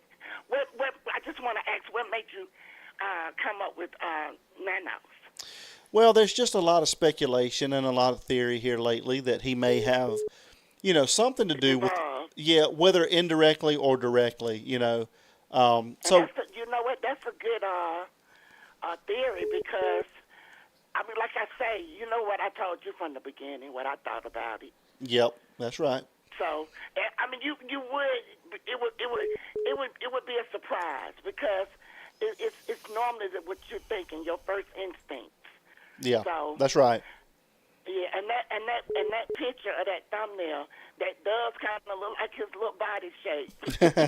Yeah, certainly, yeah. So, yeah, but I just wanted to say happy birthday. And like I say, some days I look at it And some days when I don't hear anything about it, I know they haven't gotten anything like solved. Right. Yes, you know, ma'am. So some days I do kind of skip looking at it. So I did get kind of behind a little bit. Well, that's okay. That's what we're here for, Miss Toy. Yeah, that's why I wanted to know, have, any new leads or anything. Not yet, but we're trying. Okay, well, I'll be hearing from you soon. Yes, ma'am. And happy birthday to you again. Thank you so much. We love you, Miss Toy. We'll see you. And I love you all too. I love you too, Mike. Thank you. All right. Bye-bye. Okay, y'all have a good night. All right, thank bye-bye. you. Bye-bye. Okay, bye-bye. Such a great call. She's awesome. She's She always. she's like, I'm like Knight Rider. You remember that show? Of course. That was one of my favorite shows. Mine too. Knight Rider and Greatest American Hero. Come on, man. What are you talking about? Real quick. So we missed a call from 207. So 207, call us right after this call. Hello, this is Patriot Pride. Let me pause. Hello. Hey there, how are you? I think I was lagged, but hello. Hey. What is your name and where you calling from? I don't want to say. You don't want to say? That's okay. That's all right. No, I'm not going to say. That's- I've already that- been on your channel. And then I'm pretty sure my voice got copied because I watch JLR like all the time. Even when I'm sleeping, like, I don't know, I just play it. Okay. And someone like sounded like my voice, and I was like, what the hell? So Talking about the same thing I was talking about on your channel. And then I got another channel, and they were like, oh, you were on JLR. And I never even went on JLR before, so it was weird. I heard But that, maybe actually. not. I don't know. I thought yeah, it was. Yeah. And I it wasn't me, though. I was like, and then the person, because I listened, it actually woke me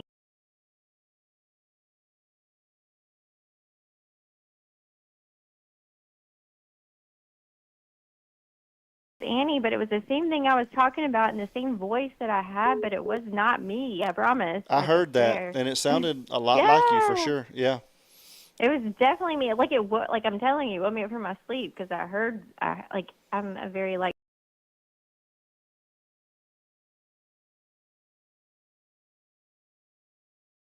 No, for sure. Yeah, I heard. Wasn't me. It wasn't me. I heard that, and I was like, yeah. But anyway, how are you doing? I'm good. How are y'all? Doing great. So, Okay, so I want to ask y'all. I wish I could watch the live. well, why can you while not? I'm like. Why can you not watch the Well, live? I mean, because it echoes. I'm saying I wish I could watch the live Oh. while I'm talking. You know, you can't. I do got that. you. I got you. But okay, my question is, do you guys think that she's alive still? I don't. And I'm asking both of y'all, so answer separately. And that's a legit question because I think possibly she could be. I don't think she is. I hope she is. Why? Why? Well, of course. But Just due to the fact that it's gone on so long, and I don't see it. I don't think they would go through that much trouble to keep an 84-year-old around. If that makes sense. It's hard to say, like, of the theories that we done, if she's still alive, like, why not just move her, right? Like, why this big, huge theatrical thing? Just move her. well, you know my theory on it Yeah. because I've already called in once.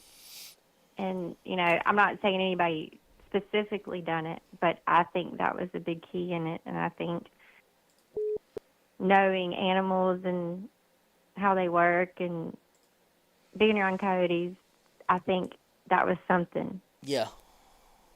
No, that's a great point. Yeah. So for You sure. know, do you I mean, add 'em? it's either that or, you know, I mean, I cannot get my mind off of that. Yeah. Yeah. Because It's a good point. I cannot get my mind off of it. Because here's the thing. You had all of those people.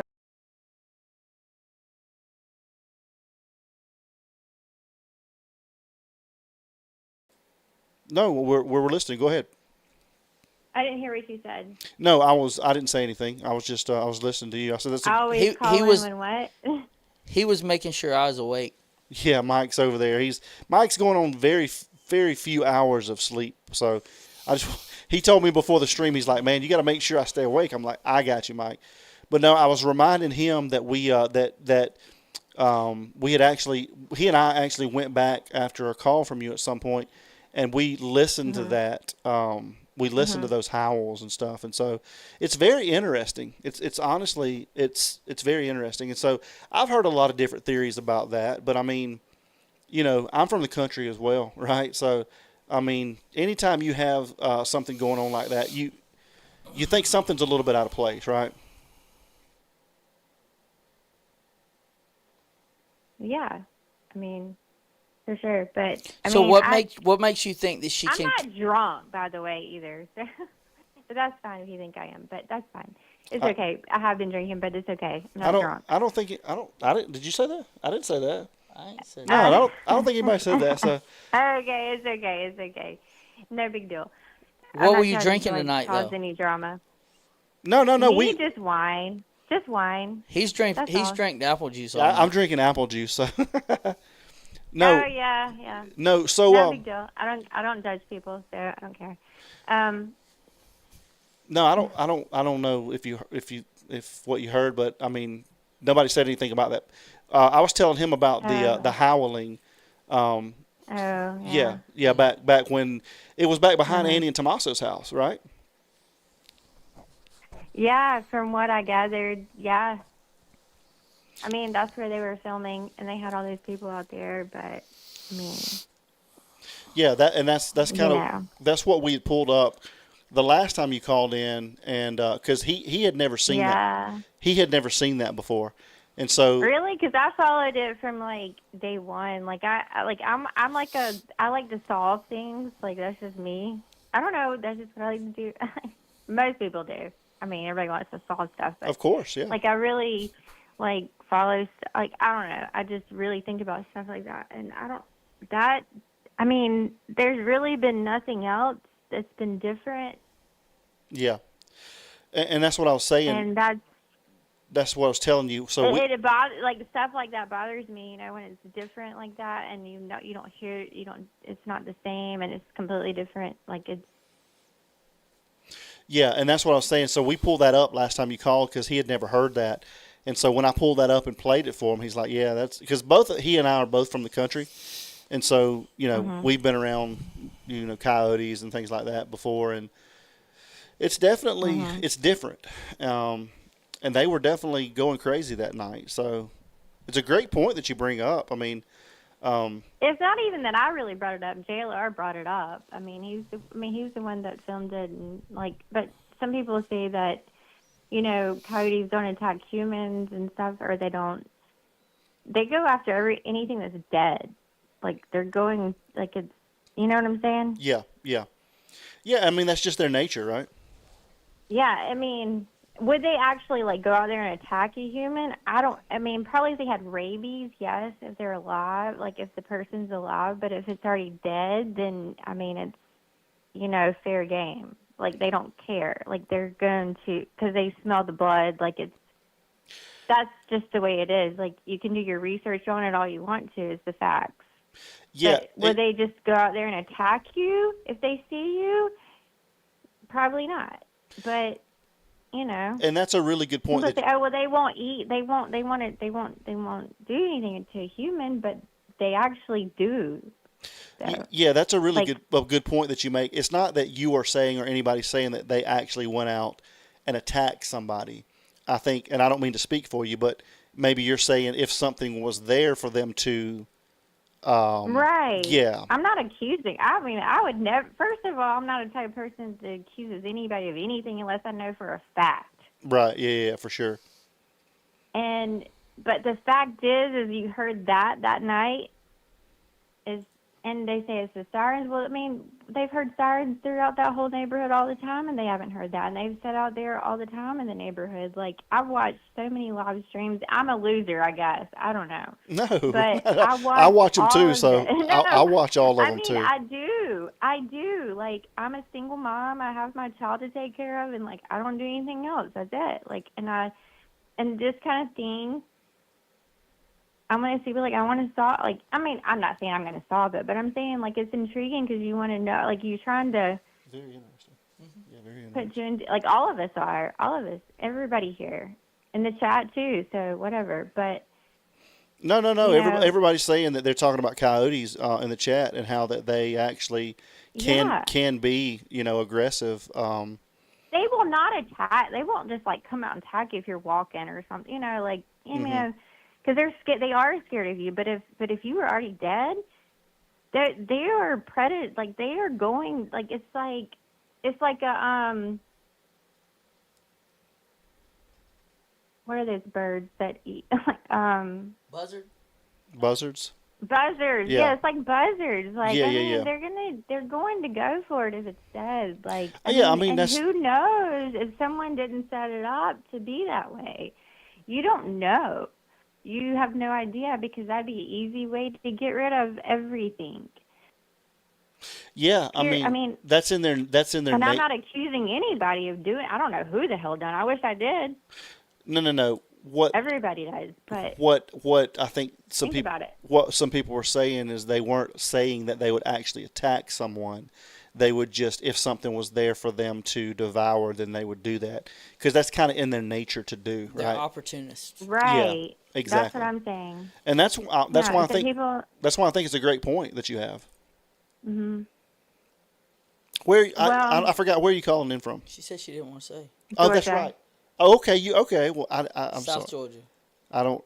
We won't. You said you didn't Yeah, want to say I'm it. from Georgia too. That's why I said, hey, and also, by the way, while I'm on the line, you should cover the Alex Murdaugh case. We're We've 100. talked about doing that. We're 100% going to That's cover that. going to be big, and yeah, you should definitely, like, you know.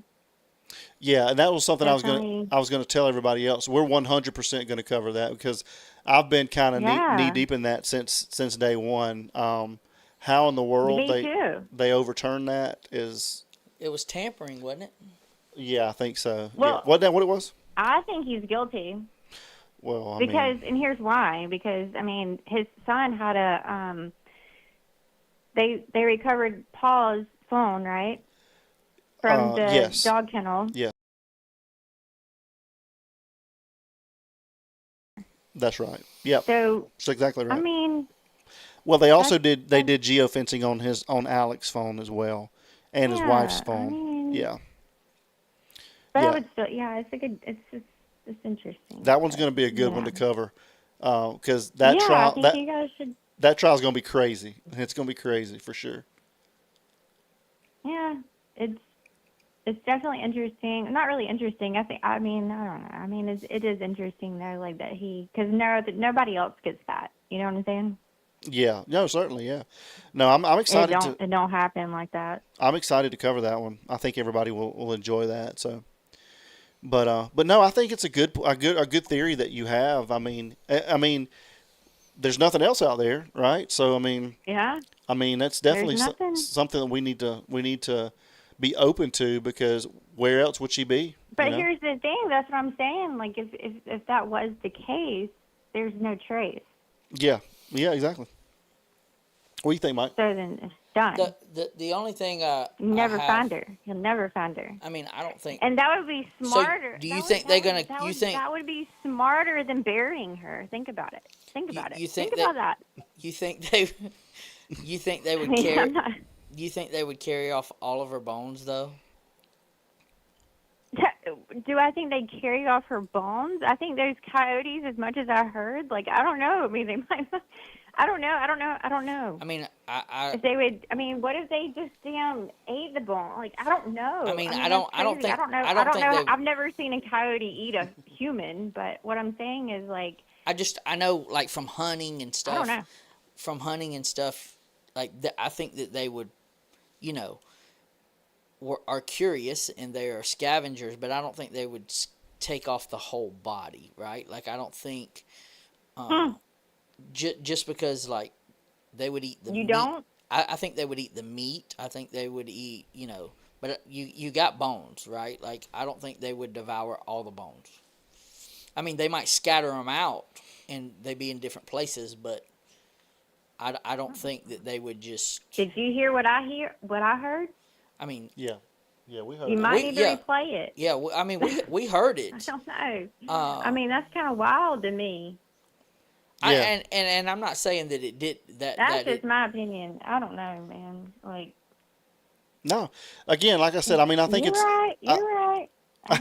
I mean, nobody knows. I'm just saying, like, I'm trying to play. I'm trying to play devil's advocate here, as far as, like, yeah. I mean, you got. I mean, there's. I don't know how many bones are in your body. 200 and yes, anybody 200 know? something. I don't know. 200. I want to say 212. I could be wrong. So. A lot. Yeah. Yeah. I just know watching my dog chew on a bone, it ain't gone. I mean, he'll chew on it forever.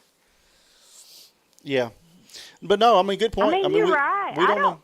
I love Like I love how she's. You right? Yeah, we love the. I love the Georgia accent. We love the accent. Yeah. Yeah. 206 bones. Well, we're from the same place, so we should. But I don't know. I've never seen it, obviously. But I'm just speculating. For me, like I've watched it from day one, and that like was. I just can't get over that. Like it was just. No, it's a good. Like I said, it's a good theory. It's a real good theory. But it's always. I think either she's alive or. What makes you think she's alive? Well, hold on a minute. Well, what do you mean? Well, what do you mean? What makes me think she's alive? Because we don't have a body. Like, what kind of stupid question is that? I'm just being honest. Like, I mean, come on. Well, hold on. I thought you thought that the coyotes got her. I said it's either one or the other. Oh, two I don't theories. know. Okay. I mean, That's how good. do I know? I mean, I don't know. It's either she's alive or either like. Well, I mean, yeah. It's there's only two options. Either she's alive or she's dead. And I don't think anybody buried her out there. I mean, come on, like. Yeah. I don't see enough evidence. I don't think that. I don't see anybody burying. Okay, so you say they don't have time for the coyotes to get her, but they have time to bury her. I mean, it takes 6 hours to dig a hole I and don't fill know. it back up. I don't know either. I don't know. I mean, I don't know. I mean, nobody knows. That's the thing. Like, nobody knows. Like, Right. So everybody can be right until we find out. Okay. So here's the thing. The only thing you have is what you have presented to you. And God shows you ways. And so when that night happened, like with those coyotes, I'm telling you that something went on that night and it wasn't normal. And like anybody that knows coyotes or anything, like I don't care. I don't care what people think. Like that's not normal. Yeah. No, I understand. That was not normal. They said, oh, it's the sirens. No, it's not, because there were sirens many a times, like all the time. Do you not think that Tucson has sirens not going off all the time around there? Come on. Yeah. Like, they don't, there was like, that wasn't like, that was probably like, I don't even know how many dogs that was, but go back and listen to it. Play it on your live right now. I don't know. But that's weird. If you're from around people that have coyotes, like that was not normal. Regardless, I don't care. No, it's a good point. Well, we got a couple. Period. We got a couple people in the pipe. Okay. So thank you so much for calling, and it's always good to hear from you. Appreciate you. And go dogs. All right. Go. Well, no, Bama. Go dogs. Dogs. See you later. Roll Tide. All right. Bye. Bye, y'all. See ya.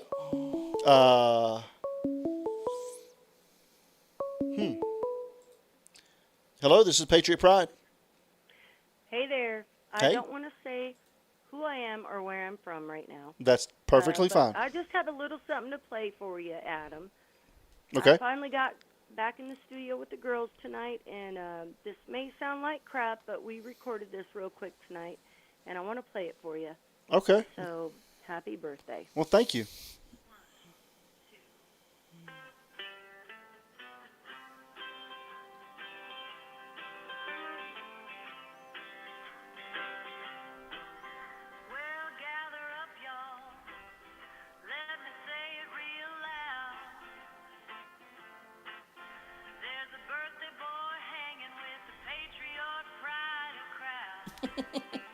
That's awesome.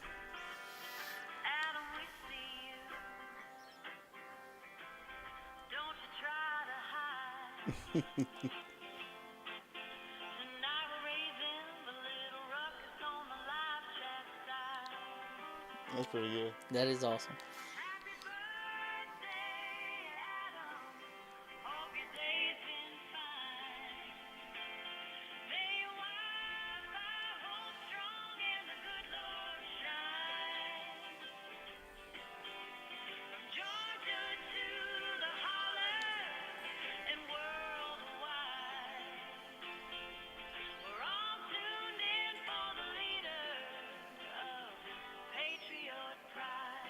That's awesome.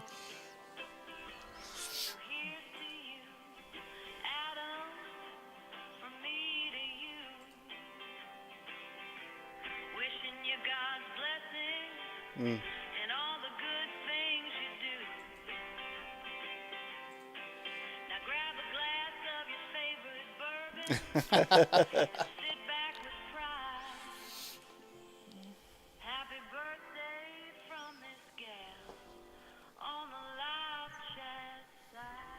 That is awesome. That is awesome.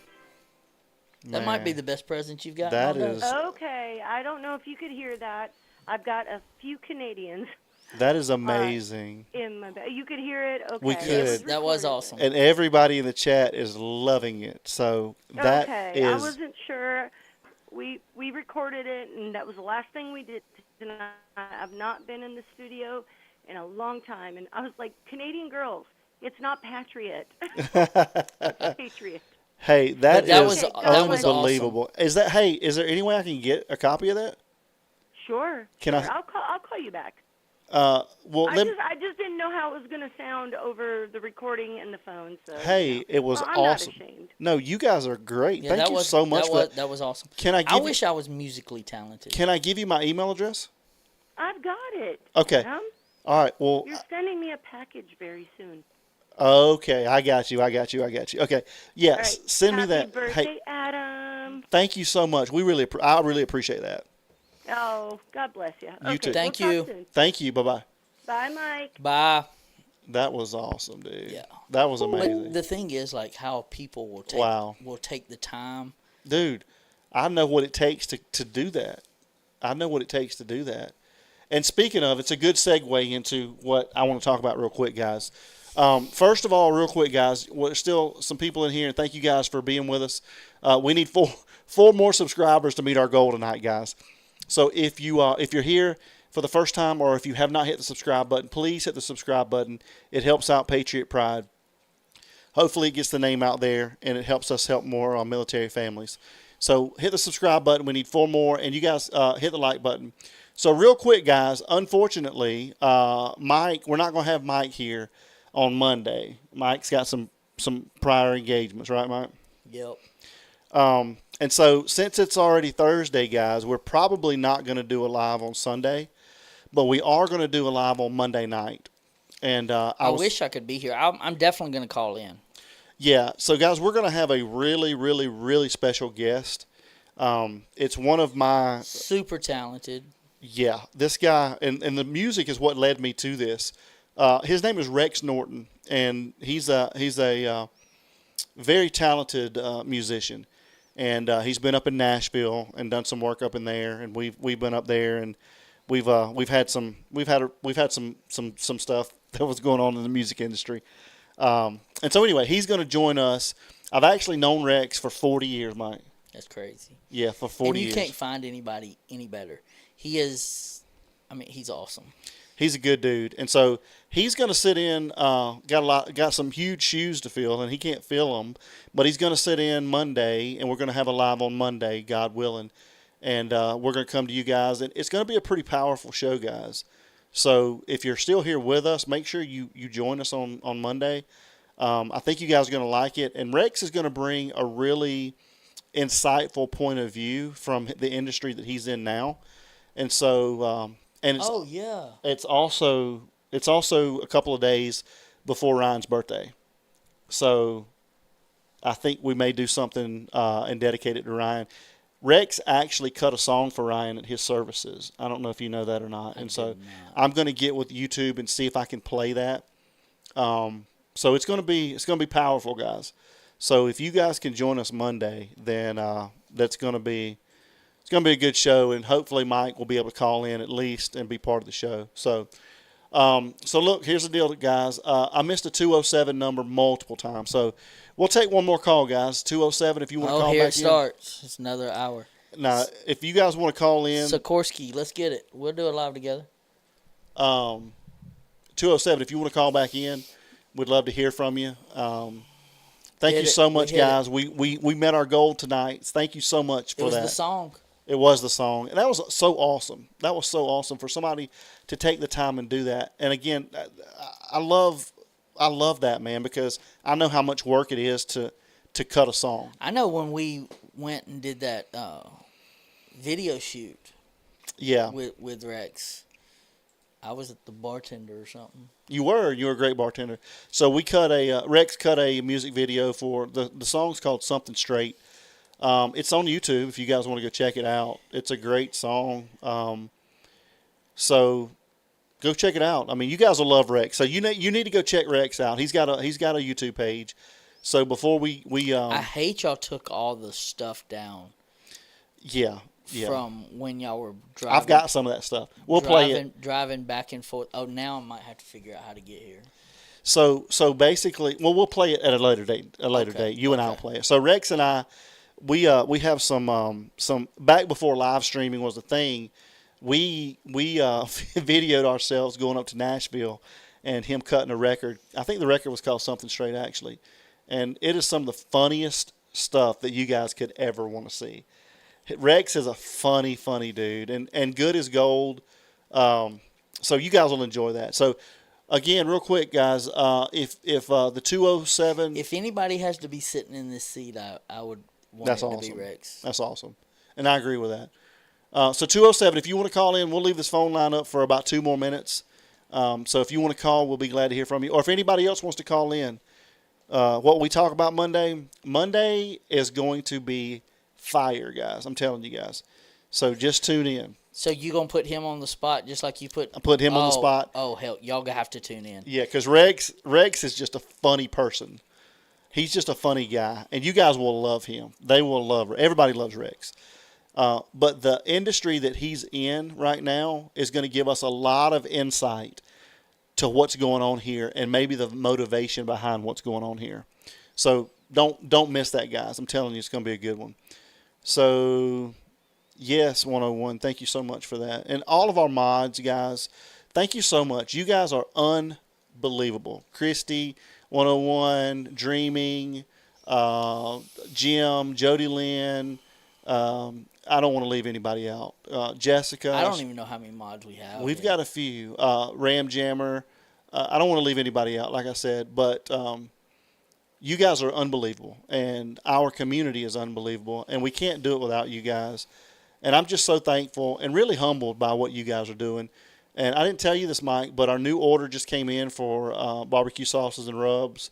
We just placed a big new order. We've got an event Saturday that they just contacted me, so we'll be doing an event Saturday for that. What time? Saturday afternoon. Yeah, I'm not going to be able to be there. Hello, this is Patriot Pride. Happy birthday. Hey, how are you? I'm good. This is PK from the Pacific Northwest. Hey, thank you so much for calling. Hi. I wanted to ask a question that I don't think anybody's talked about. Nancy's husband. Did he have mineral rights? I don't know. Yes. It's a great question. I'm not sure. I know he was a minor, but I'm not sure if he did or not. That's a I know really that those good question. can be passed on from air to air. That's a really good point. Really good point. So and I have not heard anybody ask that question. I'm curious about that. I'll check into that. I'll see if I can find something on that. That has me wondering now. Yeah. That's a really good question. Yeah. Okay. I'll check into it. And thank you guys so have much. a good night. Thank you so much for the birthday wish. Thank you. All right. Thanks. Bye-bye. Bye-bye. That's a really good question. Yeah. I didn't. I've not thought about that. Could be another motive behind people thinking that she had something in her house. You know what I mean? All right, so I can't Ladybug, support, but I try to help by being here. That's all, Ladybug. Hey, that's all we ask. Hey, that's all we ask is for you guys just to be here with us. We love hanging out with you guys. We hope that you guys love hanging out with us because that's really the only reason we're here, guys. We both are very busy guys, and we just enjoyed being here with you guys. Hello, this is Patriot Pride. Oh, hey there, birthday boy. Hey there, how are you doing? I'm good. It's Shauna from Tennessee. Hey, Shauna, it's good to hear from you. You too. So you liked it, yeah? Yeah, I did. That was awesome. I thought the voice sounded very familiar. That is awesome. Okay. Well, we used very little backwoods or back pitch, but I had some of my Canadian girls that could not get Patriot right. But we did that last minute. We had you on in the background. They subscribed tonight, so I would say you have probably 4 new subscribers. But awesome. Thank you. That is so awesome. Well, listen, it's the first time I've been back in the studio in a very long time, so it was very cathartic. And we did a little recording and whatnot, but I just wanted to wish you a very happy birthday. And we did today. I'll tell you what. It took us, I think Courtney said 8 minutes to write the lyrics. Really? That's good. That's awesome. It was perfect. I mean, perfect. You guys nailed it. It was awesome. Well, you know, I mean, there were a little bit of, I mean, that was all me, like with the lead vocals, because I told them, listen, make it sound like, keep the reverb out and everything. I'm not ashamed, but I didn't want to say it when the song was playing. You guys you probably figured out who I was. But you guys are very talented, amazing voices. Oh. Yeah, the music, the chats loved it. Yeah, definitely. The music. Did they? Oh, I haven't been able to go back and look. Well, that's sweet. The musicianship was great. You guys did a great job. Well, it was more about you than that, but thank you. Well, that means the world to me. And literally, like, I'll have to tell you. It'll take me a half hour to tell you the whole story, but I'm just glad that we could do something a little special for your birthday. And I will send you that clip. We did not videotape it, although we have what do you call it? Oh God, a videographer. He was out doing his thing. That's okay. I mean, so he didn't videotape. If I could just get the music, the music's great. Yes. Yeah, well, and it's just, I mean, it's nothing special. It was just picking and a grinning. It was very That was special. about it. No, it was very No. special. So thank you so much. Well, you are special too, and happy birthday to you. And with me missing a little bit of the program tonight, I have to say that I was watching like the first probably hour when y'all came back after the audio issues. Yeah. I agree with Mike 100%. The sheriff has something to do with it. Maybe not firsthand, but he knows more. Indirectly, yeah. Like indirectly, thank you. And yeah. and this whole thing is just sad. And you know, it's like, I think, and I know you don't mind if we name other channels that are reputable, but Brian even said something, I think, the other day about, I mean, come on. So many people come out and speak more about smaller cases than this one. Yeah. It's just something very wrong. And I feel like it's going to slap us like right under our nose. Like when you get boxed in the face and you're like, oh, I didn't see that coming. Like when it all comes out, I think it's going to be so simple. Yeah. I think you're probably right, yeah. And it's crazy though. But why? I mean, think about what was the guy,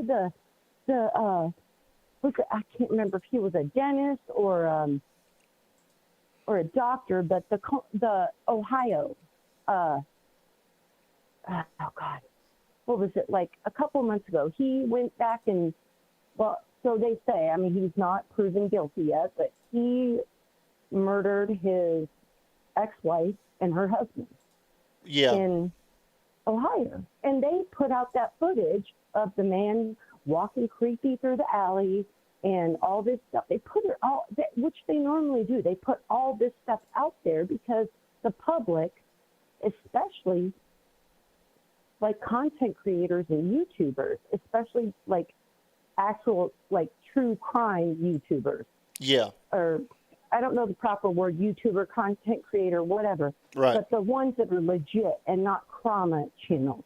Yeah, for sure. They will sleuth this stuff and they will be the ones to solve it. They put that out there for a reason. Because they know the public can help. Why is this one so hush-hush? Not just by law enforcement, but the family, especially. And we've said this from how long ago? That the family of Miss Nancy, I'm not trying to name names, but a daughter who definitely has a big platform, why are they not putting these little clues out there? I mean, think about it. If we've only seen these few little clips, can you imagine what else they have from that Nest camera? Exactly. Yeah. Certainly. Sick. It's sad. It pisses me off, to be honest, you know. Yeah. Anyway. Hey, I cannot thank you enough for what you guys did. That was, again, very special, and I really appreciate that. Oh, Adam. Yeah. Well, listen, I do it from my heart just like you guys do. And we could tell. Now, Mike, Yes, ma'am. I'll show up at your birthday, and I'll get out and dance, and we'll bring our banjos and our mandolins, and we'll sing there on the baseball field for you. Okay. Nice. Nice. Nice. And I'm not far from you, so I may show up at one of your summer events. Let's go. That'd be awesome. Let's go. The more the merrier. Thank you so much. All right, guys. Hey, love you guys. Love the Patriot Pride family, and I have to say it a million times over. This community has helped me so much. Like Mr. Jim and I messed it up. Sikorsky. And yeah, and 101 SB and everybody always checking on me and asking about me. That means so much. And they're great. Getting in the studio for the first time tonight, a long time was so like therapeutic for me, and that's why I had you all in the background. I'm proud of on you. my phone. Well, And, you need to do get that back in more. that more often because Yeah. you're super talented. 100%. I agree. Oh, jeepers creepers. Well, I just love y'all. I love all this family, this Patriot Pride family, and happiest of birthdays to you, Adam. And keep doing what you're doing. Thank you so much. We appreciate you, And Shauna. you too, Mike. Thank You you. too, Mike. See you All later. right, bye-bye. All right, love you. Love you. Bye-bye. Bye, guys. Sikorsky, thank you so much again for your support. We thank you guys so much, guys. Hey, it has been a great night here, guys. We cannot thank you guys enough. And that was so special to me. That was awesome. Because it takes a lot for that, Mike. Well, the thing is, like, it's the little things like that mean more. Yes. I mean, if you want something, you go buy it, right? It's just, and to have somebody to take the time and think about you on your birthday and take the time out of their busy schedule to do something like that is... You can't put a price tag on that, guys. You can't put a price tag on that. So, you guys are great. We reached our goal tonight on our subscribers. We reached our goal tonight again on our likes. So, we love you guys so much. Again, thank you so much. And if you're here for the first time, if you're rewatching this, again, we're Patriot Pride. We're a nonprofit. Everything's dedicated to my nephew that we lost. I'm a member of a Gold Star family. His name's Ryan King. And so we help give back to military families in need. So if you're here for the first time, please hit the subscribe button. And guys, like the video. Thank you guys so much. And I cannot recommend this enough. I'm telling you guys, we're probably not going to do a Sunday, but we're going to do a Monday, God willing. And we're going to have, unfortunately, Mike's not going to be here, but he'll call in. And so Rex Norton is his name. You guys go check him out on YouTube. He's got a channel. He's got some really good music on there. So check him out, guys, and he'll be here. I think you guys will really enjoy him. And again, from the profession that he comes from, he's going to give us a lot of insight into this Nancy Guthrie case. And we're going to go kind of deep. The thing is, just seeing him up here, I can literally picture him up here. Yeah. And just, I can't picture what he's going to say, though. Like, he's going to be so, I mean, and he's a performer. Like, Dang, Juice. What? I am so sorry, Juice. Juice is going to jump in with us. I'm so sorry. I'm sorry to cut you off, Mike, but Juice says he's been here for a long time. Oh. So I've got to add Juice real quick, guys.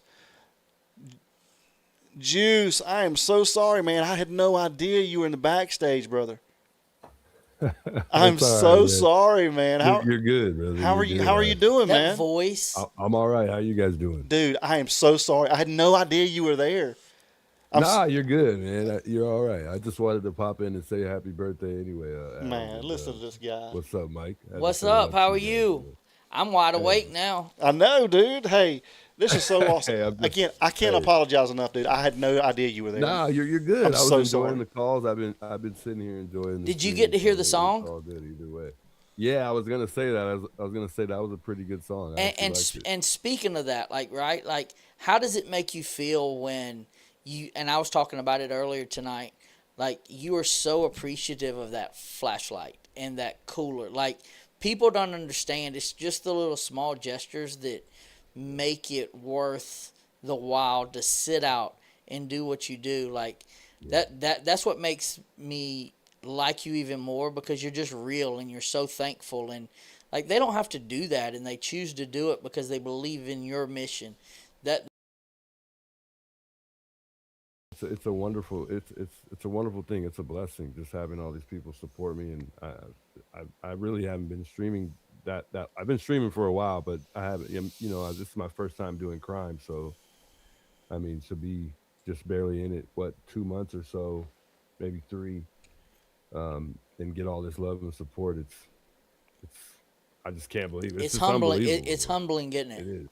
Well, Yeah, it really is. it's because you're just a real dude, man. Like, you're not out there just trying to get clicks. You're real. You care about what you do, and people can tell that about you. Just like Alex. Just like, you guys are. You don't have to be doing what you're doing. You're out there because you care about the cause, and it's awesome to see what you're doing, man. It was also awesome to see, like, your real raw emotion when you talked to that neighbor, and like, it was touching. Like, it literally was like, he's real. I can get behind him. I can support him. I can do, and I think that's what's made your channel grow so fast and be able to do what you're doing.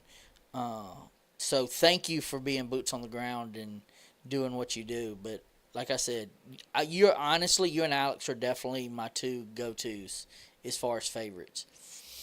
Hey, that means a lot, man. It's. I mean, I'm just not afraid to cry. I mean, I'm when I'm emotional, I'm emotional. I'm not afraid to express that in front of anybody. So, yeah, it's just been I mean, I think this case has gotten to all of us. It's just frustrating, especially being a local here. It's hard. Well, it's just touching, and it makes it real. And that, a lot of times we sit here and we talk to a camera and we don't get to see our people, right? We don't get to see our family. Just interacting, you get to see it in the chat, and that's why it's so important. But you're just sitting there talking to a camera, and you're like, am I doing this, or is anybody even going to show up tonight, right? And you just keep showing up, and it's gotten rewarded, and you have an awesome show. Yeah, I'm humble, man. Maintaining is probably going to be the hardest part, but hopefully things continue to go the way they're going. Well, just don't change. Just stay true to who you are and your beliefs, and you got that foundation and that support. And listen, we're new at it too, but I just as a fan, right? Like, supporting you, you're just very humble, and it means a lot that just stay true to who you are. Stay the juice. Yeah, I think people can see through the BS, man. You know what I mean? And people relate. Real people relate with real people.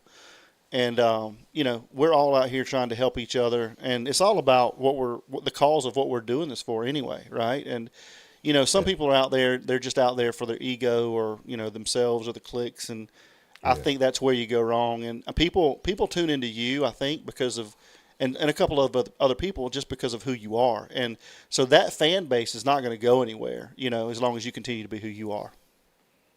Hey, I don't feel like I deserve half of this stuff, man. I don't know why. I just feel like I got a lot more to do, and I just feel like it's just I don't know. I just have a lot to work on. I really do. I have a lot to. I mean, there's just a lot of things that I just don't understand when it comes to crime and just articulating certain words that I say.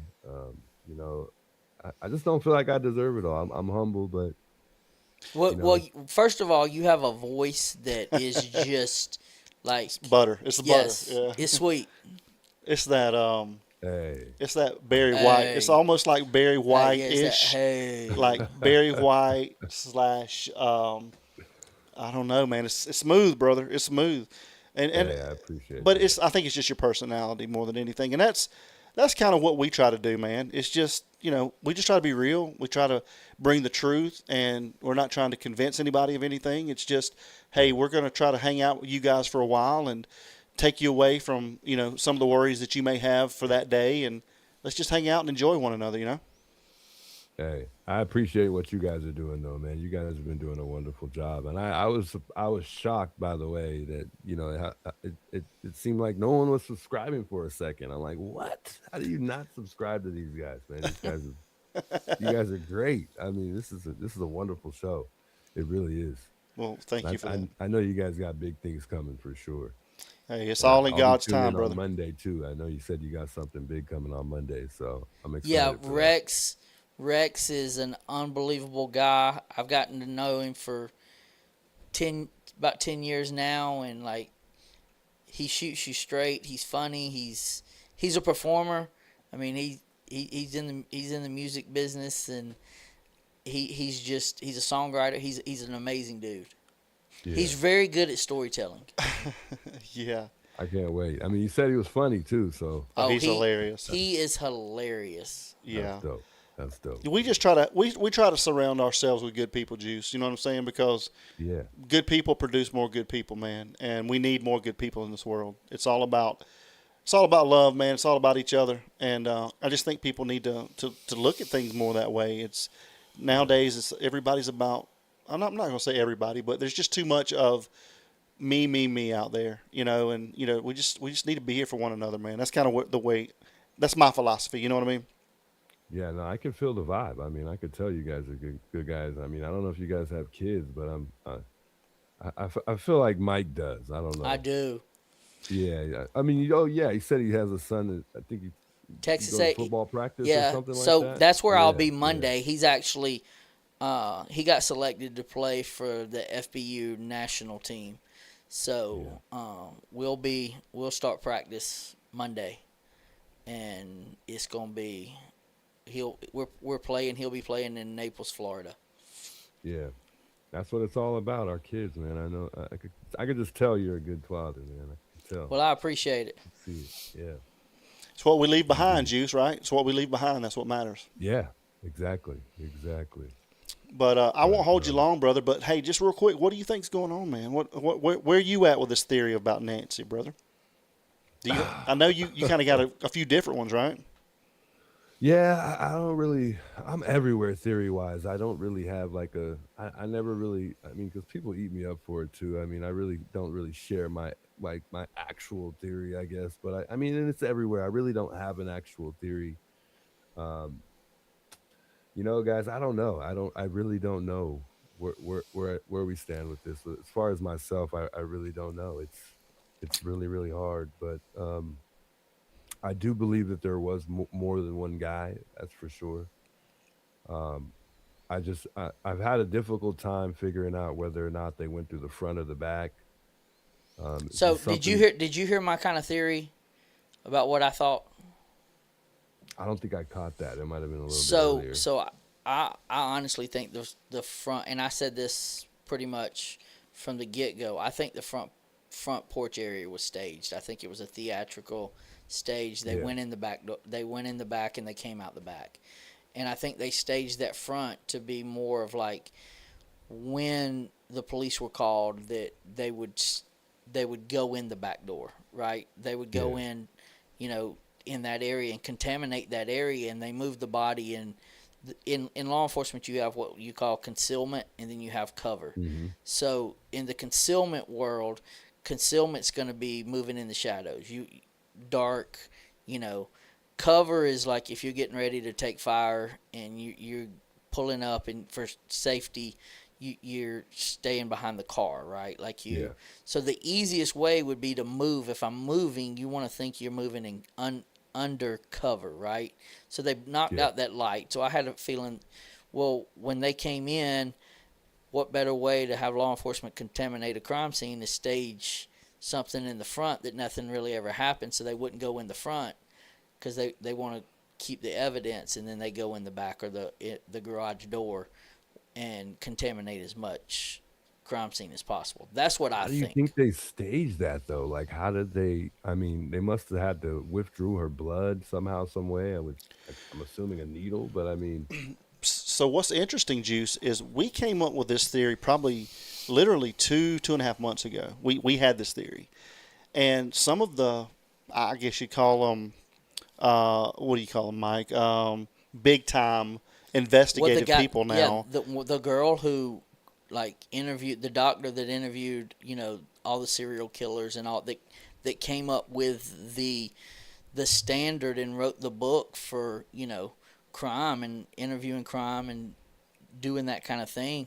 She actually came out on a show and was like, hey, I think and this is just here recently, thinking, hey, I think the front staged. I don't think that's actually the crime scene. I think it was somewhere else. And she's elite. And I get that it's a far-fetched thing to think about. But it does happen, and it happens a lot. It does happen. What better way to get away with a crime than stage a crime scene where it really didn't happen, and the crime scene actually happened somewhere else. No, I mean it sounds very logical. Go ahead, Adam. No, I'm just saying. So in saying that, we've got to figure out, and this is the hard thing. What is the intelligence level, or the capability level of this perp? That's the thing that we have to figure out.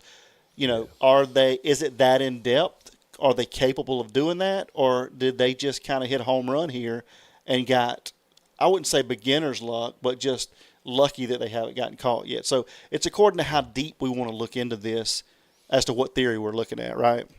So, but I think it makes it difficult for us to, like, theory-wise, because we have all of these Alex, what's up, brother?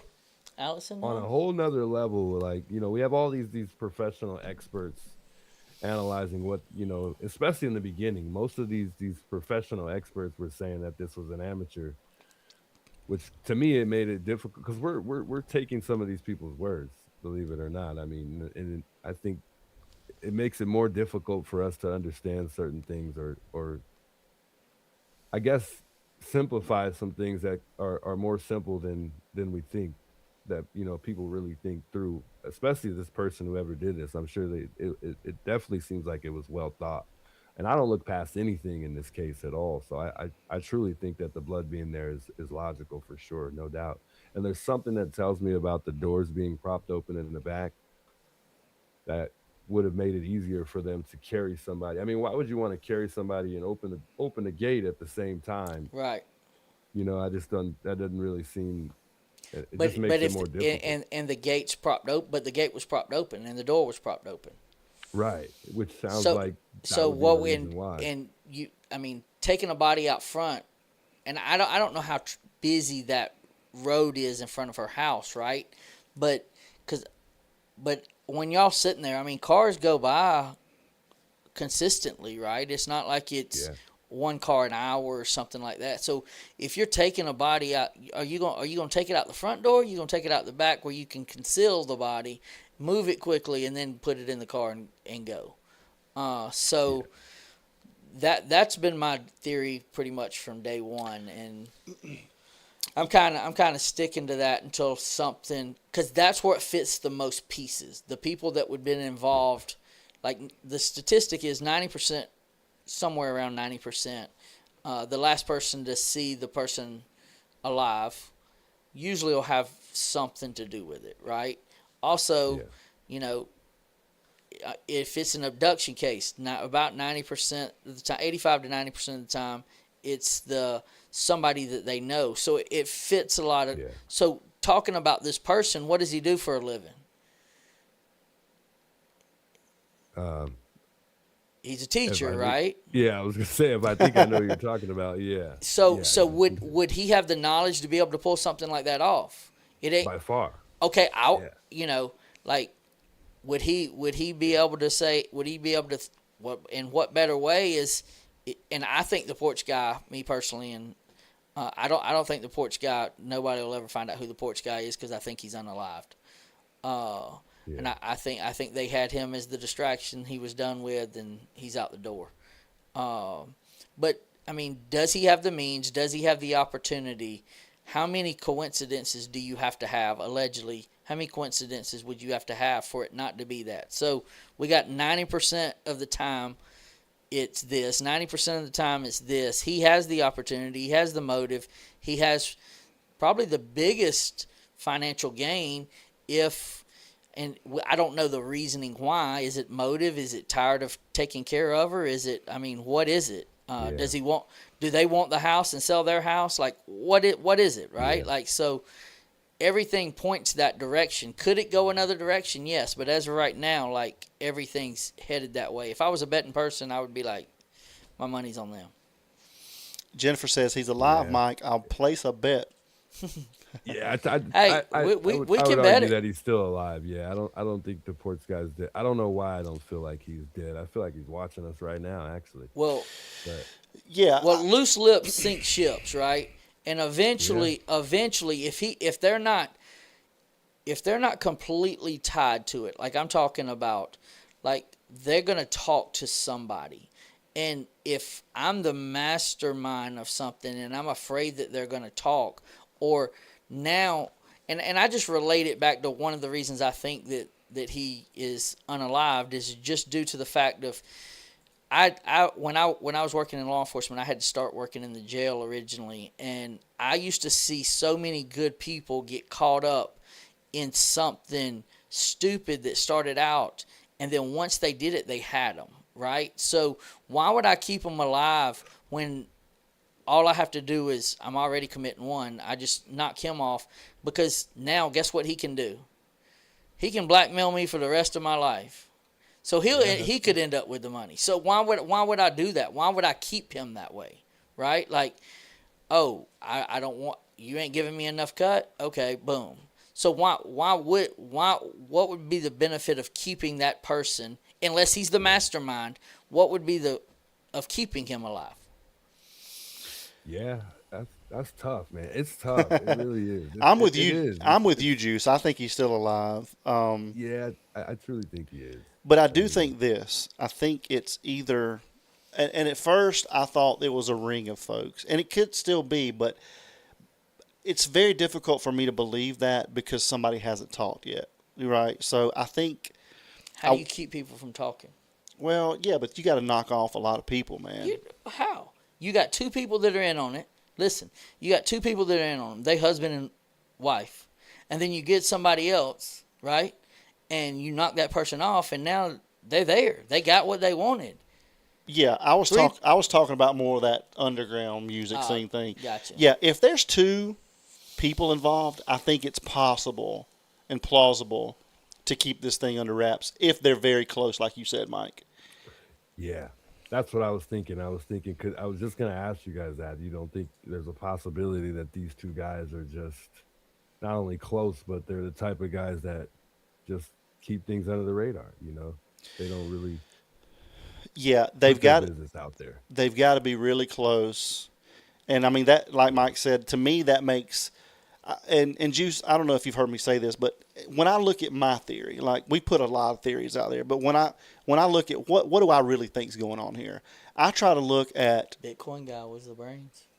Alex says Bitcoin guy was the brains, maybe, but I try to look at the facts. What all facts do we know? And we know, from Kalela to Carlos, probably Nothing Burger, to Luke, that raid, and Jennifer and I were talking about this a little earlier tonight. they put so many resources into that raid, and there was a federal warrant by a federal judge. There had to be some type of merit to that, in my opinion. Yeah. So Yeah. I try to look at the facts, right? So I don't know, man. There's so many things that could have happened, and it's just crazy to me with the technology we have nowadays that this is still an unsolved mystery. Yeah. Let me ask Why aren't they this. releasing the phone call? The phone call should be public. Right. It usually Let is. let me ask you this. Out of everything that they've taken in is, to look at, search, this, that, and the other, what have they kept the longest? What did they keep the longest? Their car. Whose car? The car. Yeah. Whose car? Annie. Yeah. Right. Tomaso's car. Like what? Yeah. Why? Right? Like it's 40 something days, and they let others go. Right? Like Yeah. we looked at, like, everything points to that direction. Right? So I'm sitting there going, okay, and yes, you have to look at the facts, but what's going to lead you to the facts is the statistics, and statistics say That makes sense. last person that sees them alive, boom. Statistics say if it's a unaliving somebody, right? Like, statistics say it's gonna be somebody in your close circle. So now I got two really, really good statistics that's pointing at that direction. So is it him at the front door? No, it wouldn't be him at the front door. Now I'm bringing somebody else in, and I'm bringing that person in, and I'm going, okay, what's going to keep him from not talking? Yeah. Like, I mean, and even think about it. If he was at the front door, and yes, he was involved, you're telling me to solve this case, they wouldn't give him immunity and pay him his 1.2 million? I don't think they would, though. Yes, they I would. don't To think- solve this case, the way it's so screwed up, that's the only way it's going to get solved. Well, that's what Jennifer was saying a little earlier. I don't think that they will. I don't think they'll give. If somebody was involved with this, and I could be totally wrong, but I don't think They've done it for people who have done a lot worse stuff than sitting up in front of a camera going and waving and pulling it down. And for the information to solve a case that is worldwide with this much publicity, they would give the low man on the totem pole 100%. They would give him immunity. Yeah. If he had the right information to bring I think it's one of those situations where I feel like they know who it is, and they're just simply waiting for the family to just come forward. I think I don't know why I have that feeling. I just truly think that they know who it is, but it's one of those situations where they don't have enough evidence to stick it to that person. So tie them to to get it. that information, what would they have to do? They would have to give somebody who is involved that could pinpoint them. They would have to give them immunity to solve it, because the case is too screwed up not to. That's the only way the case will get solved, is somebody's going to get immunity, or a very, very, almost like, all three of us commit a crime, we're all guilty, right? But I was just along with it, and you were the one who did it. You see what I'm saying? Yeah. They want more of the one who did it instead of more of that guilty than association. Yeah. That's just I mean, my opinion. Do you guys think that there's a reason why Savannah went back home so quickly, or you think that it was just for work? She went back home so she could get that game show. Yeah, she Well, I knew think that was on deck. But I feel like and I feel like that was already I feel like they were already working that out way before Nancy was probably even missing. Yeah, I think they were. She was given information that they led more to that she was unalived, and it's like, okay, she's there. There's no point in me being here searching if we have information of her being unalived. Yes, we want the body back. We want this. We want that. But like, I love my mom, but I would have to get back to my kids at some point. I wouldn't I wouldn't have handled it the way she did, but I can't judge the way she handles it. And honestly, I think most of our moms, I think especially Nancy, I think she would want her to go back to work and just kind of, not have her sit there and worry about her mom every hour of the day. I think she would have probably wanted that, but I don't know. I don't know Nancy, so. But that's what I would want for my kids. Don't even worry about me. Just go, I go back to your life at some point. But Yeah. of course, I'd want them to look for me too. Right. But if you know I'm gone, and it's really out of your hands, just go live your life. You can't sit here and dwell on me Yeah. the entire life. But Well, again, if we look at the facts that we know, I mean, a lot of the things lead back to, why would, if we're going down the theory, and again, we're not just alleged, we're not slandering or defaming anybody, but if we go down the theory of Luke, right, there has to be a reason for Luke. Somebody had to get him involved, right? yeah, And so I don't think he would have just done this on his own. And there has to be, as they say, a chef or a puppet master for that. yeah, And so, and we know, in my opinion, we know who that may lead to. And again, it goes back to who would benefit. It all goes down to who's going to benefit the most from this. Or who's going to lose the most from this? Yeah. yeah. And so I'm I would like, like. go ahead, Juice. No, I was just gonna say I would like to know if Tommaso was the actual POA or was it actually Annie? Because Tommaso's the one who's seems more stable. I don't know who's more mentally stable, but I would only assume Tommaso. But I just wonder if he was actually Nancy's caretaker or it was Annie. Not that it matters, I guess, because they're both married, so they both really would be her caretaker. But Yeah, it's a great point. And again, I want to believe that they have much more evidence than they're revealing. And I'm kind of like what you said, Juice. I think they're just trying to dot their I's, cross their T's. They probably have a better understanding than they're letting out there. They're probably trying to make the case look weaker than it really is, in hopes that somebody's going to trip up. Because it's just hard for me to believe that nothing else has surfaced since that raid on Luke. Well, let me ask you a question. How many T's are you going to be able to cross, and how many dots are you going to dot in your eyes when the scene, you broke chain of custody? There's no, you got to have a grand slam to solve this. You're gonna have to do something to be able to go, hey, you're gonna have to get somebody to talk, because right now, if nobody talks, the case is not going to be solved because of the cross contamination and the chain of custody's broke. I mean, you have to do it to a T, and releasing the crime scene and then taking it back over and then having the FBI come in and finding supposedly more evidence. Like the front door guy, I'm gonna say more than likely was probably the low man on the totem pole. He wasn't the brains, right? Everybody else. Think about if you're going after a drug cartel. All right, I saw this guy selling dope, right? I saw him. What do? They go arrest him, and then they go, hey, flip on this guy. Well, I'm not going to flip on him because of so-and-so. Well, I'm going to offer you a sweeter deal if you flip on him. And they just move up the chain. And I think the FBI raid and all was, they got somebody. She went into custody. She tried to separate herself from it.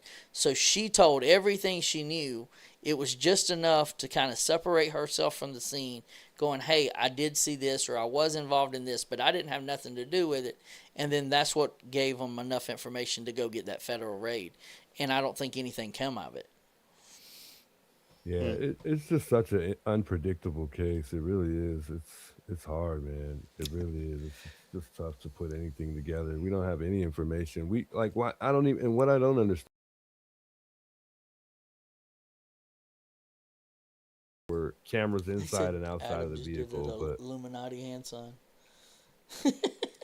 I just don't understand why that's not like there's no proof of documentation based on the time that she was dropped off by the Uber driver, which I don't think that would hurt the case sharing that as and that's part of the timeline. Um, and then even like the phone call. I mean, or not the phone call. The kind of lost my thought there. You were saying the The timeline on no, Uber. but Text yeah, message? but as far as the timeline, but even the garage door, there's no documentation on how they even. I mean, I'm sure there's a way they got it, and there's some things they said based on how they got the time. But I mean, why wouldn't they show that? As far as when that garage door opened and it closed, there's just certain things that are still questionable to me. I mean, it's like all hearsay. It's not. Some stuff just isn't facts. We're just taking their word for everything. But Yeah, it's like even with law enforcement, can't even believe everything they're saying. Yeah, and that's a great point. I mean, you're exactly right. I mean, all we're doing is taking their word for everything.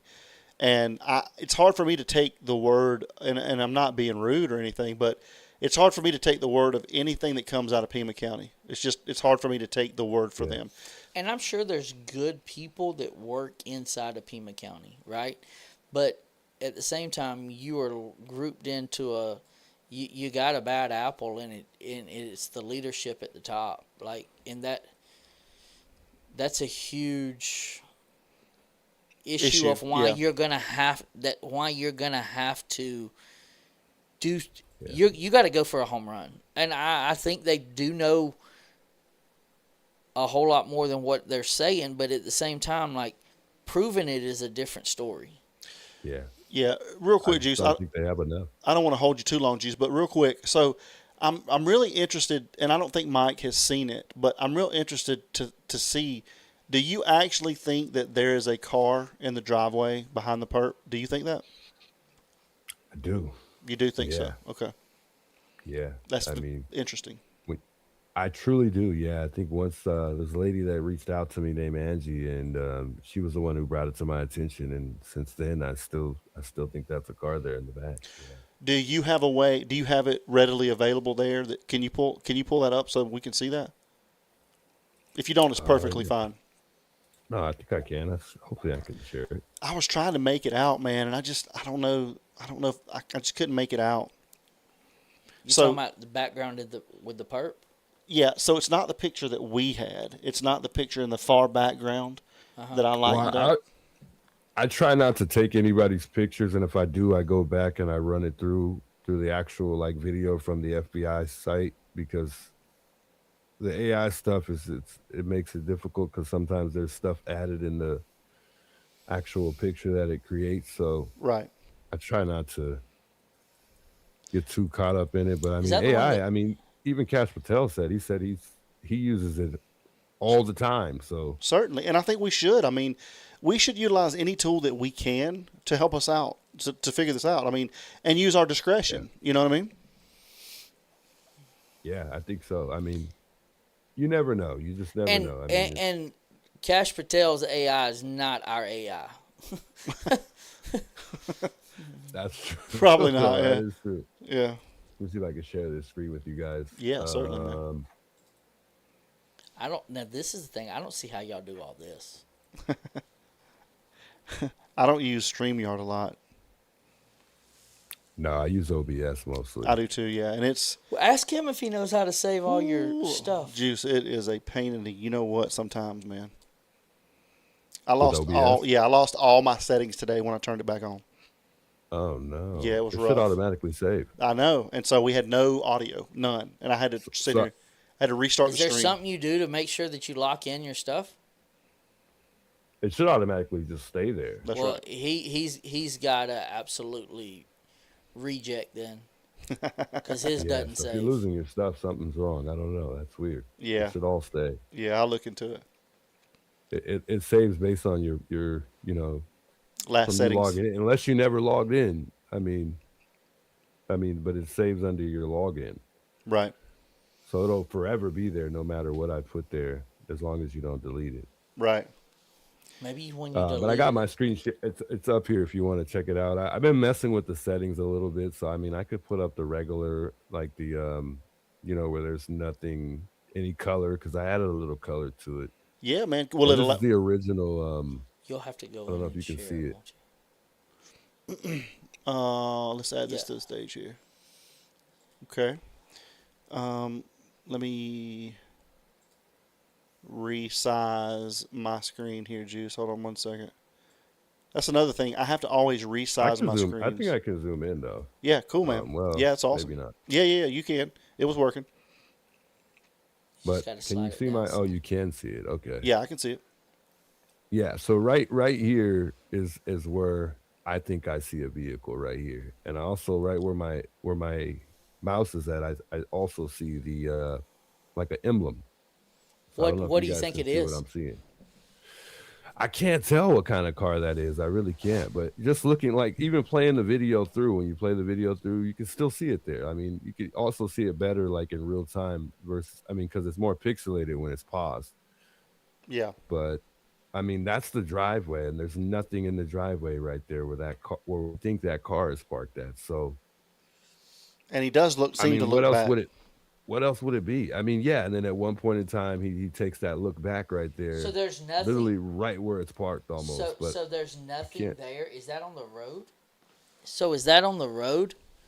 That's in the driveway, The driveway. slightly pulled up on the driveway. But you could even see there's like fog lights. You see it, it's kind of glaring, and I'll put I'll try to put my cursor there, like right here.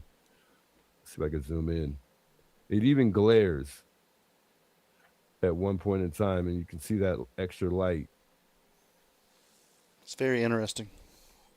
You guys can't see the out. Can you see the outline of the car? You can't really. I mean, maybe you can't make it out, but I can't make it out. no, that's crazy. I can literally see two headlights. The fogs. There's definitely fogs on whatever this is, or it just has bottom lights. Mm-hmm. But I mean, this is the driveway here, and I can try to see if I can undo it and go back to the regular version. Maybe not, or not the regular version, but take off all the lighting and stuff. And maybe not. So did you have to work today? Oh yeah, I work Monday through Friday. I got you. He never sleeps, dude. I don't think Juice ever sleeps. He's like I you. sleep I don't about 3 think I've hours a ever day. been asleep. I've been up so long. I'm just like, Man, I'm surprised you guys can't see that. That's so crazy. It's tough for. I've been trying to make it out, man. It's just so hard to. And this is literally the driveway. This is not like where the trees are at. This is literally going out of the driveway. Right. Either that's a truck, which to me it looks more like a truck, or it's a car, but it's so hard to tell. It almost looks like that's probably an F-150 to me, but it's so hard to make out what kind of car that is. It's very interesting. When I zoom in, it's much more difficult to. I mean, it makes it worse. But I definitely think I see a car there. There's no doubt in my mind. So can you pause That's a it? car. Pause it and then outline with your cursor because I can see it. What you think is like the hood and the lights and all that. All right, I'm trying to find the best spot. I think here's normally where I stop. Somewhere in here. I don't know if I can outline it. Well, just with Let me your see if cursor. I can can see your find that. cursor. Yeah, so right where I'm circling here Okay. is where I think I see a vehicle. I also see like the top of the car. This would be like the top, right up here. Okay. And then the window.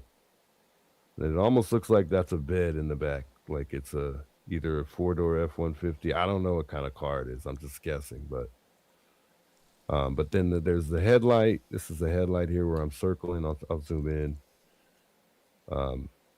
Headlight here, and then I see the emblem. There's some type of emblem.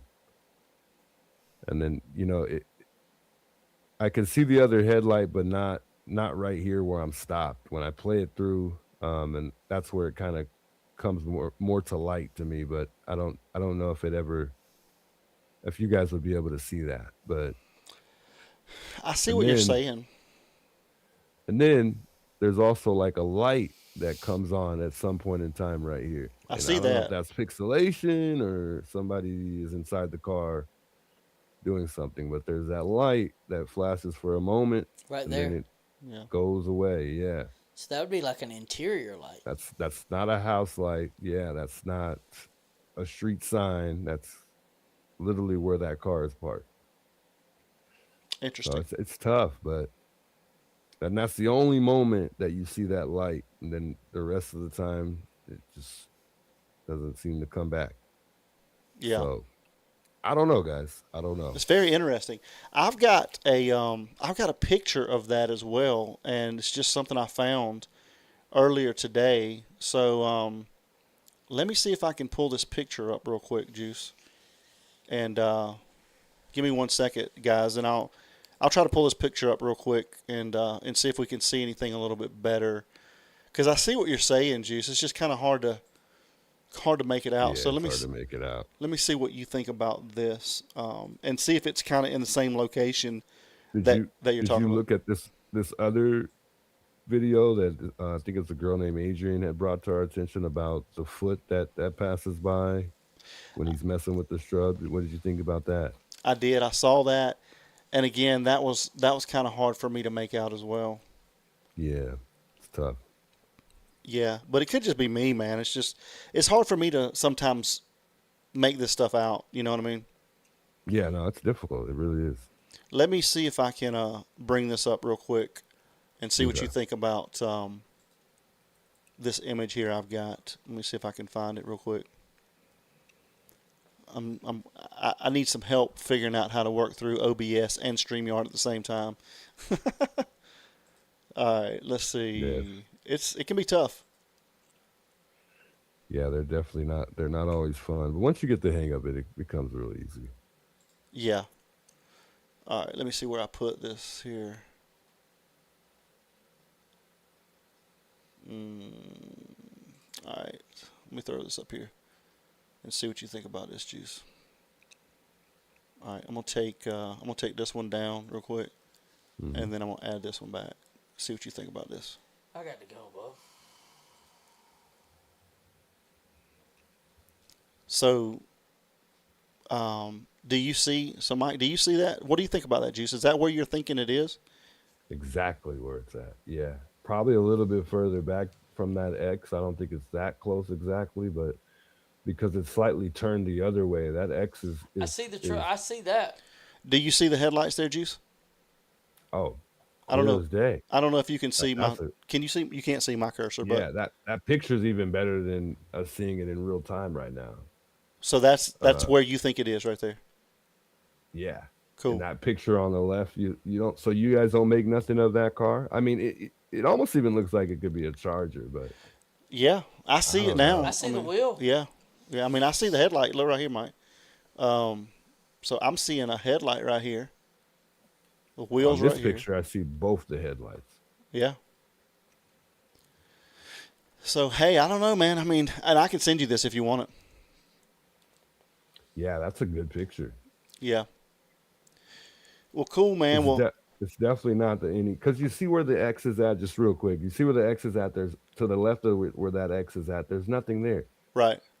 So there's, why would something just appear here? That's true. If it's not trees because there's no trees right there.